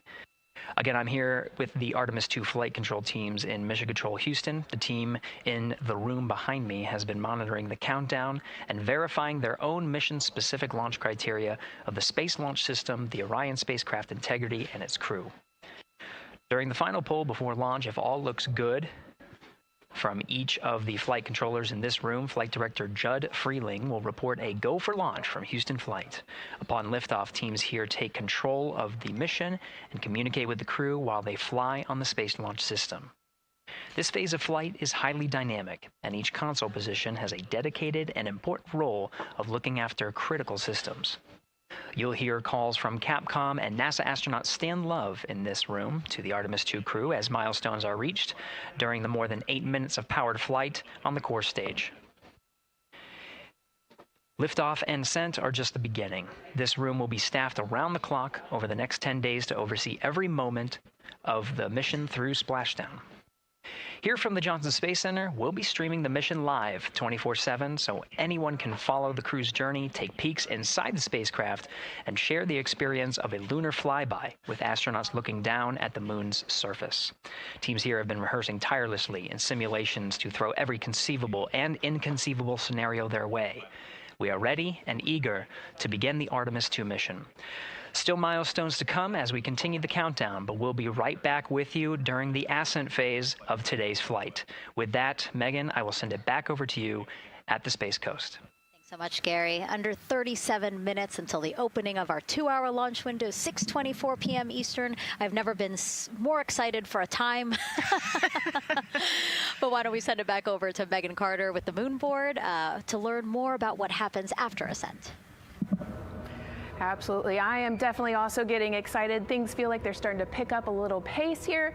A lot is about to happen within the first 10 minutes of launch, but what happens after those first 10 minutes? Let me take you over here to my mission map so we can kind of jump ahead and let me explain a few things. So, our main engine cutoff is going to stand for MECO, and that is essentially where the rocket's job is done, and it is then going to turn the propulsion duties over to our ICPS. That stands for Interim Cryogenic Propulsion Stage. Don't try and say that too many times fast, but the ICPS is going to be right here, and that's our in-space propulsion. About 50 minutes into, after about 50 minutes into launch, it is going to conduct that first burn, and that's going to be the perigee raise maneuver. Essentially, essentially what that is going to do is going to raise the spacecraft from a lowest point of Earth just a little bit higher into space. And then they are going to conduct that nice path. It's going to set them on that nice circular path around the Earth. That's when they're going to start to be able to really check out the spacecraft. The Orion spacecraft is going to be able to, like we've talked about, be maneuvered by the crew. They're going to check out those life support systems, and communication checkout's going to be vital at that point as well, obviously. Then they will be conducting that another burn, and that's going to raise them just a little bit higher again. And then they will, it'll be about time for the ICPS to separate, and they will start another lap around the Earth as well. Now, the ICPS, but even after it separates, its job will not be done because they will have the opportunity to conduct something called the Proximity Operations Demonstration. And this is going to be really important for our future lunar missions because the ICPS actually has a target on it, and the crew is going to have the opportunity to manually maneuver these spacecraft like we've mentioned and practice those docking maneuvers. Now, obviously, they will not be docking for this mission, but that is, again, going to be critical for those lunar missions in the future. Now, all right, after that ICPS has separated and they've done that second lap, they're going to conduct 2 more burns. And what these burns are going to do is set them up to the high enough orbit and a fast enough speed in order to conduct the translunar injection. This is going to be that critical moment and that critical milestone where they are going to produce about 6,000 pounds of thrust. And this is that point that is going to take them out of low Earth orbit into deep space, and it's going to set them on that nice path towards that lunar flyby. And I know we have talked a little bit about why this could be a record-breaking flyby and journey to the moon. And with that, I'm going to turn it back over to Megan so she can tell us just why. Yeah, she's talking about the distance record set by the Apollo 13 astronauts in 1970. They were 248,655 miles away from Earth, and this Artemis II crew might surpass that on flight day 6 when they fly around the moon by more than 4,000 miles. Yeah, it's a long ways. It's tough to fathom 250,000 miles from Earth, right? I mean, space, the space station is only 250 miles, and so we're going, I don't want to do the public math, but we're going much further than that. But it's important, right? Because we want to get back to the moon. We want to see the surface. We want to see the far side of the moon. And the way we do that is by breaking distance records. Yeah, and the exact distance record depends on exactly when they launch, like the time, the day. So we'll learn more as we go into this 10-day mission with the Artemis II crew. But here we are, 32 minutes, 50 seconds and counting from the opening of our launch window. Feels really, really surreal here as more and more people come to gather on the press site lawn here at Kennedy Space Center. Why don't we take a look at this video that we have here? Some familiar faces who wanted to wish our Artemis II crew a safe journey. Reed, Victor, Christina, and Jeremy, you are the real deal. You're flying to the moon for all of us, and we are in awe. You're the true heroes. You are not just astronauts. You are pioneers, venturing deeper into the unknown. But you are not alone. We will be all cheering you on from planet Earth. Hey, I'm Victor Wembanyama, and I play basketball in the NBA. But I'm not only interested in shooting hoops. I'm also interested in shooting stars, dark matter, and all other types of astronomical phenomenon. And to the Artemis II astronauts who are shooting for the moon, I wish them good luck and Godspeed. Hi everybody, I'm Ryan Gosling, and I play a biologist who goes to space to save the planet in the film Project Hail Mary. But the Artemis II astronauts are going to space for real, and they will travel farther from Earth than any humans in history. Sending all our best wishes to the Artemis II crew. I just want to say how proud I am of each of you and how inspired you make me. But it's not just about me. Your mission is going to inspire future generations of scientists, engineers, athletes, and dreamers to do something that they never thought possible. Hey, it's Roy Wood Jr., and I want to wish the Artemis II crew a happy and safe journey to the moon, well, around the moon. To go around, I know what you're doing. You got to look for a parking space. This is to go around the moon, make sure somewhere to park, and then you park journey. Good luck. It's actually a really good way to explain what how this mission builds. Again, we are hoping to land astronauts on the surface of the moon in maybe 2 years. So yes, we are looking around the moon on this lunar flyby mission to see where we might park. Thank you, Roywood Jr. Okay, and as we look at this live view of the rocket on the pad, there is a spectacular place here at Kennedy Space Center to watch launch from, and that's the Banana Creek viewing area. Why don't we go back there where the crowd is excited, and Leah has the best assignment ever, talking to people who are super excited about being here for Artemis II.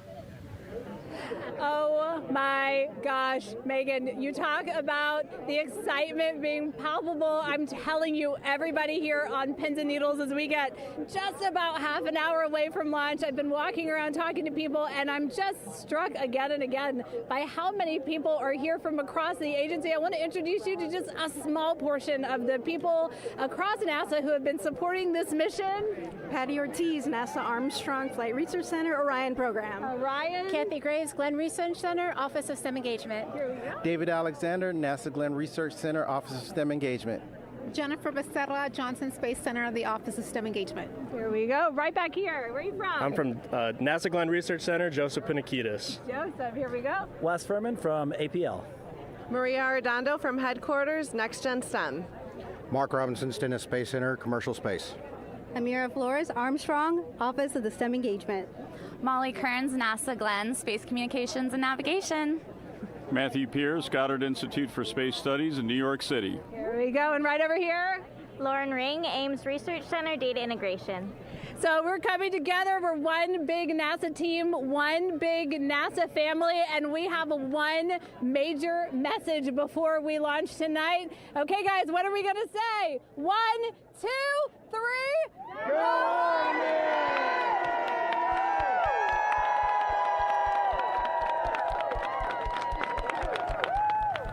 Oh my gosh. Oh my gosh, that made me so emotional. That was so inspiring to see. I mean, wow. Yeah, that was great. I mean, just to hear everybody say their position, what they're doing to support this mission is amazing. And I'm sure this was something that really rang true and resonated with NASA's Administrator Jared Isaacman, again, to see the workforce come together to do the work and then to be here for launch. So why don't we actually go over to him now with our Jasmine Hopkins at one of our other viewing locations. All right, Megan, thank you so much. The energy here on the balcony is honestly becoming electric as we get so close to launch. And now we are thrilled to welcome NASA Administrator Jared Isaacman.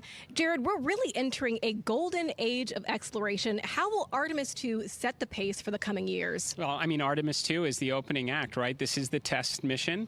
This is getting very comfortable with the SLS rocket, the Orion spacecraft. No humans have ever flown on this before, right? And we're going to put it through its paces. We'll go into Earth orbit for a little bit, make sure Orion's doing okay, and then we are sending them, right? We're going to send them farther into space than any humans might have gone before, 250,000 miles away, and it's going to set up for the subsequent missions. That's why we're going into the golden age of science and discovery right now, because you're going to see a moon rocket launch in 2027 when we do our testing with the lander. We're going to go for the landing on Artemis IV in 2028, and in parallel, we're going to build the moon base, right? And that is going to be filled with science discovery and tech demonstrations that's going to support the enduring presence we're trying to create on the surface. Absolutely. So honestly, history-making years ahead of us, you know, with Artemis III and IV. But first is Artemis II. What will be our single greatest takeaway from this mission? Well, I'll tell you, I mean, after ignition, to me, the moment that I'm going to be most excited for is splashdown. There's no question about that. Good shoots coming down off the West Coast. But look, I think the takeaway from this is gaining extreme comfort in the Orion spacecraft, right? I mean, this is very different than what we've done for more than a half century, right? I mean, the velocities that spacecraft is going to re-enter at, it's going to be new territory for us. We want to get our arms around that completely. So I would say the performance of SLS plus Orion is everything on this one. We want to make sure we do it in as a safe way as we possibly can, understanding what we are undertaking right here, bring our crew back, learn as much as we can from the vehicle, set up for Artemis III in 2027. Right. And Administrator, we've actually had a pretty young audience today here, some kids running around the balcony. How do you hope Artemis II inspires that next generation? You know, I talk about this all the time. Like, you know, one of our overarching KPIs that we should always be tracking is the number of people living and working in space. Well, you know what's another strong number 2 on that one? It's the number of kids that are dressing up as astronauts for Halloween so that they grow up, that they're inspired to want to join in this grand endeavor, whether they come work with us here at NASA or they join in industry, but they're helping humankind venture out farther, pursue all the secrets of the universe. Yeah, I think we'll see a lot of kids dressed as astronauts this year. And finally, Jared, you've really made it a personal mission to get to know the people behind the work at NASA. Do you have any final thoughts, any final words before today's history-making launch? Yeah, well, one, I want to express a lot of appreciation. I'll tell you what, the 4 astronauts on top of Artemis II know this. It takes an army to pull a mission together like this, right? Across all 10 of our centers, all of our commercial partners, the international partners that come together to make this possible. My sincere appreciation for everyone who is currently working the mission right now, so getting them ready for launch, that will be watching over them in mission control, recovering this crew when they splash down off the West Coast. I have complete trust and confidence in your abilities. And everybody else who's not directly working on Artemis II, Artemis 3 is coming up next year. When this mobile launcher gets back in the VAB, we're going to start stacking. Wow, plenty of excitement ahead of us. Jared Isaacman, thank you so much for being here. Thank you. Thanks for being here. Of course. All right. And with that, let's get back to the countdown with NASA's Megan Cruz. Under 25 minutes and counting from the opening of our 2-hour launch window, and take a look at all these people behind us. I literally, every moment I turn around and I see the clock, I am like, oh, wow. Oh, wow. There are more people and less time. Yes, exactly, which is a great problem to have. Yes. Now, this first crewed test flight of NASA's Artemis program coincides with the 250th anniversary of our country's founders signing the Declaration of Independence. Exploration is a part of America's DNA, and it continues now with our return to the moon. 250 years ago, 13 colonies laid the foundation for the greatest and most enduring democracy in the history of the world. One driven by courage, faith, and freedom. From that moment, we became a nation defined not by where we stood, but by how far we were willing to go. We conquered vast frontiers, invented tools that shaped a modern world. We found light in the dark, and we rose from the earth. Faster, higher, farther. We pushed beyond the sky and into the unknown. We carried our courage into the cosmos, and we planted the American flag on the moon, the defining achievement of American superiority in space. Today, our curiosity stretches farther than ever. American robots search ancient rivers on Mars. New telescopes unfold to glimpse the first stars. And a new generation prepares to return to the moon, this time to stay. For 250 years, America has carried the light of humanity forward. But American exceptionalism isn't inherited, it's earned. Our greatness comes not only from what we've done, but what we're still determined to discover. Because in every era, across every horizon, America is at its best when it's reaching for something greater. America celebrates 250 years, and we are leading the world into the future. 22 minutes, 15 seconds and counting from Artemis II, NASA's boldest test flight in a generation. The crew has said this often, that they hope it inspires children around the world. And recently, a group of kids here at Kennedy Space Center got a surprise of a lifetime while watching that rocket roll to the launch pad. So tell me what color it is.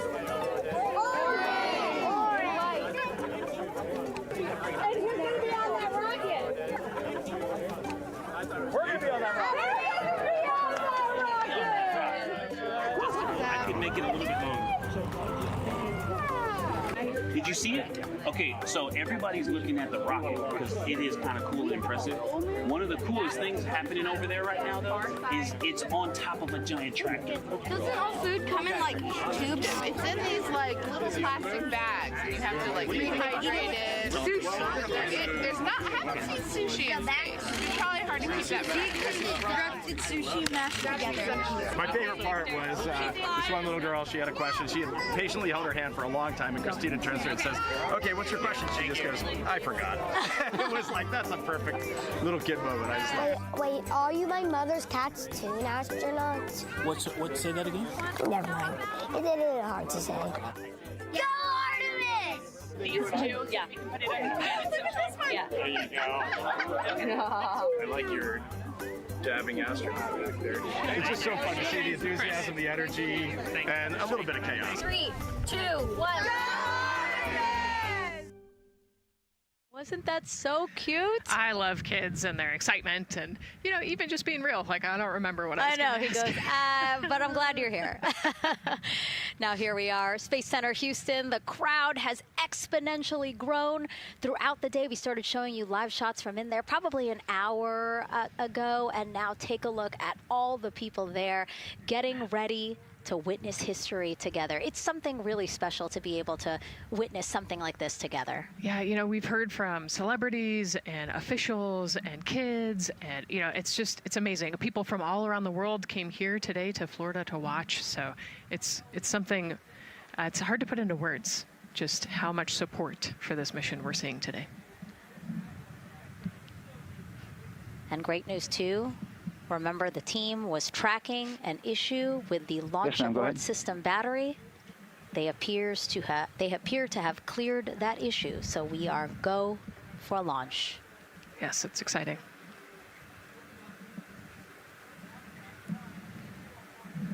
U.S. Space and Rocket Center here, Huntsville, Alabama, waving to the Artemis II crew sitting right there inside Orion. Inside of 20 minutes from the opening of our launch window, and right now we are targeting the top of that launch window, so we could be launching here in about 19 minutes, Nicole. Wow, I don't know if I expected this today. I'm excited, and, you know, I'm glad they were able to clear the problem with the battery on the LAS, and everything has gone really smoothly today. It's been great. The weather cleared up. It's a beautiful day for a launch. And so now, as we are so close to possibly launch now, just what are your final thoughts as we are about to embark on a mission back to the moon, the first time in more than 50 years? Yeah, you know, just so proud of the crew and all of the teams here on the ground that made this happen. You know, they are carrying the torch from the Apollo era into the Artemis era. And, you know, as the crew likes to say, they want to be the shoulders that the next generation. And let's see, GLS, can you help us with that, please?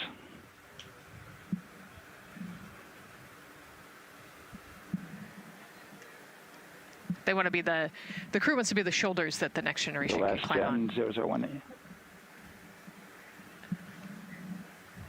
You know, I think it's in their patch. We're going for all. It's in the name of their capsule, integrity, representing humility, and the professionalism of everyone that got them there today. So proud of them. We love them. We're excited for them, and we cannot wait to see what they see. Just leveraging everything we've learned so far as an agency, taking us from Apollo now to the launch pad here, 39B, with Orion and SLS poised to again fly us into the history books. And before we leave you now here at the host desk to get back into operations, we just wanted to answer one question for you guys. We asked you earlier on today, what are you most excited for? And we asked you to go vote on Instagram and Twitch. Instagram, you guys said launch. Twitch, you guys said lunar flyby. So I think you guys will all be very excited since we are now about 17 minutes from the opening of our launch window today. And so with that, as we approach terminal count, let's send it back to Daryl Nail in Firing Room 1. Daryl. All right, thank you, Megan and Nicole, and just want to give you an update on the launch abort system that you just reported that they cleared.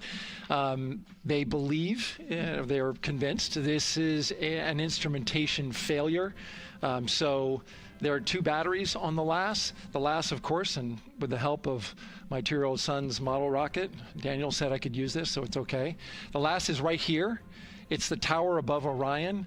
Orion capsule's inside of here. It's used to pull Orion off the rocket in case the rocket is something's going on with the rocket, either on the pad or in flight. 2 batteries are bad. well, I'm sorry, one of the two batteries reported an out-of-family temperature, and it was very much out of family. And so they checked their data going back into the vehicle assembly building where they recharged the batteries and worked on them.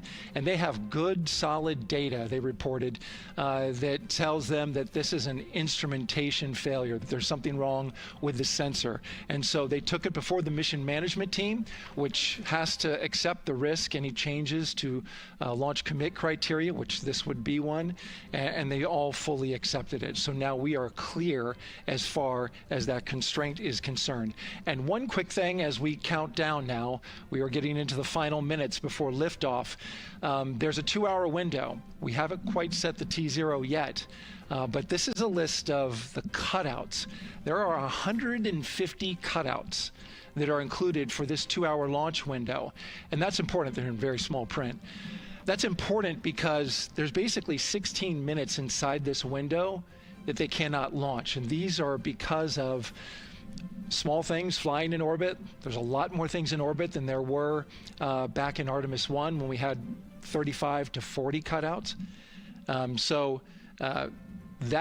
For that reason, because of these 156 cutouts, they're going to be managing the launch window as we go forward. So they may have to wait out one of these cutouts. They range in time between 2 seconds to 23 seconds, but you'll hear the NASA test director talk through that.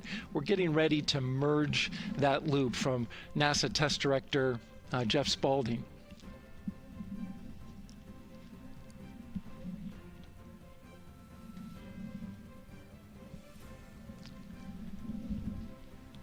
And so now I'm listening to the launch team get ready to merge their operational channel.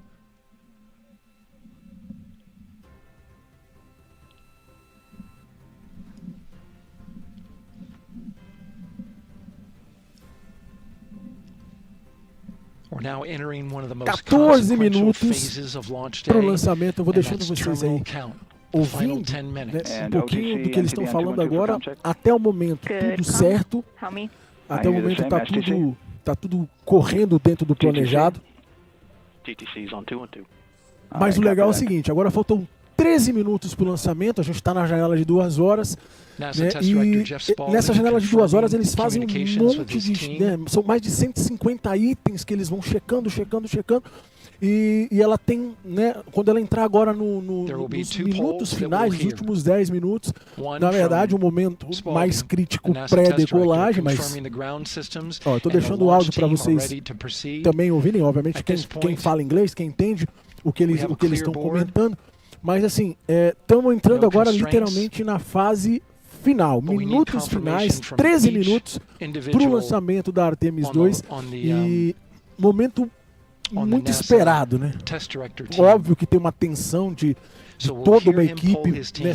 Dezenas e dezenas de pessoas mobilizadas, cada uma na sua função, preparando para que esse lançamento saia perfeito, né? Ele estava explicando há pouco ali algum dos mecanismos de sobrevivência da Artemis, no caso da cápsula da Orion ali, né? Que é aquele tubo, aquele nariz que tem em cima dela, a gente está vendo ali, a gente consegue ver a cápsula, né, e ela vai afinando e vira quase que uma antena.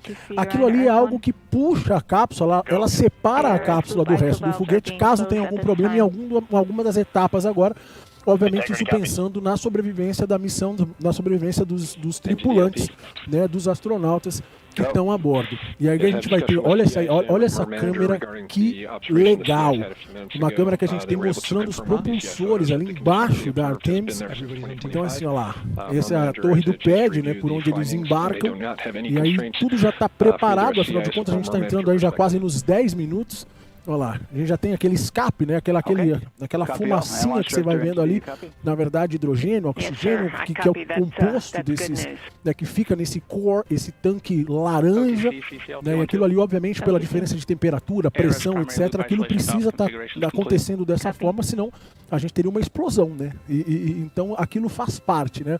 Eu já vi que teve gente que perguntou sobre a fumacinha, mas é isso, a gente está aqui na expectativa. A gente vai tentar, inclusive, visualizar esse lançamento do lado de fora. Aqui de casa, onde a gente está agora, a gente consegue ver normalmente os lançamentos que são daqui da nossa posição a 80 graus, a gente consegue ver exatamente a direção do Kennedy. Mas assim, à noite é muito fácil de visualizar qualquer lançamento. De dia é bem mais difícil. Hoje, talvez um pouco mais ainda, porque está bem nublado, né?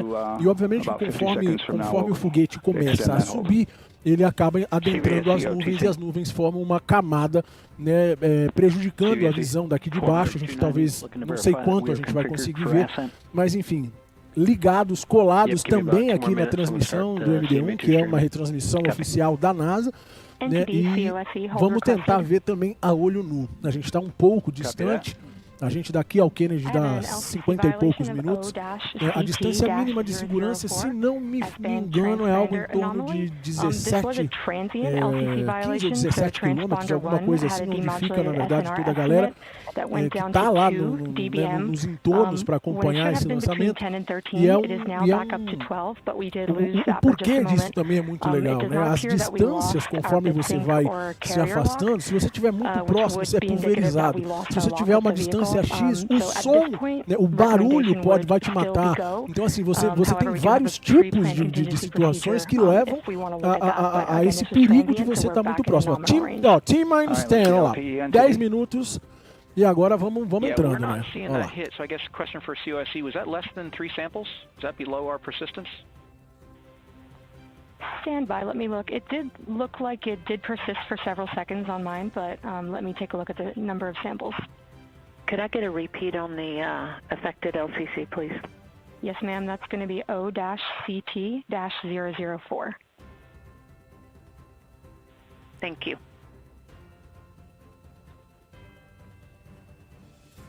Aguardando aí a liberação, vamos ver. Vamos acompanhando. Vou tirar até da tela ali para vocês poderem ver onde está ali, ó, o cronômetro lá.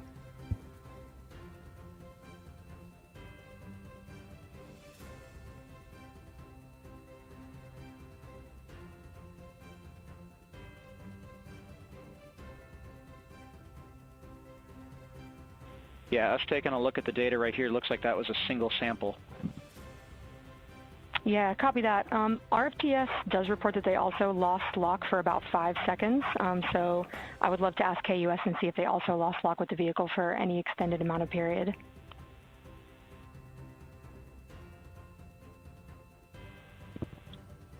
And COSE, while we're doing that, these are 1/10 hertz measurements, correct? So we would have had to lose it for over 10 seconds to get a second sample? Yes, sir, that's correct. It is 1/10 hertz.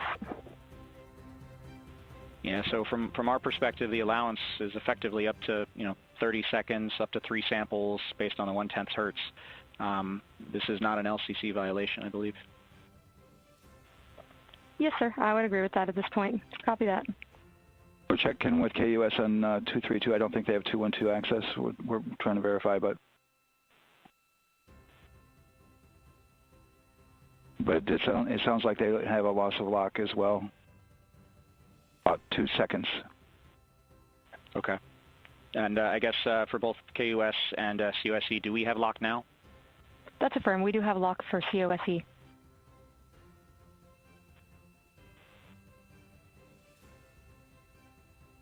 Yeah, so from the integration console perspective, we did have a temporary loss there within the allowable, and per the requirement, let's go. And this is Houston Flight. We have lock and we have good telemetry here in GSE. And KUS has reported too, they have good lock now. So with all of that, OSC, then are we in a go configuration per your LCC? Yes, sir. Recommendation would be go. Okay. LP, you concur with that?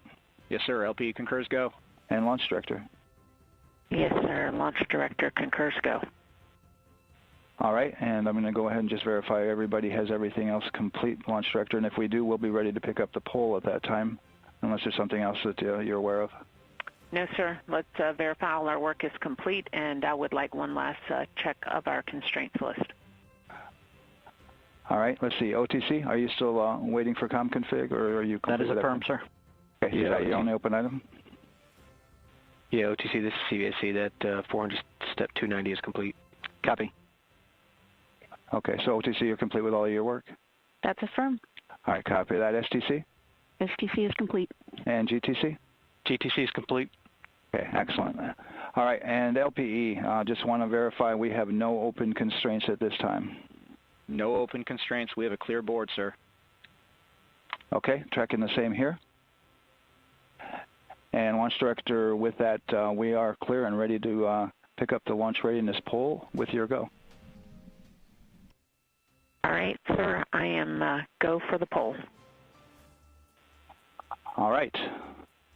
And for all personnel, this is the NTD conducting the Artemis II launch readiness check. Verify ready to resume count and go for launch. OTC. OTC is go. STC. STC is go. GTC. C's go. MCO. CO is go. Safety Console. The Safety Console is go. LPE. LPE is go. RTD. RTD is go. Houston Flight. Houston Flight is go. ROC. ROC is go. And CDR. Crew is go. Copy that. Thank you, Reed. And Launch Director, NTD, our launch team is ready to proceed at this time. All right, NTD, I copy all. At this time, I'll perform my poll.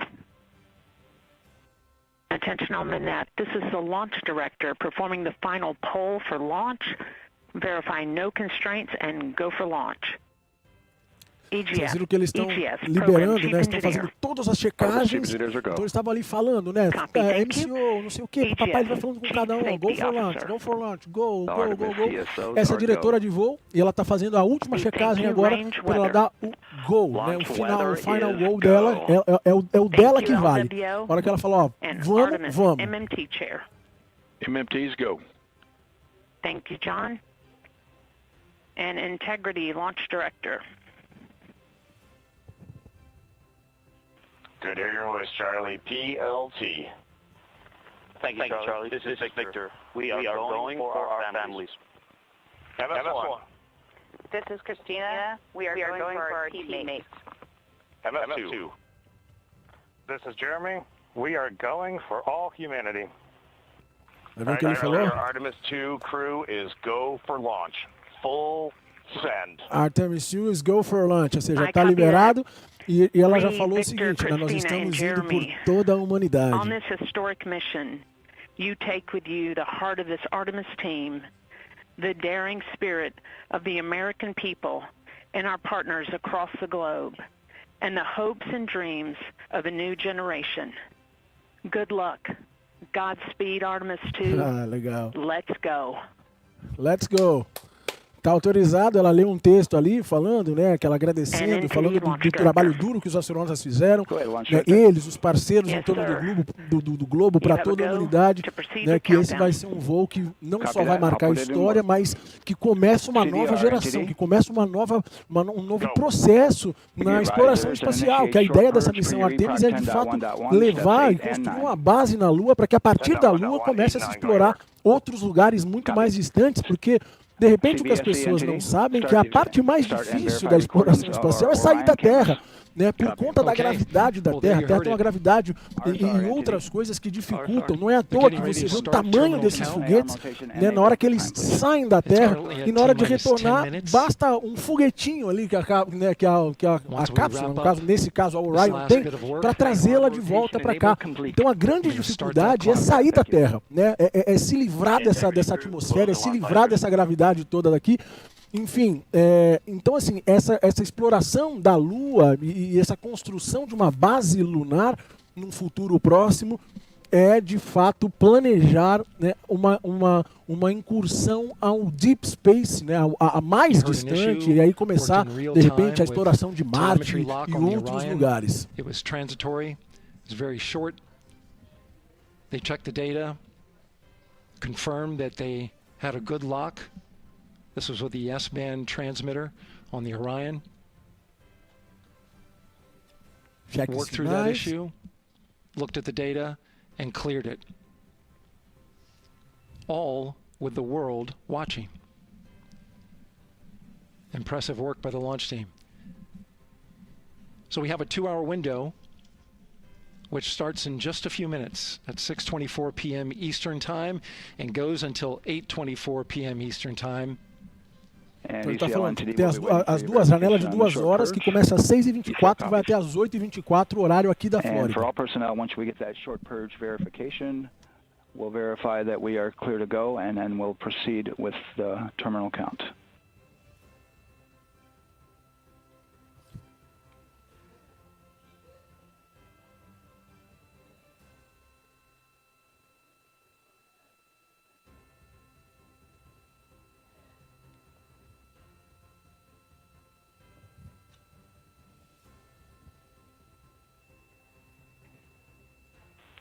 ECL time estimate?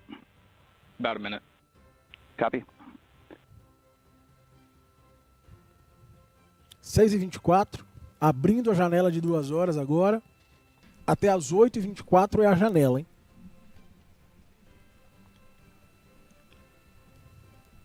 So we're going into the launch window, but not by much, it looks like. Just wrapping up some final work. And once that's completed, you'll hear NASA Test Director Jeff Spaulding ask for the ground launch sequencer operator to go ahead and start the clock. Viu o que eles falaram então? Então ele falou, ó, estão fazendo os final checks ali, assim que a gente ouvir eles dizendo, olha, que os final checks foram concluídos, ele chama, né, o comando ali para disparar então o relógio. Executing hundreds of commands in precise order and timing. It's all autonomous. Entity CCL 212, short purge initiations verified. All right, copy that, and we're verifying our constraints.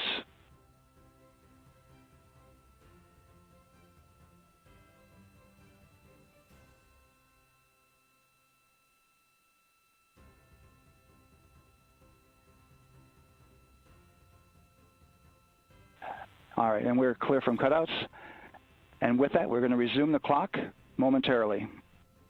And CGLS, you can resume the clock on your mark. Ele está falando aqui então que ó, pode liberar o relógio. 3, 2, 1, mark.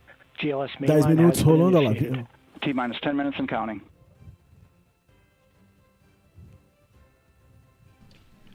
And that begins terminal count. Our Você viu o que ele falou, né? T-minus 10 minutes and counting, ou seja, o relógio ali virou 26 minutos, deu provavelmente algum problema, mas o relógio é 10 minutos, tá? Então a janela agora, na verdade a gente está na janela de 2 horas, mas a gente está no T-minus 10 minutes, então a gente está a 10 minutos da decolagem, olha lá, 9 minutos e 33 agora. Esse é o relógio que está contando, então agora 9 minutos e 25 segundos para a decolagem da Artemis. Se tudo der certo, se Deus quiser, é para isso que está caminhando. Até agora é assim que está se mostrando. Tudo ok.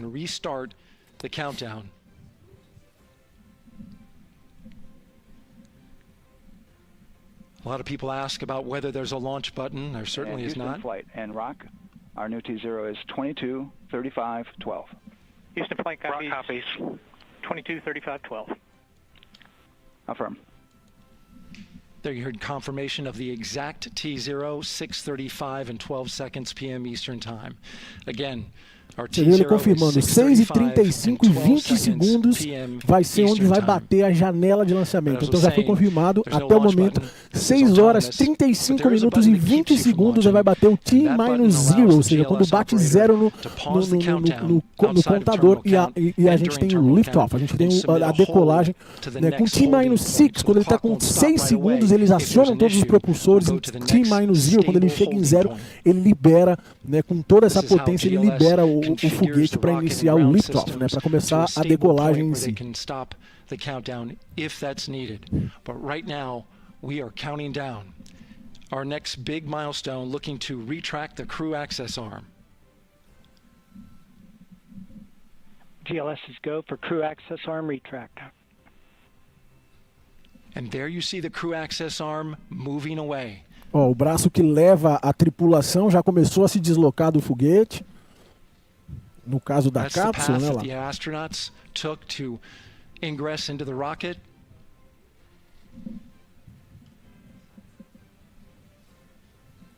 braço já vai se afastando cada vez mais. Off the pad if they needed to evacuate. But now with that arm retracting, the backup transitions to a launch abort system. And they'll begin arming that shortly. Olha essa câmera, que legal. Debaixo do pad, você está vendo lá o braço de embarque se afastando cada vez mais. The launch abort system is the tower at the top, and that's what would pull Orion and its crew off the top of the rocket in case of an emergency, whether it's on the ground or in flight. Mais uma vez falando do sistema de segurança, né, que é uma evacuação de emergência se for necessário, aquele polo, né, aquele poste que eu falei ali em cima, seja ainda no pad ou em voo, tá? É a mesma, ele tem a mesma funcionalidade. Starting at T-minus 6 minutes, the GLS começando o T-6, ou seja, começando a contagem de 6 minutos. Online, starting with core stage pressurization. Agora ele falou, ó, vamos começar o Core Station Pressurization, ou seja, está pegando o tanque laranja, que é o Core Station, e já está começando a pressurização do tanque laranja. Afinal de contas, a gente tem a mistura de combustíveis ali dentro, né, que são combustíveis líquidos dentro do tanque laranja, enquanto a gente tem combustíveis sólidos nos dois branquinhos que ficam ali do lado. Go, the range is go, all systems are go. All systems are go. Todos os sistemas dizem ok, até o momento tudo pronto então para a decolagem da Artemis II. E muito bom, né, fazer parte, poder ver de pertinho essa história. Eu vou sair do estúdio aqui agora, eu vou continuar acompanhando com vocês. Eu vou sair aqui do estúdio porque a gente vai tentar olhar, né, ao vivo. A gente está a poucas milhas do Kennedy Space Center, aqui onde fica o estúdio do MD1, e a gente consegue ver os foguetes, né? O dia, obviamente, ele dificulta um pouco, está nublado para piorar um pouco mais, mas a gente vai fazer o maior esforço possível para tentar ver ele decolando aqui ao vivo e, obviamente, acompanhando também no monitor aqui, vendo as imagens que a NASA está gerando para a gente. Let's listen in for that call. GLS verifies last capability available. T-minus 5 minutes, 5 minutos. CDR copies, last available. Vem, Francine, dá um oi pra galera aqui. Francine falou que não vai dar oi porque ela está pronta para a decolagem. Francine já está indo para o observatório do MD1 lá, que é para a gente ver o foguete. A gente vai tentar ver. Eu vou tentar, inclusive, eu queria tentar botar para vocês aqui, mas eu acho que vai ficar ruim. É melhor a gente ver as imagens da NASA, mas a gente vai tentar gravar de qualquer forma, eu coloco para vocês. There's a brief built-in delay, so the launch abort system has time to pull the astronauts to safety first. LH2 high flow bleed check. T-minus 4 minutos e meio para decolagem. Eu vou sair daqui agora do estúdio para ir ali tentar ver do lado de fora, mas estou conectado com vocês. Inclusive, eu acho que eu vou até com o microfone aqui. De qualquer coisa, eu vou conversando com vocês, vou falando um pouquinho sobre o que está acontecendo. Que Deus acompanhe esses astronautas. E, né, acho que esse é o grande barato de uma missão espacial como essa. É justamente abrir portas para que a gente possa ter melhor condições de vida para toda a humanidade. Vamos para lá agora, que tá chegando. T-minus 4 minutos para decolagem. Bora. GLS is go for core stage APU start. Core stage APU start. Those are auxiliary power units. High-speed turbines, which provide pressure to hydraulic pumps that steer the RS-25 engines. We're going to see a gimbal test a little later at T-minus 2 minutes and 30 seconds. This is what allows that to happen.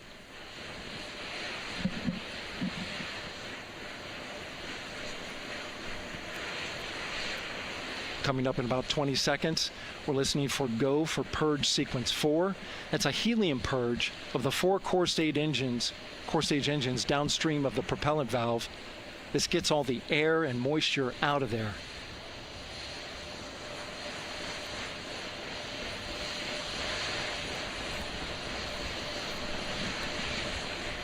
GLS is go for purge sequence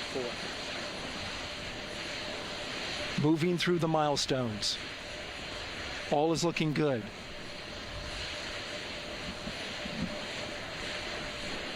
Coming up in just a few seconds, we're going to get that thrust vector control actuator test. This is a gimbaling of the engines.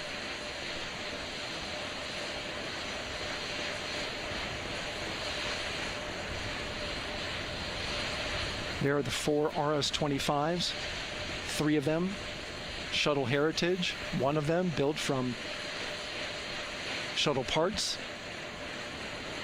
And there you see them moving.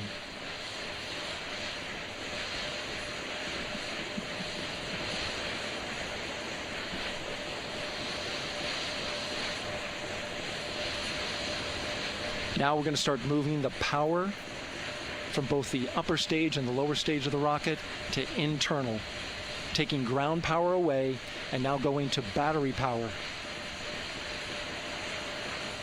GLS is go for upper stage to internal power. Ó, você vê aí que agora ele falou o seguinte, já estão desconectando o GPU, né, o Ground Power Unit, agora já está indo nas baterias, agora o foguete já está por conta. Milestone for the lower core stage coming up at T-minus 1 minute and 30 seconds. Right now, the 4-person Artemis II crew is 248,000 miles away from the moon, and if all goes well, they will fly by it in 6 days. GLS is go for core stage to internal power. All right, there's the rocket's core stage, which houses 3 flight computers, is now on its own power. There's no more hold time because there's no more margin on these batteries. So we would have to recycle back to T-minus 10 to recharge if we had a hold.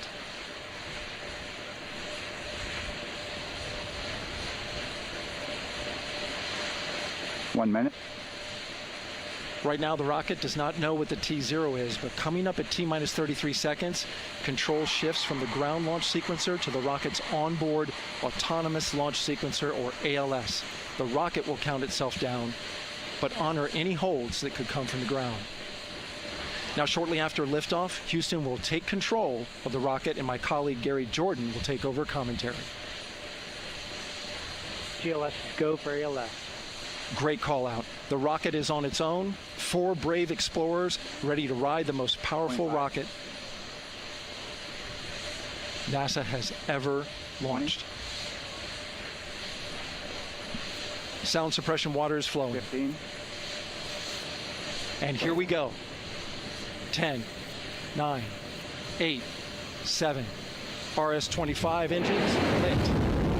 4, 3, 2, 1. Booster ignition and liftoff. The crew of Artemis II now bound for the moon. Humanity's next great voyage begins. Good roll pitch. Roger, roll pitch. Houston now controlling the flight of Integrity on the Artemis II mission around the moon. Integrity, AMT high. AMT high. On time, passing 30 seconds into the flights. Integrity passes the alternate beacon. Target milestone. Mission Control Houston seeing good performance on the 4 main engines. Space Launch System core stage. Integrity, 3 miles in altitude. Traveling more than 1,200 miles per hour.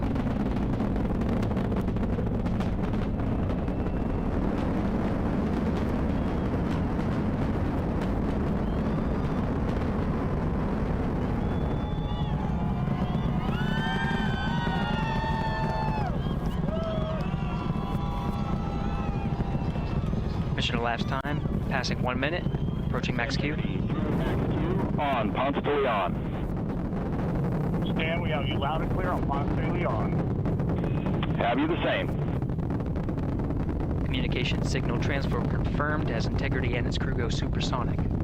Approaching 90 seconds into the Artemis II mission. Integrity is 14 miles in altitude, 8 miles downrange, traveling more than 2,600 miles per hour.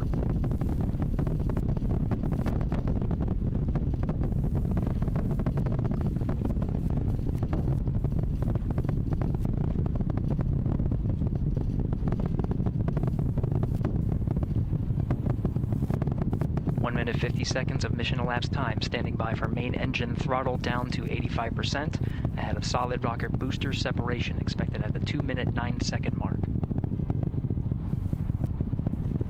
We see throttle down.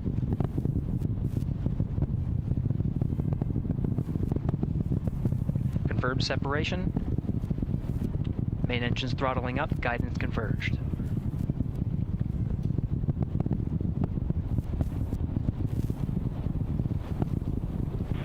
Integrity, guidance converged, performance nominal, upper stage RCS ready. Copy all, Stan. Integrity, SM priming complete. SM priming complete. 2 minutes 45 seconds of mission elapsed time into the Artemis II mission. Thrusters on Integrity and upper stage confirmed in a ready state ahead of service module fairing separation.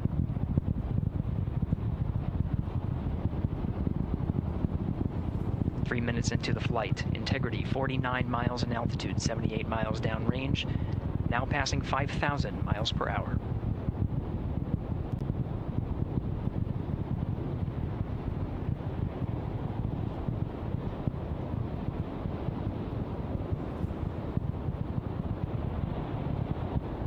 Standing by for launch abort system jettison. Houston Integrity, good last jettison, great view. Copy jettison, Team Eco 8+02. We see the same on board, Stan. And Houston has you loud and clear on TDRS at the Carmen line. Outstanding, Stan, we have you the same. 3 minutes 50 seconds into the flight of Artemis II, Wiseman, Glover, Cook, and Hansen cross the boundary to space with good comm checks. GPS signals acquired after last jettison now working on internal checks to verify accuracy. Flight Dynamics Officer analyzed the time of main engine cutoff, confirmed at 8 minutes 2 seconds, time of MECO.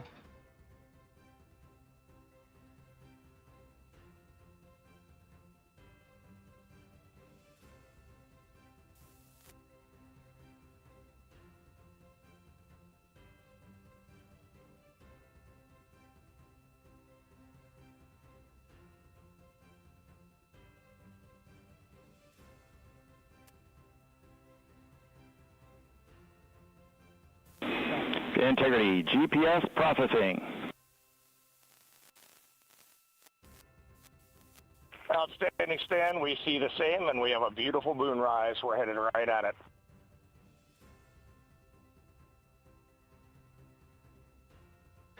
Approaching 5 minutes into the flight, Commander Reed Wiseman confirms he has visuals of his destination. GPS guidance, navigation, and control software finishes internal checks and sends to navigation channels. Integrity, 3 engine press. 3 engine press. On time, now passing 5 minutes 20 seconds of mission elapsed time into the Artemis II mission. At this point, 3 good main engines are all that's needed to carry Integrity to a nominal main engine cutoff target. Though at this time, we're seeing 4 good engines here in Mission Control Houston. Integrity, 75 miles in altitude, 330 miles downrange, approaching 10,000 miles per hour.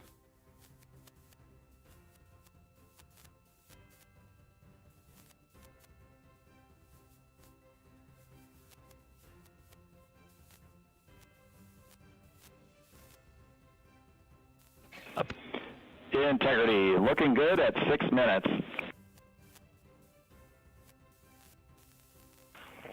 Same on board, Stan. Good trajectory and engine performance. Booster officer will soon report the shutdown plan to Flight Director Judd Friedling, expected at the 7-minute mark.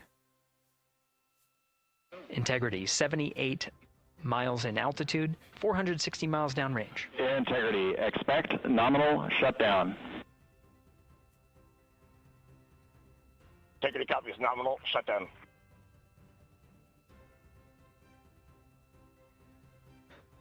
Six minutes 40 seconds of mission elapsed time. Shutdown plan is as expected.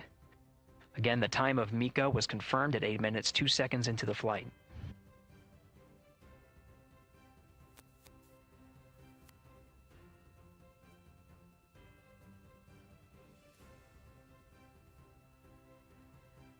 Seven minutes of mission elapsed time. Throttling down as we approach the abort once around option. Milestone at the 7 minute 30 second mark. Now 84 miles in altitude, 650 miles downrange, traveling more than 15,000 miles per hour. Integrity, AOA open. AOA open. The window is now open for an abort once around option that would target splashdown in the Pacific Ocean. Still following nominal ascent at this time.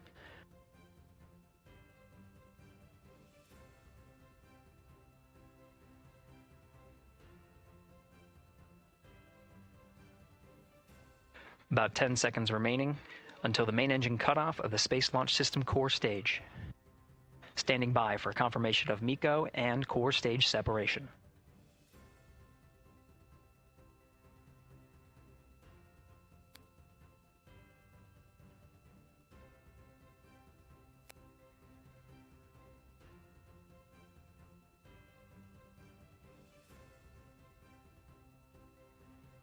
Integrity and nominal MECO, core stage separated.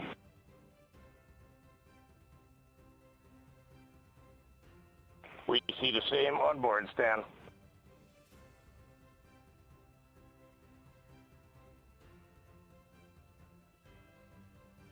Eight minutes, 40 seconds into the flight, we have a nominal main engine cutoff heading in the right trajectory on the way to swing around the moon. Core stage has separated, done its job. The Space Launch System upper stage, the interim cryogenic propulsion stage, or ICPS, still attached to the Orion spacecraft.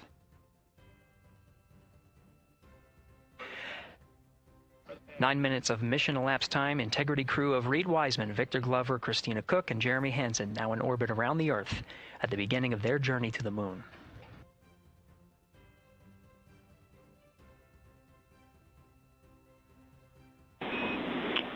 Integrity Houston, looking ahead to PRM, numbers so far per the pad.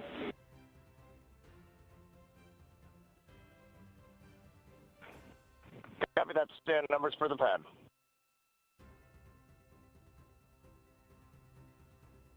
Capcom Stan Loves now reminding the crew that the perigee raise maneuver time of ignition is as expected prior to booster ignition.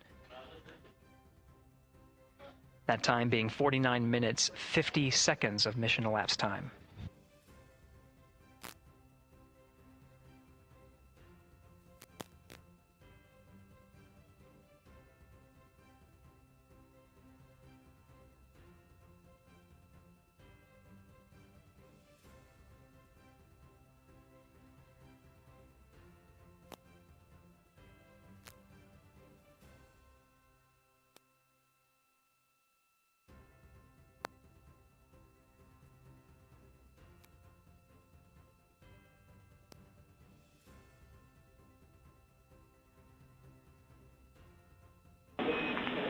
Integrity, good. NEDs deploy.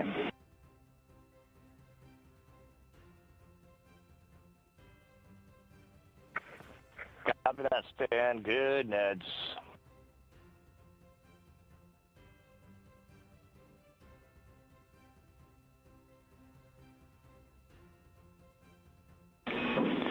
And Integrity Houston for PWD setup. Just a reminder, halfway open on the secondary.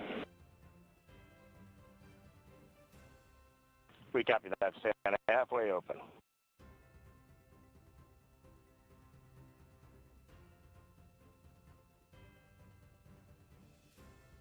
Passing 11 minutes of mission elapsed time. Here, overhearing the conversation between Capcom Stan Love and Commander Reed Wiseman, already passing some milestones. We have a good nozzle extension deployment system. That is confirmed. Complete. We also have the visors are confirmed up, now past the dynamic phase of flight, that is ascent. Their launch and entry suits that provided them an extra layer of protection, now not as needed. They're going to raise those visors. And later in today's mission, they will begin to egress or get out of the suits to begin some of their initial tasks of activating some of the systems aboard in the Integrity spacecraft. It's passing 12 minutes of mission elapsed time. Again, the perigee raise maneuver that's targeted near 50 minutes of mission elapsed time, 49 minutes 50 seconds. That's what the crew is going to be working towards. The Commander Reed Wiseman, pilot Victor Glover will focus on preparing for that milestone. In the meantime, mission specialist Christina Cook and Jeremy Hansen will start some of the activation of environmental control life support systems. You may hear confirmation of their activation over the Orion to Earth communication network.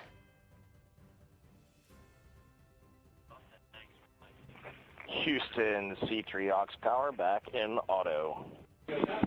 Copy C3 aux, and we're 2 minutes to maneuver.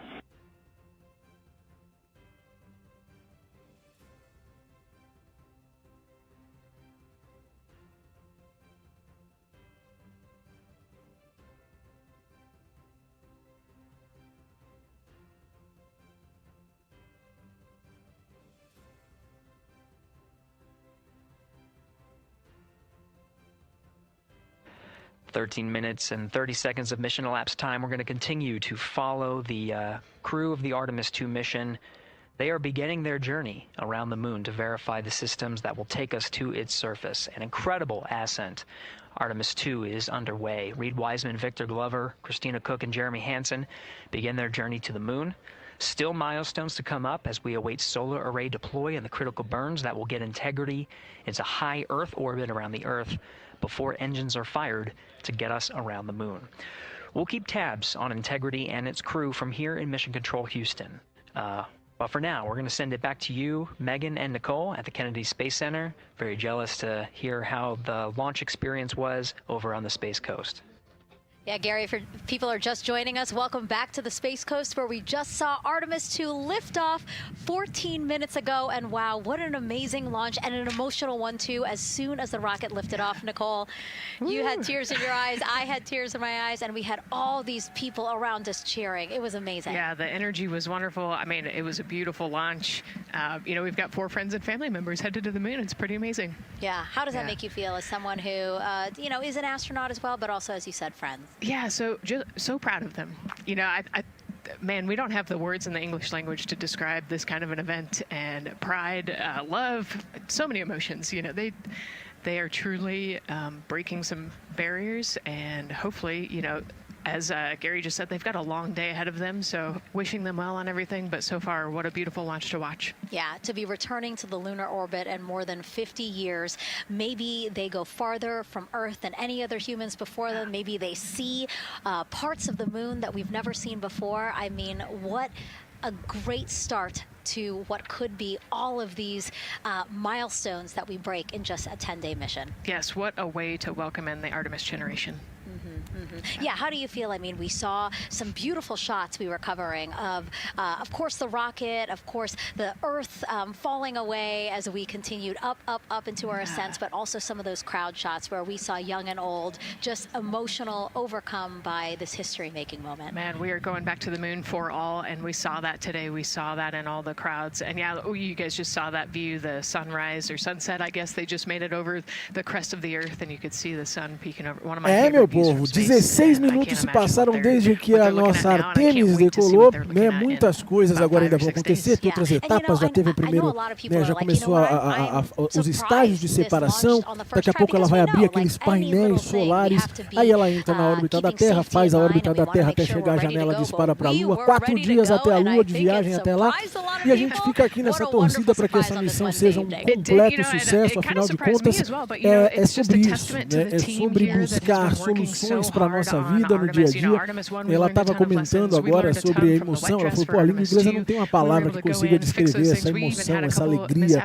né, esse orgulho, essa satisfação, né, de ver uma missão como essa tomando forma a cada dia, todas as coisas que vêm acontecendo, etc. Mas enfim, espero que vocês tenham curtido. A gente não conseguiu, quem ficou curioso aí, a gente normalmente vê os lançamentos daqui, são bem visíveis, obviamente que à noite esses lançamentos ficam mais visíveis, mais óbvios, né? De dia ele é possível também de se visualizar, mas como eu já tinha dito antes, está muito nublado, tem muita nuvem, então o que acontece é que logo após a decolagem, né, a pouco de altura, né, ela já, a poucos pés de altura, ela já acaba entrando e se encobre pelas nuvens e a gente acaba não conseguindo enxergar nada se você estiver numa distância como a gente está aqui, por exemplo. 17 minutos e 29, né, desde o lançamento, e ela segue até agora com tudo dentro dos conformes, graças a Deus, né, seguindo as etapas, como eu falei. Essas imagens aí que a gente tem aí são lá no Kennedy Space Center. Isso é uma outra coisa legal, quando você, né, vier para Orlando e você tiver a curiosidade de visitar, olha, essa aí é a sala de lançamento. Se você tiver curiosidade, é bacana, porque quando a gente passa do lado do VAB, né, VAB que é o Vehicle Assembly Building, aquele prédio enorme que tem a bandeira dos Estados Unidos, onde as naves são montadas, né, é um prédio que tem números gigantescos, assim, de tamanho, de volume, etc. E é muito bacana, porque os passeios que você faz na NASA, no Kennedy, você acaba passando por quase tudo isso.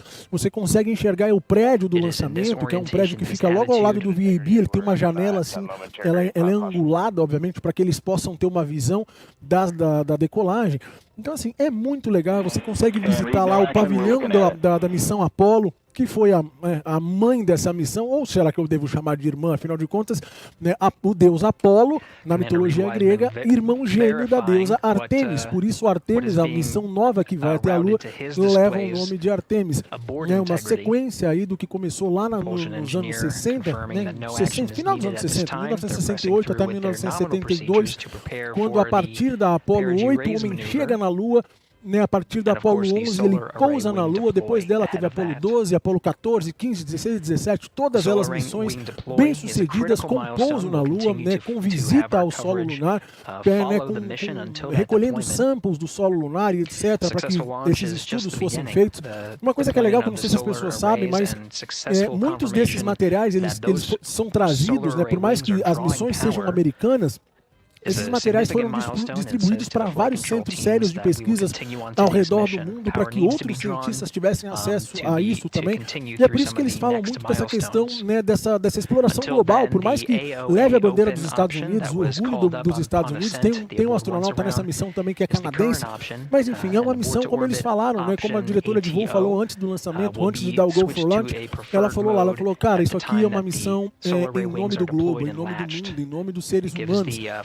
E é bem isso, sabe? Conforme você vai entendendo, conforme você vai se aprofundando nesse universo, né, literalmente, a gente vai percebendo que a gente é muito pequeno perto de tantas coisas que a gente não sabe ainda, e certamente dentro desse universo gigantesco tem muita coisa para a gente descobrir que vai trazer, obviamente, aqui nesse planetinha azul, uma condição de vida, uma melhoria na vida das pessoas, como tantas outras que a exploração espacial trouxe e continua trazendo a cada dia. Aos 4 astronautas que estão nessa missão, que Deus abençoe do começo ao fim, que retornem em segurança. Daqui 10 dias a gente, né, de repente a gente até se encontra de novo aqui para falar sobre isso. E vamos acompanhando essa missão. A missão Artemis, ela tem uma longa estrada, e o futuro dela é, como eu já falei, construir uma base na Lua para que a partir dali pesquisas e outras coisas possam acontecer de uma forma mais fácil, digamos assim, e também para que ela seja um spaceport, para que ela, a partir dali ela vire, né, um porto espacial, um ponto de partida para a exploração de outros lugares como Marte, né, e outros planetas e sistemas solares, etc, lá no Deep Space. E é legal ver isso, porque na verdade assim, a gente tem telescópios como o próprio James Webb, por exemplo, que está longe pra caramba, mas são missões que vão com uma missão, mas não tripuladas, né? E justamente essa exploração da Lua, essa construção dessa base lunar, ela é de fato para que a gente consiga, a partir de um momento na história, começar a enviar seres humanos para outros lugares, para que a gente possa explorar de uma... Assim, a gente tem sondas lá em Marte, tem várias, inclusive para quem vai no Kennedy, tem um pavilhãozinho ali que é dedicado também à exploração de Marte, onde você vê alguns dos rovers que estão em Marte, essa coisa toda. E é bem gostoso de você descobrir isso. Mas enviar seres humanos para outros lugares, né, dentro só do nosso pequeno sistema solar, já seria um avanço maravilhoso, e se Deus quiser vai acontecer muito breve. Obrigado pela sua companhia, obrigado por ter ficado com a gente aqui, acompanhado com a gente esse lançamento incrível, esse dia histórico, esse dia que vai ficar para a história, 1º de abril de 2026. Um dia que certamente, né, assim como os nossos pais e avós comentaram lá em 1960 sobre o envio do homem à Lua na missão Apollo. Hoje a gente pode comentar isso e voltar tudo isso com o envio do, o novo envio do homem, com o envio novamente do homem para explorar a Lua e outras coisas. E agora, obviamente, com um objetivo muito maior, que é criar raízes literalmente na Lua. Tamo junto, a gente se vê, valeu, meu povo.